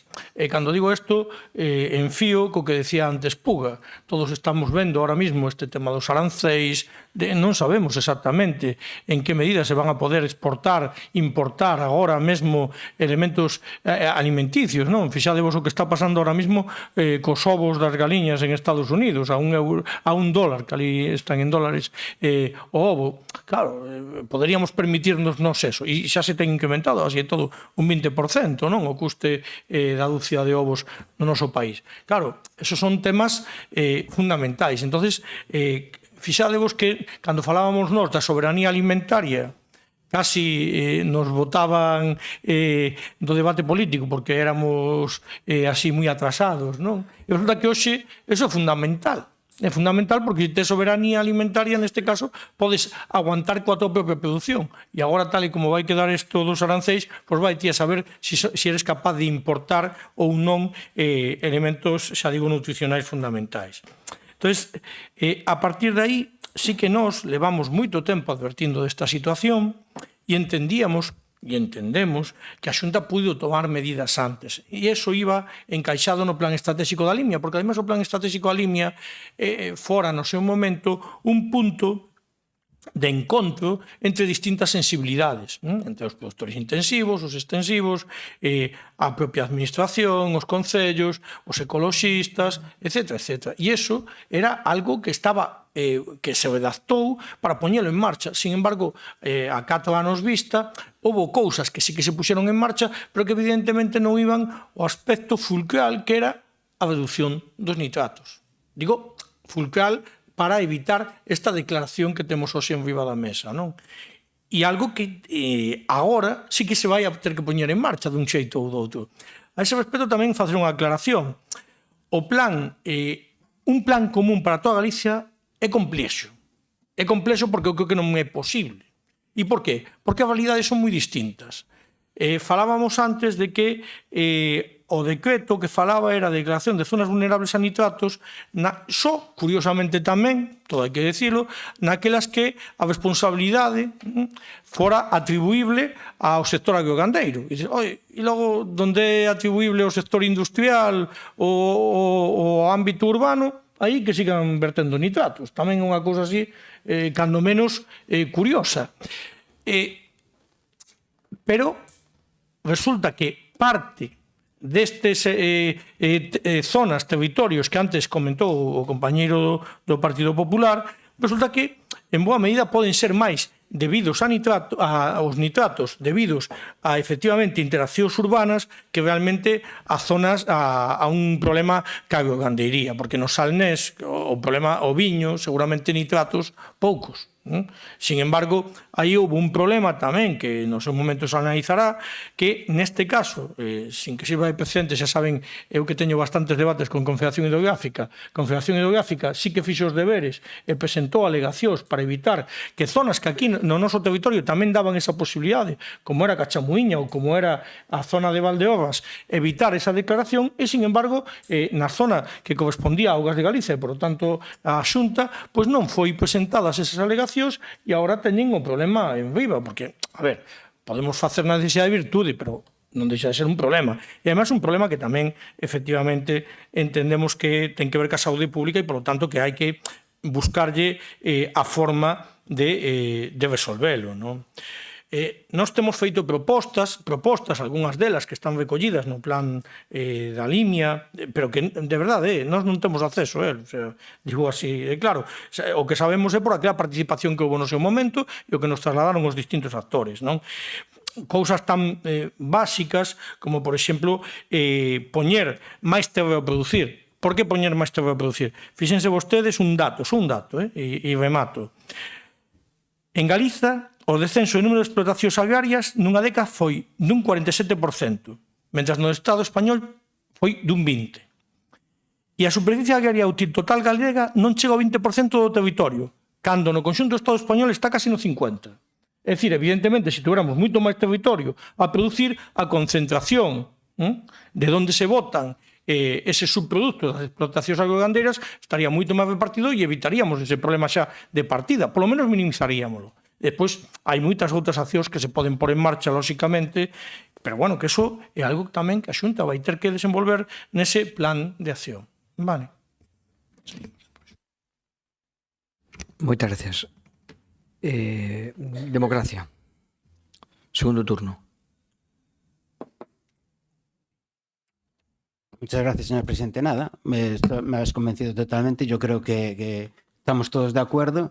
Esperemos que nuestras decisiones sirvan para algo. Muchas gracias. Un pequeño matiz que me acuerdo ahora. No sé si el Real Decreto creo que dice que si se declara toda la zona, no hace falta especificar sitios en concreto. No sé si eso sería bueno para nosotros o perjudicial. No tiene sentido. Vale, gracias. Gracias. Sí. PSOE. Sí, moitas gracias, presidente. No ano 2014, esta diputada que lles fala, no 2014, presentou en nome do Grupo Socialista unha moción para a creación dunha planta de tratamento de xurros na Limia. Moción que foi aprobada cos votos do Grupo Socialista, cos do Grupo Popular. Naquele entonces esta moción a defendía Plácido Álvarez do Baño. alcalde dun concello que sabe ben da contaminación do seu encoro e dos efectos perniciosos para a saúde e o turismo de lecer do seu encoro, do seu concello. Esta semana aparecía nos medios de comunicación unha plataforma de veciños da Baixa Limia que presentou unha denuncia ante o Tribunal Superior de Xusticia de Galicia. Con posterioridade, en sucesivas ocasións, defendimos, dentro do Grupo Socialista, propostas de axudas para o sector agrícola da Limia por mor das secas, por mor dos desalogamentos, a petición da declaración de zona catastrófica en varias ocasións. Xa pedimos tamén a moratoria de instalacións de máis granxas na Limia. E saben que están a ampliarse as existentes, a Xunta sabe que se están ampliando as existentes con investimentos millonarios. Na Limia temos unha carga gandeira, xa o dixen antes, de 75.000 unidades de gando maior, o que supón un nivel de presión ambiental insostible sobre os ecosistemas da zona, como se nese territorio viviran 1,5 millón de persoas. Non hai base territorial onde botar máis xurros. Os excedentes das granxas poden ser esterco para as terras, pero o excedente habería que tratalo. O 5/3 deste ano 25, la Xunta llama a la tranquilidad sobre el uso de purín y las zonas de nitratos impuestas por el Ministerio. La Consellería de Medio Rural, María José Gómez, ha hecho un llamamiento a la tranquilidad a los agricultores y ganaderos gallegos sobre las zonas vulnerables de nitratos. Remarca que se trata de una declaración impuesta por parte del Ministerio que la Xunta no comparte, pero que va a cumplir la lei. A Xunta non comparte, pero non fixo nada para non chegar a esta declaración. Cómplices por inacción e autores por consentimento.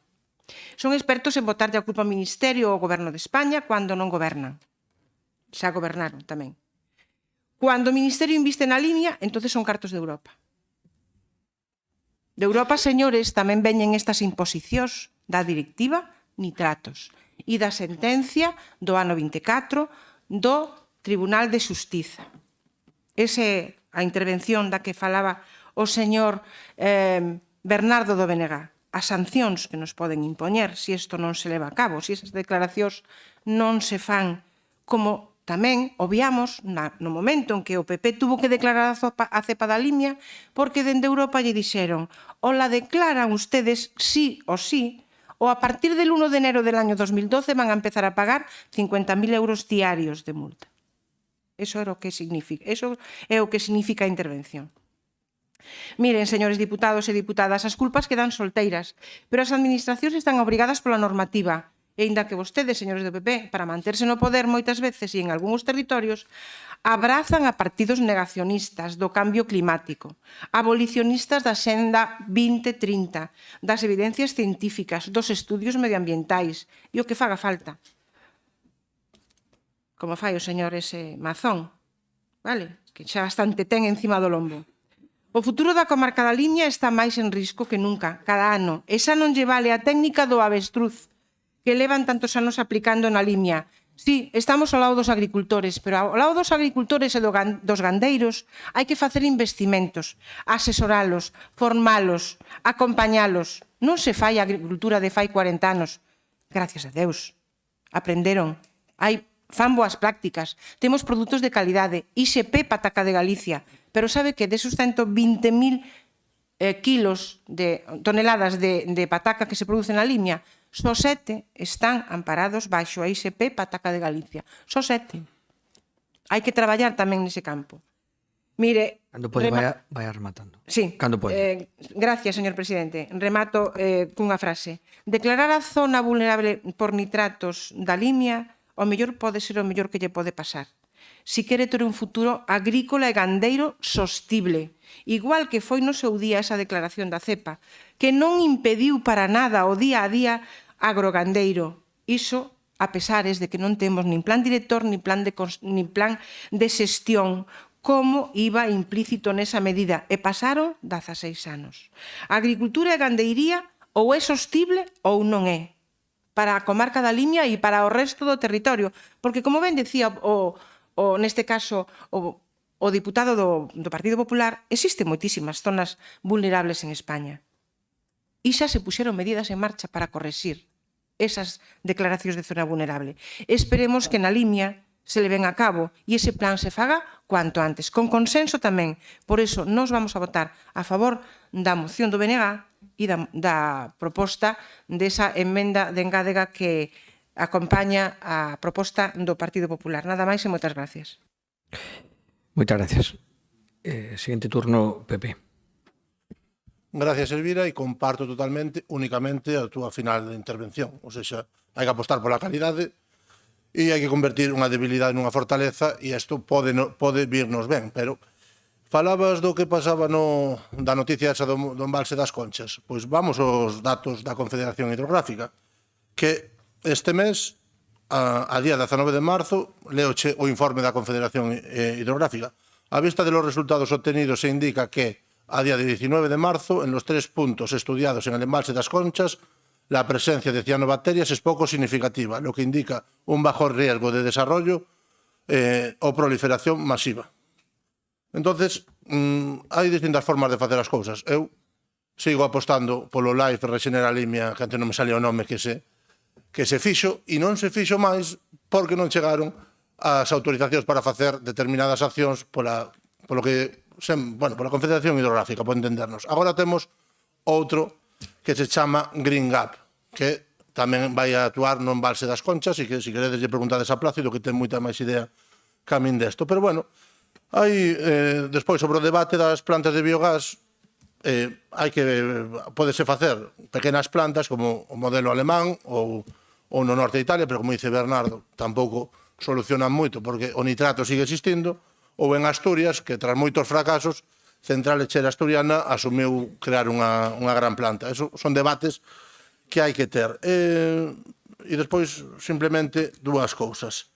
Ou seja, falas de pedir unha moratoria das granxas. Sabes quen foi quen máis autorizou granxas na Limia? Foi no bipartito. E antes falaba o señor Puga de navalladas, pois vamos a recordar, que aí ten vostede bastante razón, o que pasou no bipartito cando Pachi Vázquez era o conselleiro de Medio Ambiente e Suárez Canal o de Medio Rural. O sea, foi cando máis macrogranxas aprobaron na Limia, ao mesmo tempo que facía iso da cepa. E, obviamente, totalmente condenable todo o que se lle fixo naquela época a Laura Seara, exactamente o mesmo que se lle está facendo ahora a conselleira Ángeles Vázquez. Pero, bueno, hai varias formas de ver as cousas e nos creo que optamos, non sei se vistedes todos fai un par de días a Henry Cavill, o que fai de Superman, que viu aquí a comprar 20 vacas para a súa gandería porque dice que a rubia galega é a mellor carne do mundo. Nós apostamos por esa publicidade para os nosos produtos e vos, por exemplo, cando foi a gran desastre dos peles que caeron dous containers ao mar, vos dedicachedes a subir fotos de peixes coa boca chea de peles. Por lo tanto, na Limia non fagades o mismo e traballemos todos xuntos. Moitas gracias. Moitas gracias. Vamos a ver. Turno de peche. Sí, eu respecto que se leva dito unha aclaración tamén. Efectivamente, creo que hai que recoñecer que a gandeiría na Limia ten mudado. O sea, tense feito esforzos importantes de cara a unha sostibilidade. Que pasa? Que vivimos nunha situación moi complexa e iso ten un arrastre e a carga gandeira está aí, é certo.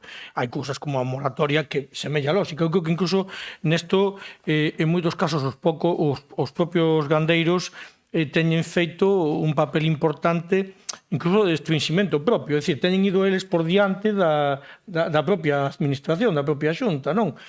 Buscando outros lugares onde poñer as súas explotacións, porque eles mesmos vían que eso era complicado de soster no tempo. Entón, a partir de aí, evidentemente, a Xunta de Galicia ten que ter un papel de tutorizador e de colaboración, incluso económica, a través do PEPAC, por exemplo, para evitar que este problema se siga incrementando e se poda aminorar. E eu creo que no que estamos falando hoxe, non é demonizar nada, pero sí identificar un problema, que o problema é que o problema xa estaba identificado e se deixou continuar ese problema no tempo e, unha vez, claro, tuvemos que agardar case que viñera Europa a darnos un cachete para tomar medidas. E esa é, para min, o aspecto problemático, porque ao mellor podíamos ter evitado chegar a este punto. Unha vez estamos, desde logo, rememos todos xuntos, haremos todos cada mesmo lado, busquemos solucións reais, non eso que nos vayan a poñer a planta aí e con eso desaparece o problema, porque non é real, insisto, non é real. Senón xa se terían tomado esa medida en todos lados e xa estaría o tema solucionado, non? En Países Baixos para empezar. Ese non é a solución real e despois tentemos valorizar algo que é fundamental, polo que falaba antes, porque como non sexamos nós capaces, sobre todo coa inmensa riqueza que temos no noso territorio, que as nosas ventaxas competitivas a nivel de disponibilidade de auga e climatoloxía, como non sexamos nós capaces de producir en boa medida as necesidades de insumos alimentarios que temos, estamos vendidos nun mundo global, pero que cada vez estamos vendo que pon máis barreiras a todo, e en concreto tamén, por suposto, o que é a distribución dos produtos alimentarios. Entonces, eu creo que non é tanto facer unha oportunidade dun problema, que tamén, sino, sobre todo, ser conscientes da necesidade que temos dese sector primario para conformar este país e que teña futuro. Nada máis, moitas grazas. Moitas gracias. Bueno, pues vamos a votar, que eu creo que aquí non hai ningún problema, pero eu simplemente o que quería engadir, ou como a modo de sempre de resumo un pouco aquí, que estamos todos de acordo en que debemos conciliar efectivamente pois o que é evidentemente a protección ao medio ambiente, que nadie discute, e que ademais eu creo que é extrapolable a moitas outras, bueno, a todas as actividades, efectivamente, porque vivimos en Europa que nestes casos eu creo que todo o mundo coincidimos, porque así é, que é a zona do mundo con maior grado de reglamentación e protección, eso, sin dúbida ninguna, non? Porque eso, falar de outros lugares cos que competimos económicamente e falar do grado de protección do medio ambiente que existe en outras zonas, por moi desenvolvidas que sexa, comparalas con Europa, pois desde logo salimos ganando. Por tanto, efectivamente debemos facer todo aquilo que nos une e que o que é todo. Evidentemente aquí debemos de conciliar esa protección do medio ambiente con ese desarrollo económico nunha comarca que efectivamente é señeira en materia de agricultura e gandería. Efectivamente, eu creo que non debemos tanto impedir que medre, salvo que sexa absolutamente imposible, senón adoptar aquelas medidas que preserven o medio ambiente pero non limiten o crecemento económico, porque creo que non estamos para tirar efectivamente posibilidades, non? E nada máis. Despois do resto, eu a veces creo que cando votamos todos de acordo, o mellor é non discutir moito, porque o único que podemos é impedir os acordos, non? E, por lo tanto, como creo que neste caso estamos todos de acordo, pois vamos a votar, e creo que no sentido que todos queremos. Así que votamos a favor. Vale, pois queda rematada a discusión e aprobada a moción. Pasamos ao seguinte punto do orden do día, que é neste caso xa o 11, o última das mocións, se non leo mal, que é a moción do Grupo Socialista para paliar o impacto do peche da escola infantil a Casiña e achegar alternativas viables para as familias. Non sei, Diego, moitas gracias. Bueno, bo día a todos e a todas. Vou dar paso a moción, a lectura da moción que traemos, neste caso, falar de que a entidade Cáritas Diocesana de Ourense, que anunciou en medios de comunicación o pasado 27 de febreiro o peche da escola infantil a Casiña, que está situada en Ourense, na zona das Lagoas, é dicir tamén que a Casiña, que é un centro educativo infantil que xoga un papel fundamental no desenvolvemento dos nenos e nenas da cidade, entoxándose peza esencial para a conciliación laboral e familiar de moitas nais e pais. A escola levaba aberta dende 1977, polo que conta con case medio século de actividade, sendo xestionada durante os derradeiros 17 anos por Cáritas. O centro dispón ademais de 41 prazas, todas esgotadas, é un cadro de traballadores composto por 7 persoas, incluindo persoal de cociña e administración. Aquí quero determe e quero tamén dicir que estes días que estuvemos tamén polo barrio das Lagoas, moitísima xente coincidía na importancia que tuvo durante os últimos anos esta escola infantil e tamén cando era gardería, porque, bueno, o termo escola infantil e gardería pois evolucionou, ten outra serie de condicionantes e, dende logo, pois, o desenvolvemento para a formación e, sobre todo, para a conciliación desa zona, pois, tamén foi moi importante. Dicir tamén que o peche se produciu dun xeito unilateral, sen previo aviso, e o que é máis preocupante, ademais, sen ofrecer alternativas viables, quedando os usuarios en situación de desamparo, xa que non existen opcións de abondo a proximidade para cubrir a demanda existente. Neste caso, basta con botar un ollo á lista da garda do pasado curso, que ascendeu a 150 nenas e nenos que quedaron sen praza na escola. Nunha cidade como Ourense, ademais, onde hai unha acentuada escaseza de prazas en centros infantís e non cesa de aumentar a demanda. O sinalado fechamento agrava, ademais, unha problemática que afecta directamente aos fogares, nomeadamente os que dependen deste tipo de centros para conciliar a súa vida laboral e tamén a persoal. A mirande parte das familias afectadas non poden desplazarse ademais a outros centros educativos pola distancia e falta de recursos, o que fai que o peche implica, alén dun inconvinte logístico maior, un obstáculo insalvable. Fogares que xa se atopan nunha situación de certa vulnerabilidade económica dependen neste servicio para cumprir cos seus horarios laborais, véndose na obriga de buscar solucións improvisadas que adoitan non ser factibles nin axeitadas, colocándoos nunha situación incluso máis delicada. Esta tesitura non só afecta a estabilidade laboral dos proxenitores, senón que mesmo pon en risco o desenvolvemento educativo os cativos que se ven privados dun espazo de formación temperá crucial para o seu crecemento integral. Aquí podemos falar de cuestións da vida real. En el caso de Carballiño, por exemplo, hubo un momento no que se pensou incluso en trasladar o propio centro educativo fora do que era a zona centro onde estaba o centro de conciliación municipal, e nos dimos conta de que era moi complicado. Moita xente xa ten a súa vida adaptada e, sobre todo, pois, a outros elementos como poden ser os avós, os nenos, e incluso neste caso que habría que andar 25 minutos ata a escola infantil máis cercana, pois tamén de logo sería un problema, sempre cando che toque, porque tamén outra cuestión tamén é o baremo que teñen as escolas, neste caso privadas, fronte ao público que non está unificado, e, polo tanto, pois hai bastantes problemas a hora de acceso a unha praza nas escolas privadas, como digo, é que se debería afondarse, debería ser incluso online, de todas formas o que debería ser moito máis transparente. Ademais, a apertura tamén do novo centro administrativo da Xunta de Galicia no barrio das Lagoas terá implicacións significativas na zona.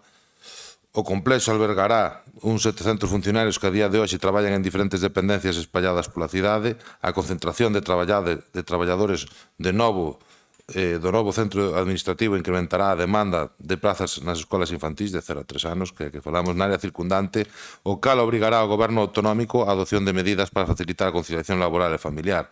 As autoridades competentes deberían tamén comezar xa a avaliar a capacidade actual das escolas infantís no barrio, consideren a posibilidade de ampliar prazas e servizos para atender axitadamente o incremento esperado de demanda. Inserida na devandita zona, o peche da casiña vai no sentido contrario de vir do barrio. Tamén aquí podemos falar, como tamén na nova creación de polígonos, como se está facendo tamén na zona da costa, se inclúe tamén, incluso, escolas infantís para poder conciliar, poder favorecer tamén a vida dos traballadores e, dende logo, responder á demanda real, sobre todo cando falamos da cidade de Ourense, onde vemos que non para, como dicíamos antes, de aumentar a demanda. Tamén inquieta a carencia de información e a inexistencia de solucións alternativas por parte dos responsables do peche. Dunha banda, as familias non recibiron ningunha comunicación oficial sobre as razóns do cerramento dun servicio que se presta nunhas instalacións que son de propiedade pública que non propias de quen presta o servicio, esgrimindo Cáritas causas económicas. Segundo a memoria de 2023 da Organización da Igrexa Católica en Ourense, o custo da escola infantil a Casiña ascendeu a 185.000 euros, 172.000 euros en 2022 ou 163.000 euros en 2021. Durante o mesmo período, Cáritas recibiu das diferentes administracións públicas ata 2.800.000 euros en 2023, así, etc. Tamén aquí quero aproveitar tamén para recordar a importancia que fai Cáritas, porque aquí estamos falando dun servicio concreto que se fixo un peche que está afectando ou vai afectar dunha maneira moi dura a unha poboación, pero que sí que está claro é que Cáritas fai unha labor tremenda, e no caso temos, por exemplo, no Carballiño, onde tanto a dirección como os voluntarios pois traballan moito e ben, e a quen lle agradecemos dende logo o servicio prestado, pero neste caso sí que nos gustaría invitalos á reflexión como faremos nos puntos seguintes, porque dende logo pois pode ser moi dramática a situación que se pode dar nesta zona. Tampouco se acompañou o anuncio do pechamento, ademais de alternativas posibles á disposición duns fogares que quedan de súpeto sin servicio. A decisión de Cáritas sobre ver nun momento no que as familias tiñan confirmada xa a renovación no centro, dando comezo o prazo de novas matrículas o 1 de marzo, 2 días despois do anuncio do peche, mentres que o resto de garderías de Ourense xa iniciaran de común acordo o proceso o 1 de febreiro de 2025. O baleiro informativo incrementa a incerteza e o malestar, non estando nais e pais en disposición de planificar axitadamente o vindeiro curso a descoñecer as opcións eventualmente dispoñibles. Non se informou ademais apropiadamente aos damnificados nin se plantexaron recursos e alternativas ao seu dispor para topar no horizonte unha solución. Por eso, propoñemos os seguintes acordos. O primeiro é instar a Cáritas a que proceda a deixar sin efecto o peche da Escola Infantil A Casiña, que está previsto para o 31 de xullo de 2025, dándolle continuidade ao servizo mentre se buscan alternativas axeitadas que posibiliten a continuidade dos servicios educativos e do cuidado infantil na zona. E o segundo punto é demandar da Xunta de Galicia que interveña de urxencia para atallar os efectos negativos dunha situación que afecta ao benestar e estabilidade laboral das familias, así como a atención e formación de cativos e cativas ou mesmo das traballadoras. Nesta primeira intervención nada máis e moitas gracias. Moitas gracias. Democracia. Buenos días, gracias, presidente. Pues este es un tema que nos preocupa en especial porque además de diputados, en nuestro caso Rafa, Puga y Jorge Pumar también somos concejales en la ciudad donde se va a cerrar esta escuela infantil. No es de recibo, como dijo Diego, que se haya comunicado a los padres el cierre el 27 de febrero, jueves de Comadres, cuando ya habían entregado las renovaciones para el siguiente curso y con las inscripciones de muchas escuelas infantiles privadas, pues que ya estaban cerrados los plazos.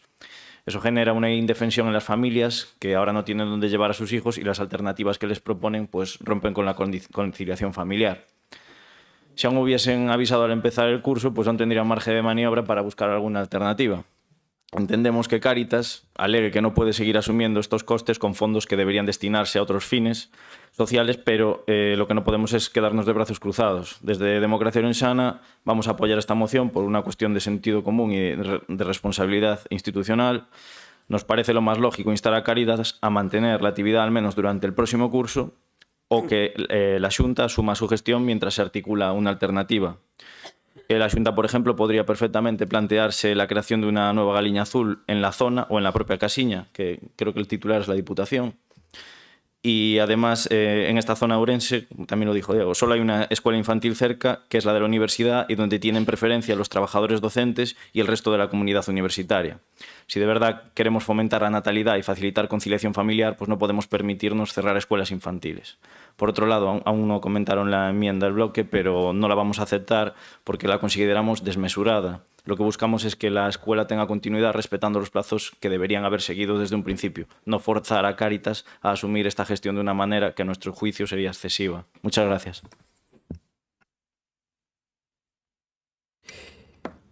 Moitas gracias. Bloque, María. Bo día de novo, moitas grazas.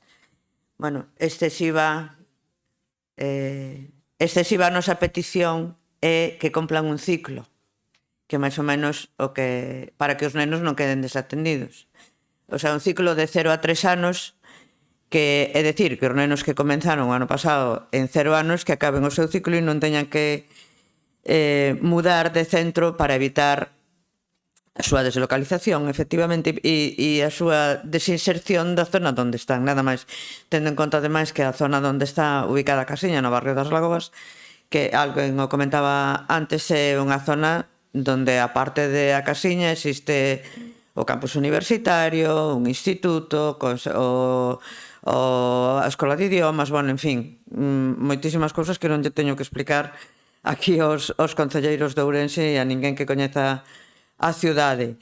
Con respecto á moción do PSOE, bueno, todo está dito en realidad, porque falamos da situación da propia casiña, da situación dos nenos, dos cativos, da situación dos pais, da situación das traballadoras das 7 persoas que están a traballar no local, que por outro lado non se pode utilizar para outra cousa que non sea a formación, co cual é un local que vai a quedar en desuso. Entonces, creo que o mellor sería aproveitalo e, como decía antes o compañeiro do PP, falando dos análisis DAFO, as debilidades ten que se convertir en fortalezas e a Xunta ten unha oportunidade boísima, como comentaba o compañeiro de DO, Antonio, para a creación dunha nova escola infantil no barrio das Lagoas, que é un barrio moi habitado, ademais, donde os cativos e as cativas forman unha parte moi importante desa poboación e teñen unha oportunidade magnífica de darlle entrada a formación e ao ensino público, que ao final é o que queremos. Con respecto a Cáritas, bueno, pois a súa forma de actuar realmente non foi boa, porque nin tan siquiera a Xunta de Galicia era coñecedora deste peche. Entón, nin Cáritas, nin o seu presidente, que é o obispo de Ourense, se lle ocurriu, ademais de informar aos pais e informar as traballadoras traballadoras na maior parte dos casos, pois en informar a Xunta de Galicia, que ao final é quen tamén está pondo o diñeiro para que Cáritas poda levar a cabo esta acción social.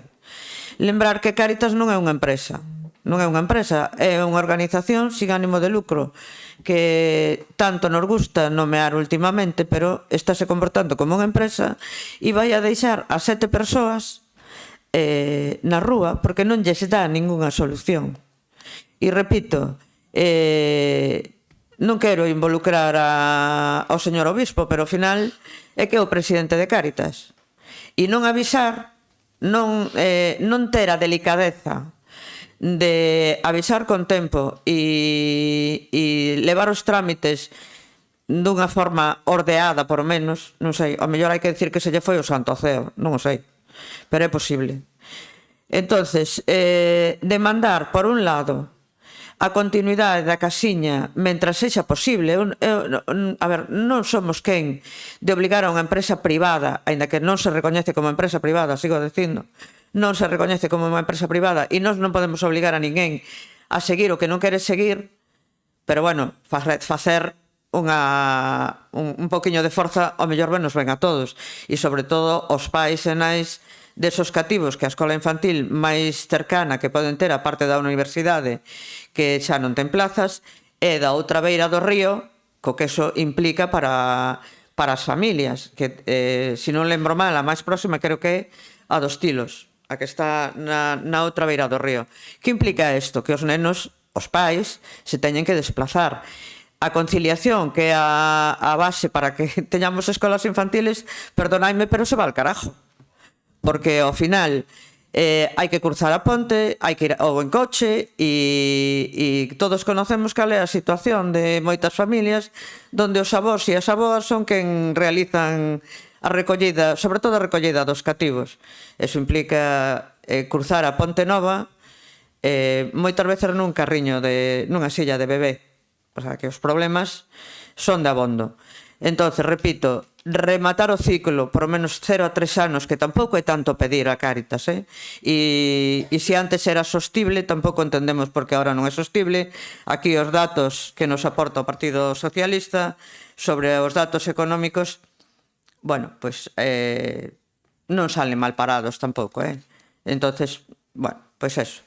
Remitímonos a aprobación o noso voto a favor da moción do Partido Socialista e con respecto ás nosas emendas, resumindo as emendas para non ter que lelas de novo, é que rematen un ciclo de 0 a 3 e que a Xunta tome cartas no asunto e que vexa esta debilidade que se acaba de producir como algo positivo e cree dunha vez por todas unha escola infantil no barrio das Lagoas que é excesivamente necesaria por a cantidad de cativos e cativas que hai en vista das listas de espera que tiña a Casiña e outras escolas infantiles como a do campus que está saturada. Moitas grazas. Moitas gracias. Partido Popular, Patricia Torres.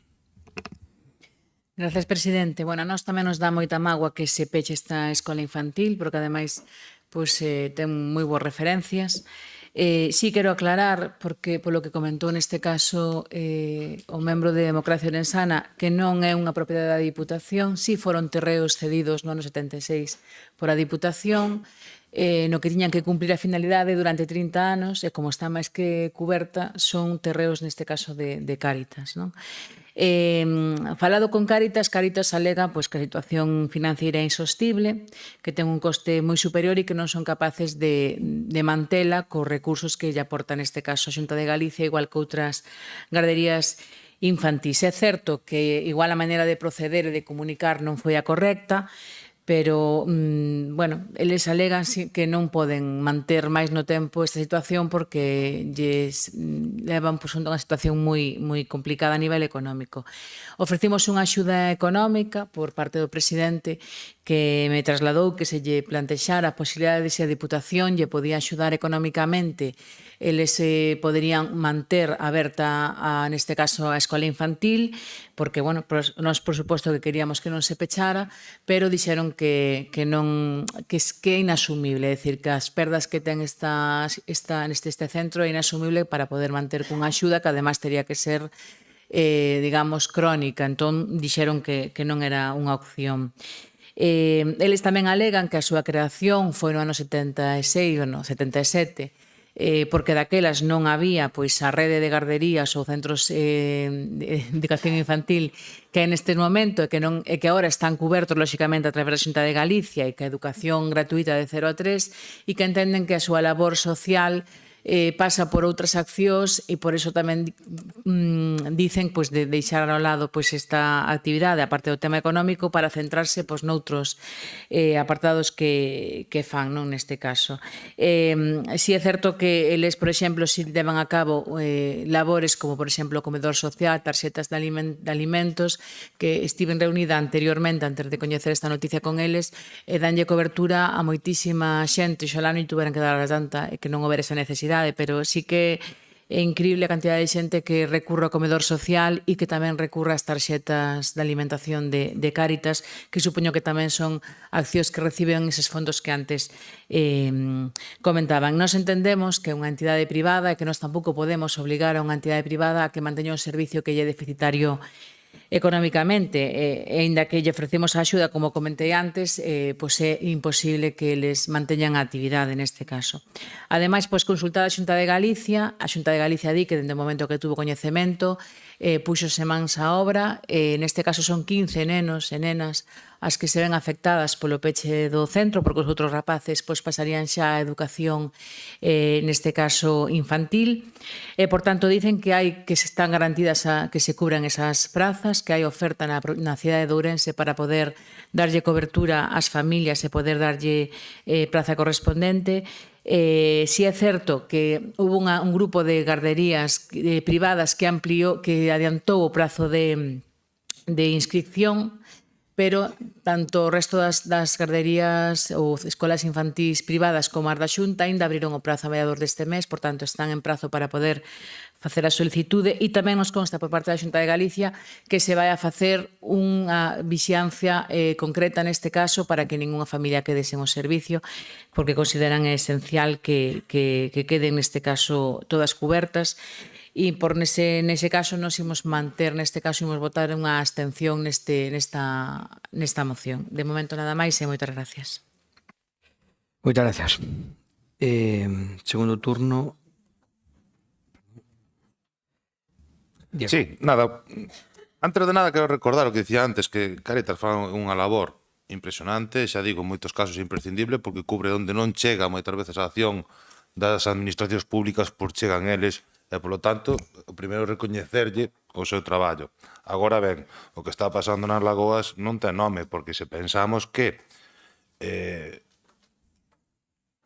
unha entidade que leva xestionando polo menos 16 anos un servizo no cal non busca o beneficio empresarial e, ademais, o chan lle saliu de balde, lle pagan a praza pola mensualidade ou pola matrícula a administración autonómica, igual que o fai para as entidades privadas que sí que teñen que pagar o salario e que aparte obviamente teñen que ter un beneficio, non pode ser que sea tan desastrosa a xestión económica.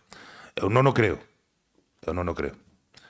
Igual que a min, igual que eu non o creo, non o creen os pais e nais que están nas lagoas e que ademais, por dicirlle a Patricia, o tema non é que os rapaces ou as familias teñan cuberto este servicio na cidade de Ourense. O tema é que non teñan que cruzar Ourense, porque falaba a voceira do BNG de que a dos Tilos debe ser a máis cercana, non? Pero que o problema é que é moi posible que na dos Tilos non teñan praza. E é moi posible que estes pais, que en moitos casos, pois incluso ali hai que recordar que tamén hai unha zona de familias que son que nestes momentos pois son moi vulnerables e que é moi de gran dificultade cruzar a cidade para levar aos cativos a un centro de educación infantil a outra punta, porque na zona máis céntrica máis próxima seguramente vai estar a tope, como dicía aparte, os baremos no sector privado non son moi transparentes e ademais non son homoxéneos e ademais non teñen en conta nin siquiera o criterio de proximidade. Por lo tanto, eso é un problema que as familias. Isto é o principal problema das familias. Non falamos de que, efectivamente, cando unha persona queda fora da lista da pública, dende a administración autonómica se fai para que todo o mundo teña educación gratuita e poda ir a calquer outro centro. Pero o problema é este, que hai unha zona que vai quedar oscura na cidade de Ourense e que, aparte, ten un sitio envidiable.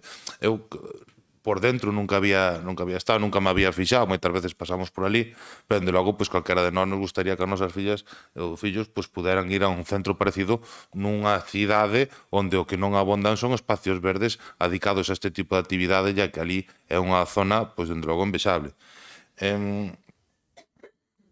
Despois, respecto á proposta que foi a BNG, primeiro, o que a nós nos interesa, dende logo que nos pediron os pais que intentáramos chegar a un acordo co resto de forzas aquí neste pleno para que viran unidade e, dende logo, dende a Xunta, sobre todo, se pudera intervir.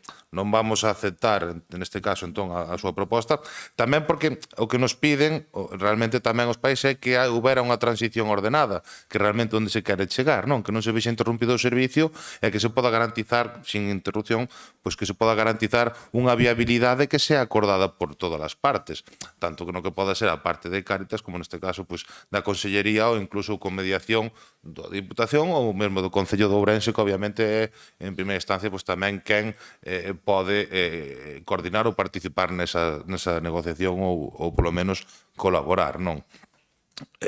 Para nós tamén dicir de que entendemos de que isto é un documento aberto, de que se debería, como digo, facer un diálogo, pero, dende logo, o que sí non queremos é caer, baixo o noso punto de vista, na trampa de dicir que aquí vimos a dicir que se cubran as prazas para eses rapaces. Nós o que vimos é que a unha zona de Ourense non quede coxa, non quede escura, e sobre todo unha zona que conta con poboación activa dunha forma importante, que manteña un servicio e estas familias, sobre todo, que son da clase traballadora, non vexa aminorado nin a súa calidade de vida, nin, dende logo, a nivel económico, que pode pasar en moitos casos, que teñan que optar por un desplazamento, etcétera, tamén de recursos de tempo, obviamente.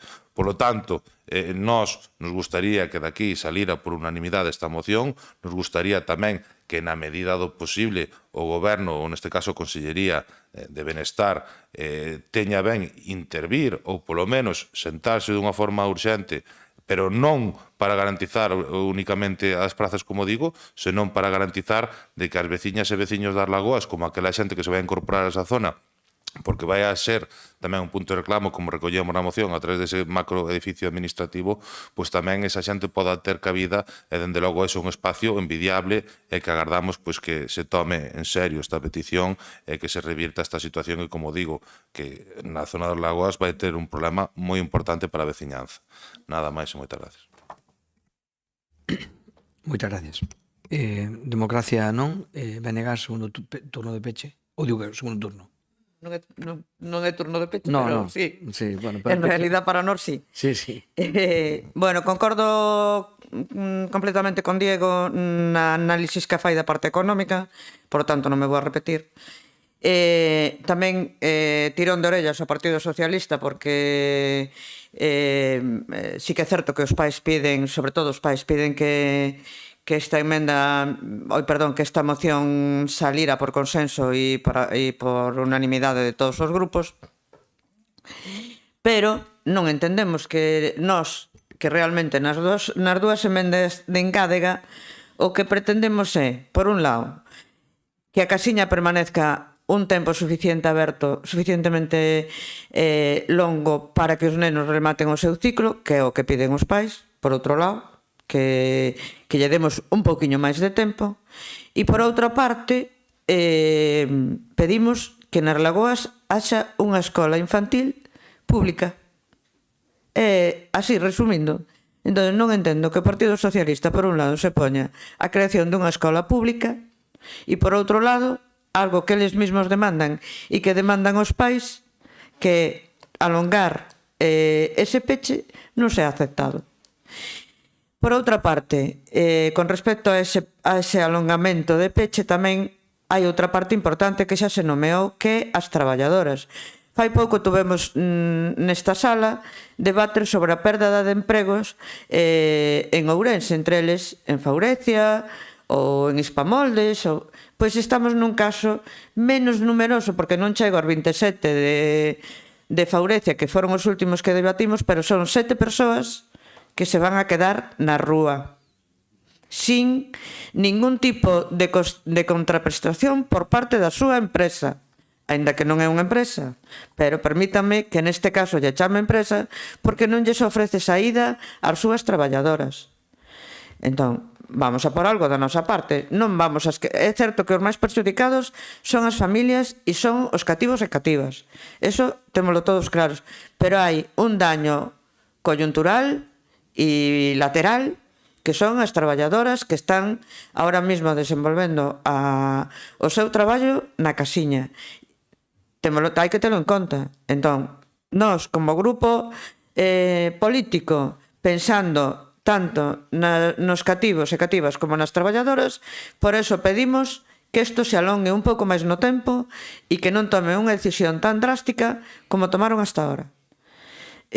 Bueno, nada máis. Non quero alargarme a última moción e xa estamos, penso un pouco, xa penso as caras e vou intentar simplificar. Moitas grazas. Moitas gracias. Partido Popular. Bueno, nos, para rematar, xo dixen antes, nos ofrecímoslle, neste caso, a Cáritas unha axuda para evitar ese peche da escola. Din que é insuficiente, que non serían capaces de poder mantela aberta cunha axuda.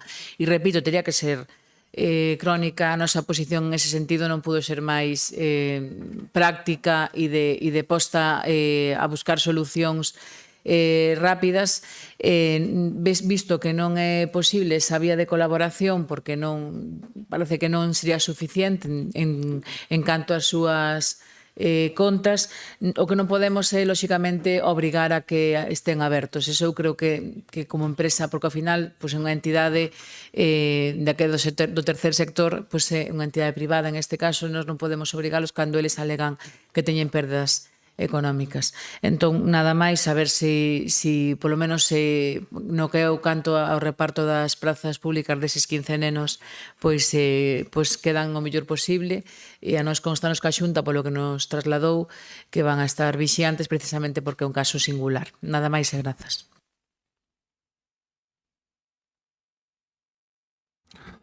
Ben, bueno, a nós, para rematar así rapidamente, costanos creer de que se deba a unha cuestión puramente económica. En todo caso, tamén outra saída hubiera sido tamén que dende a propia Cáritas se fixera un traspaso a entidade privada que sobra, que vai a unhas condicións tan ventaxosas como ese espacio físico que teñen ali, e que, dende logo, é unha auténtica pasada e que lles permitiría competir con quen ten que facer grandes investimentos na zona centro de Ourense. Pero, bueno, en todo caso estaremos expectantes e vixiantes co que vai pasar co chan e co seu uso ali nas Lagoas. E despois dicirlle ao BNG tamén que nós entendemos que non hai por que limitar tampouco o ciclo, porque a finalizar o ciclo. Por eso nós damos por suposto que eso xa está recollido no propio punto onde dicimos dar continuidade ao servicio, non limitalo a que remate o ciclo e despois ainda por riba nos collan as palabras polo lado máis concreto, non? Polo tanto, nós agardar de que esta situación revirta e para revertir, dende logo hai dous autores clave, como decimos, tanto Cáritas como neste caso a Consellería, que teñan interese en facilitar que se poda continuar co servicio, dende logo que se dé alternativa ás veciñas e veciños das Lagoas, como tamén aquela xente que vai facer ou que fai uso tamén que vai a ter que traballar nas zonas máis achegadas, que aparte sabemos que tamén por as Lagoas é un paso obrigado a moita xente que vive nunha parte da cidade ou xente que incluso ven de fora para ir, por exemplo, aos campus universitarios, etc. Incluso para Pereiro ou para certos polígonos. Por lo tanto, para nós sería importante de que esta situación mude e que as familias podan disfrutar este servicio. Nada máis e moitas gracias. Moitas gracias. Nada, para rematar, evidentemente é unha situación que creo que non nos gusta a nadie, evidentemente, porque estamos perdendo un servicio, pero aquí creo que temos que ter en conta varias cousas. Primeiro, efectivamente, como dixo a nosa portavoz, a compañeira Patricia, nós incluso nos puxemos en contacto con Cáritas para dicirlle que se era unha cuestión que se pudera asumir desde a Diputación, que a típica subvención nominativa que lle damos a calquera entidade social, pois que claro, que creo que estábamos todos de acordo que pudéramos salir deste paso, non? Estábamos falando, pero que nos trasladaron é que era unha cuestión estrutural e que eles non podían asumir. Eso é o que lle trasladaron a compañera e que lle trasladaron os servicios sociais. Eso foi o que nos trasladaron a nós. Entón, ante esa situación, nos encontramos en que, evidentemente, como digo os compañeros tamén do BNG, non lle podemos obligar a alguén a que teña aberto algo. Ao final é iso, é ese dereito. Entendemos por unha parte que evidentemente se perde un servicio, está claro.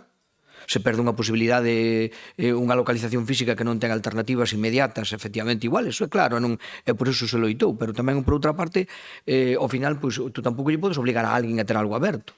Se das posibilidades, se non o quere ter, evidentemente eu entendo que se lle cubrira mínimamente, lle cubrira os gastos ou tal, ou estuvera receptivo incluso a unha posible subvención, eu creo que non pecharían por pechar, non penso eu, pero bueno, en todo caso, nós o que vamos facer é como dixemos antes, poñemos as dúas cuestións. Por unha parte lamentamos a pérdida e non nos gusta, intentamos facer o máximo posible, e por outra parte tampouco queremos que se poida impoñer, pero como non queremos que a moción, unha vez que non se chega ao acordo no punto, a moción queremos que debe ser respetada e prospere, nós efectivamente nos absteñemos para que salga adiante, vale? Bueno, entonces votamos a favor, vale. Por nosa parte, a abstención. Vale.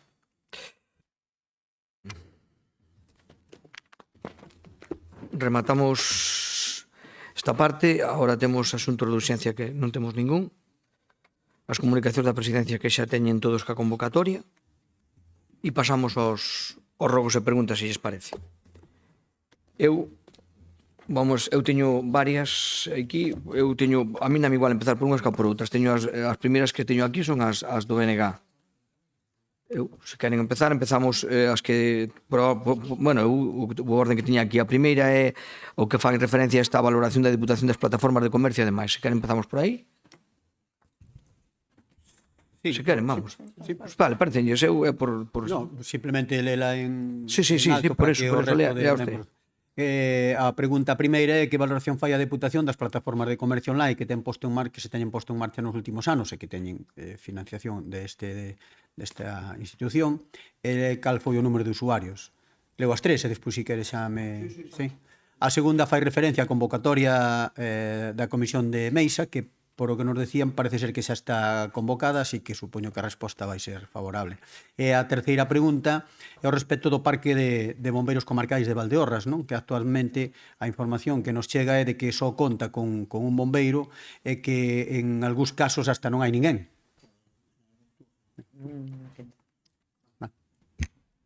Por a contestación por orden que me fixo. Primeiro, a valoración que facemos destas plataformas que temos de comercio online, cal é o número de usuarios, vamos por orden. Primeiro, bueno, calificámosla de positiva, vamos a ter os datos algúns datos que temos aquí, sobre todo naqueles casos que están moi asentados, como é Pazolandia, en donde pasou do ano 23 de 65.260 entradas o ano 24-25, este último ano, a 77.350, é dicir, 12.000 subidas sobre uns números xa moi importantes. Do teatro principal daremos contestación escrita porque depende da banca ou da taquilla, e non nos deron os datos porque nos pasaron con moi pouquiño tempo, damos contestación escrita, e do recente servicio de publicacións que se puxo hai un mes, pois temos de momento unha cifras modestas, lóxicamente 15 usuarios e 213 euros, que é os datos que teño ahora mesmo, vale?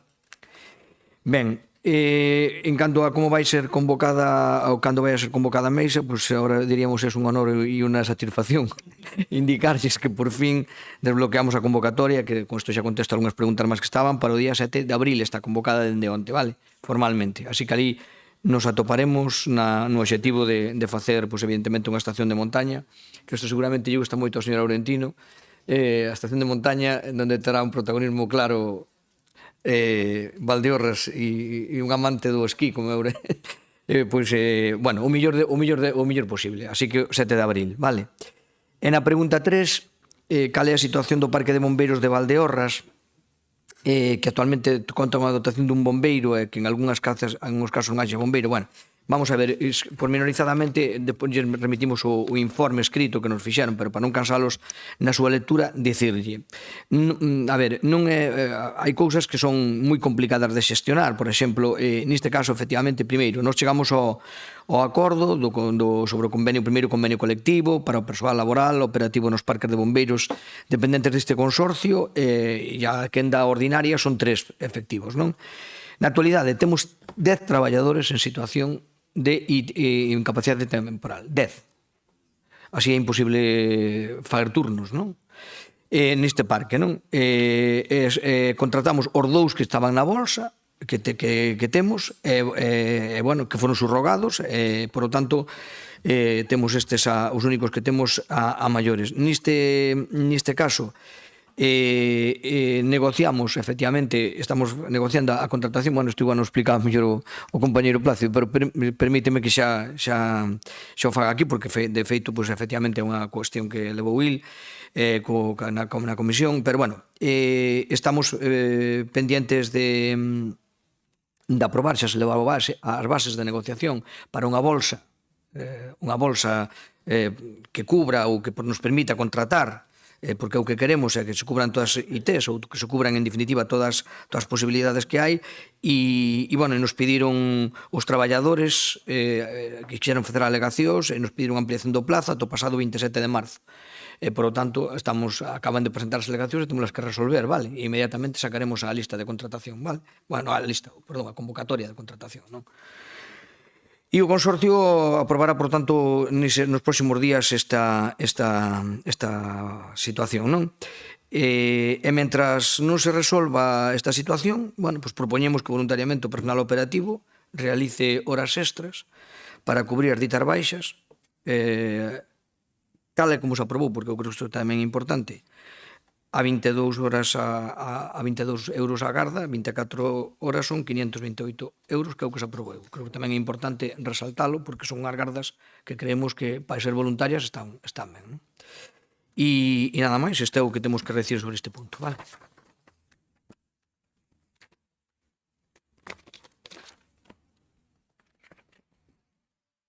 Ustedes non teñen ninguna pregunta máis do bloque. Sí. Un rogo verbal, además ten que ver con isto. Bueno, recentemente tuvemos moitas cousas en Allariz, a verdade que levamos unha semana así bastante complexa, pero unha delas foi un lume nunha vivenda no casco histórico.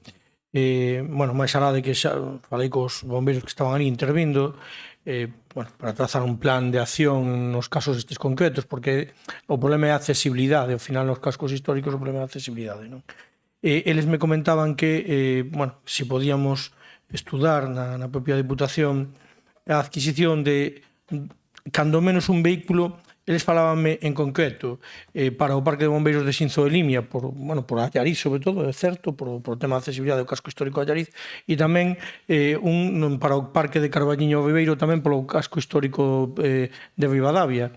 Porque o que comentan é que, claro, que isto acontece habitualmente en moitos povos pequenos, pero nos povos pequenos deixan a motobomba na entrada e é máis ou menos doado atender tirando mangueiras aos distintos núcleos, pero claro, en cascos históricos máis grandes, como poden ser, xa digo, os casos de Allariz e Ribadavia, despois a dificultade é maior pola distancia, non? Desde onde teñen que deixar o vehículo que traen ata o punto de intervención. E outro día, a verdade, que nos vimos un pouco apurados, un dos camións baixou polo portelo, non sei se o coñecen, pero despois para salir casi non sae, bueno, despois de tirar unha farola na entrada e tal, pero claro, é a realidade que temos, non é algo que se poda transformar, non?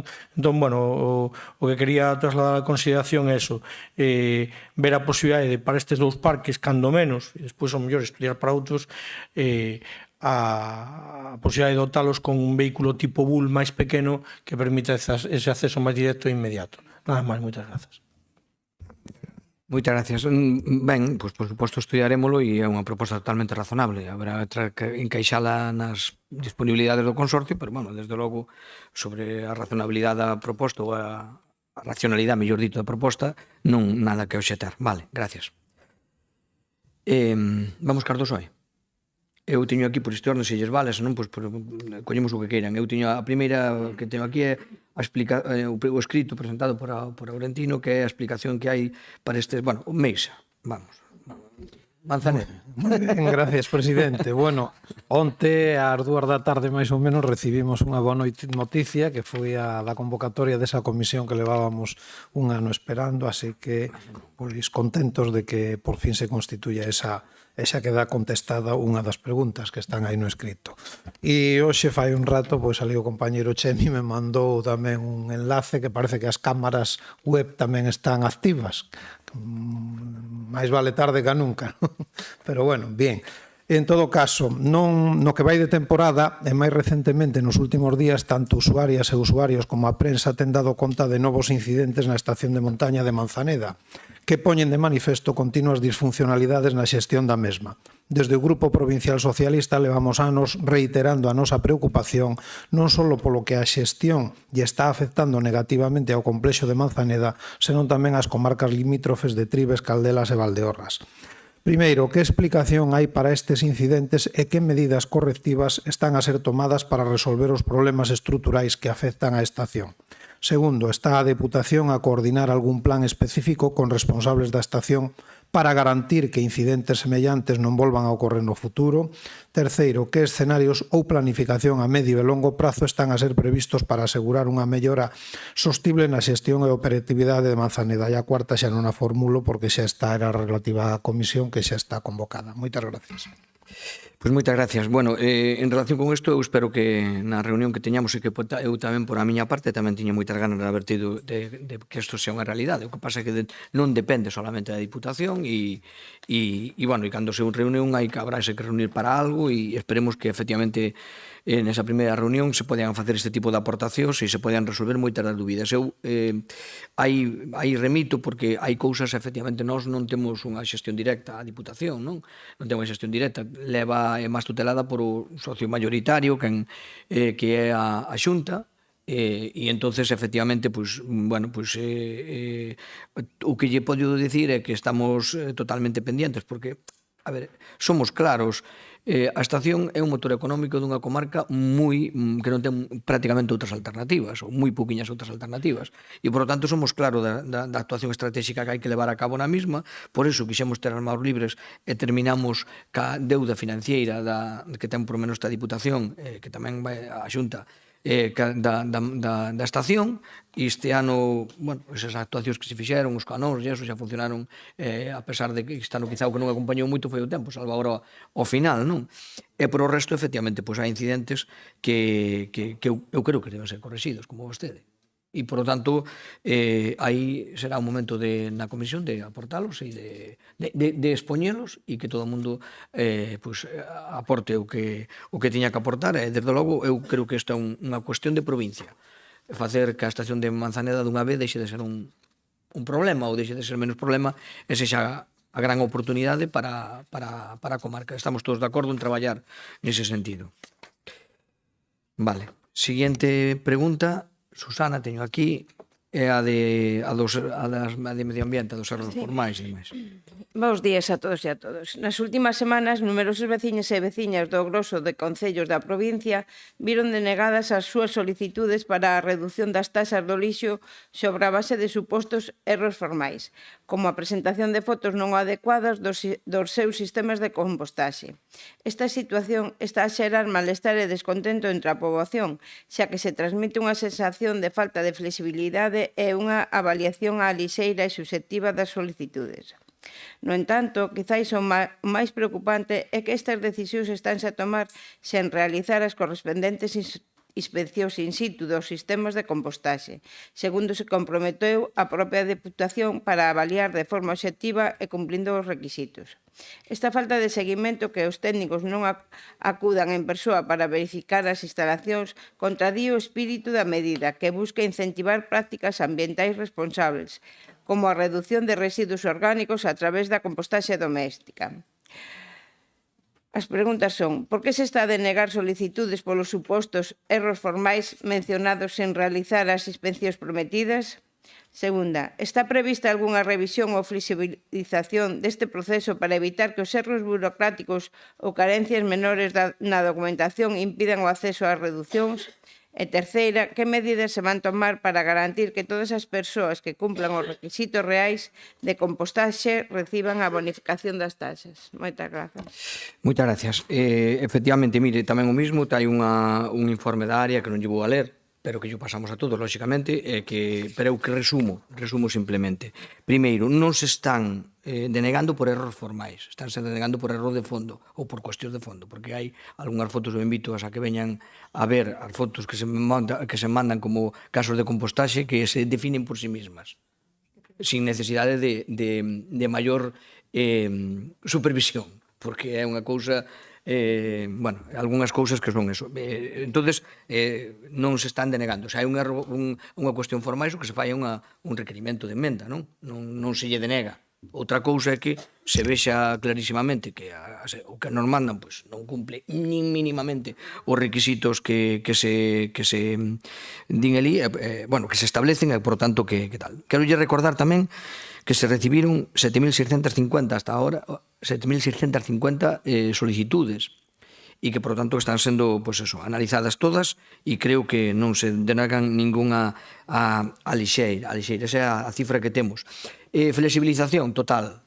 Isto é unha cuestión. Nós non estamos a intentar engañar a xente, creo que nadie, porque además o aprobamos todo por unanimidade. O que estamos é que intentando tampouco facer unha cousa, fazer un fraude, porque se quixéramos abaratar con cargo, evidentemente, o peto da Diputación, neste caso, as cantidades que fosen obxecto de bonificación, baixábamos o recibo e punto, non andábamos con toda esta historia. O que queremos é cambiar, evidentemente, estes hábitos, de maneira que estes hábitos realmente incidan no que é o compostaxe. E por iso temos que ser mínimamente rigurosos. Ahora ben, dado que este ano se aprobou cando se aprobou, houve o tempo que houve, e todo eso, eu mesmo lle dixen ao departamento, que a verdade é que, como todos, eu creo que é un caso de profesionalidade, dixen que interpretaran o máis flexible posible o tema, non? Por qué? Porque todos somos novatos e, entre outras cousas, o que nos indican é que moitos non sabemos compostar.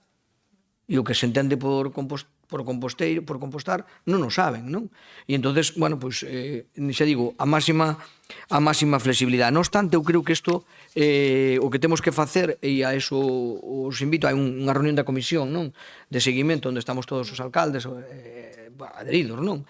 E entonces, eu creo que aí é onde debemos todos tomar este ano, nós, que da Diputación, con máxima flexibilidade, pero todos realmente ir na línea do rigor tamén, é dicir, que durante este ano seamos quen de definir dunha maneira máis acaída e máis profesional, efectivamente, o compostaxe para que realmente cumpla os obxectivos que buscamos, e é a bonificación, cando o compostaxe se fan ben feito. Xa digo, este ano, como non hai tempo, non houve tempo para ensinar nin para nada, estamos admitindo, se me permiten a expresión, a veces pulpo como animal de compañía. Vale? Pero non é esa a finalidade da reducción e, por lo tanto, eu creo que debemos ser máis rigurosos, pero non debemos ser por a vía do estacazo, senón por a vía da ensinanza, non? Entonces eu creo, xa hai algunha, no obstante, 7.650, pode haber algún caso de algunha denegada indebidamente. Pois non digo que non, pero que en xeral se está sendo moito máis flexibles do que estrictamente, técnicamente en rigor suporía, non me queda ninguna dúbida, vale? E que eu creo que máis ou menos están contestadas todas as preguntas a idea, vale? Ben, a penúltima das tandadas de preguntas que teño aquí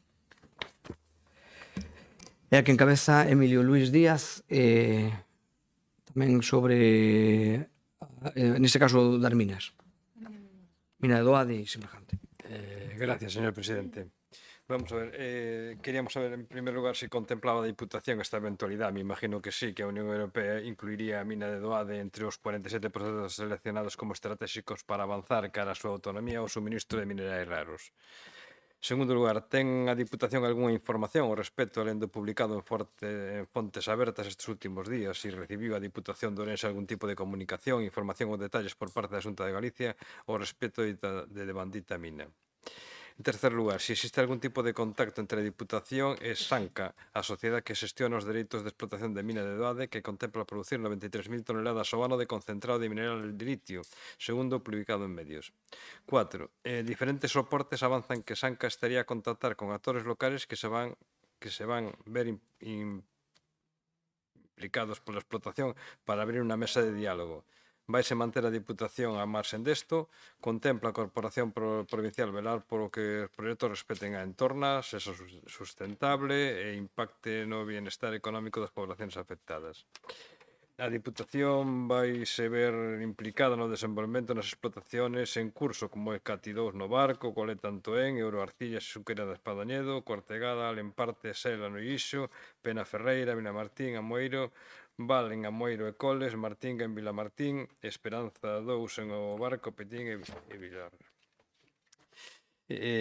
Sexto lugar, mantén a Diputación que non é preciso elaborar un inventario de recursos mineiros e o plan para desenvolvemento ordenado do sector na provincia. Tampouco contempla demandar da Xunta de Galicia mecanismos de coordenación para que a Corporación Provincial e actores afectados por explotaciones poidan cuidar ao máximo os seus legítimos intereses. Gracias. Pois moitas gracias. Vamos a ver, con carácter, podíalle contestar moi brevemente, pero vou dicir unhas cuantas cousas máis. Primeiro, evidentemente, esta Diputación ten as competencias que ten en materia de minería, non as ten. E, por lo tanto, a tramitación de expedientes, a tramitación de solicitudes e demais, permisos e tal, aquí non chega. Aquí nos pode chegar como persoas, efectivamente, con información pública, a través de alegacións, reclamacións ou a indicacións que nos fagan, e é así. No obstante, efectivamente, entonces eu contesto a isto, nós non temos ningún contacto máis alá do que saliu nos medios de comunicación. Sabemos que a empresa, a Sanca, por o que sabemos, efectivamente, é unha empresa española, unha empresa aragonesa, non é ningún fondo buitre, nin ten ninguna cousa rara, e a verdade é que, eso é un punto a favor. E logo, efectivamente, sobre a mina, fai referencia, neste caso de Doade, a algo tan importante como o litio, e pensamos que, efectivamente, de cumplirse coas prescripcións legales, e creo que pode ser bo para Beariz e por resto da comarca, non? A mí nos parece importante. E despois, en xeral, efectivamente, vamos a ver, eu creo que, non sei, aquí desde logo a postura da Diputación é dúas. Unha,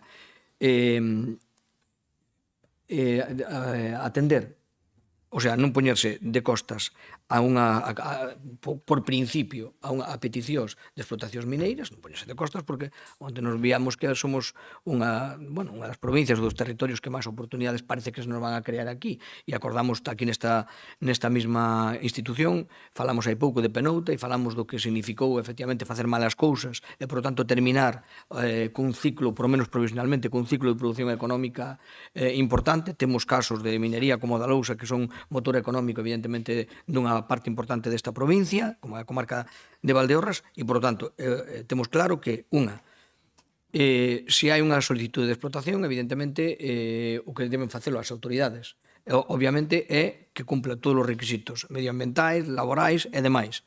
Nos estaremos sempre...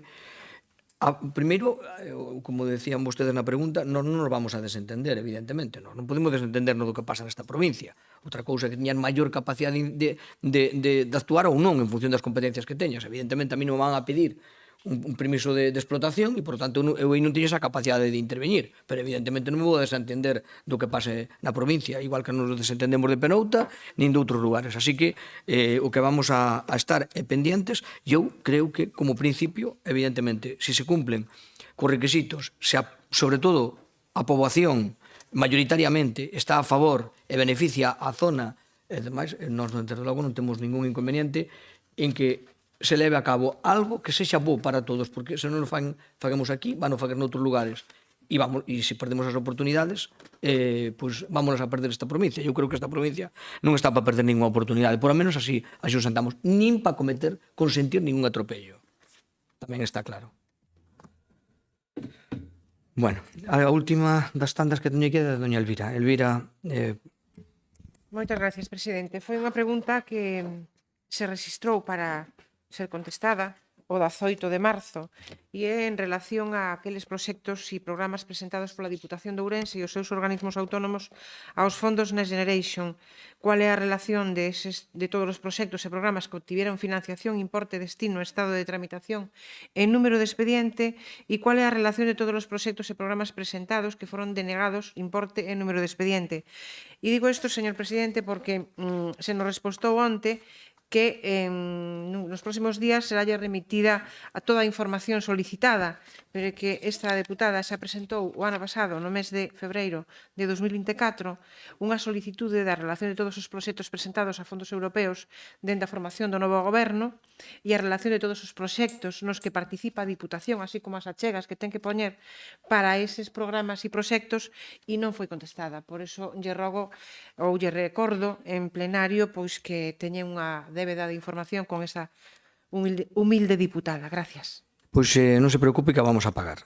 Extrañame que desde o ano 24 non se lle contestara esta petición. Esta que fixeron últimamente, efectivamente, dai uns días, afecta a varios departamentos e non todos tiñan a información. Tiñamos parte da información, pero non todos tiñan a información sistematizada. Nos próximos días chegará por escrito a todos, efectivamente, porque non hai nada que ocultar sobre a participación en fondos europeos, o que nos dan, o que nos dan, o que nos dan, o que non nos dan, o que participamos e o que non. Por lo tanto, non hai ningún problema. Comprometémonos a enviarlle nos próximos días. Vale?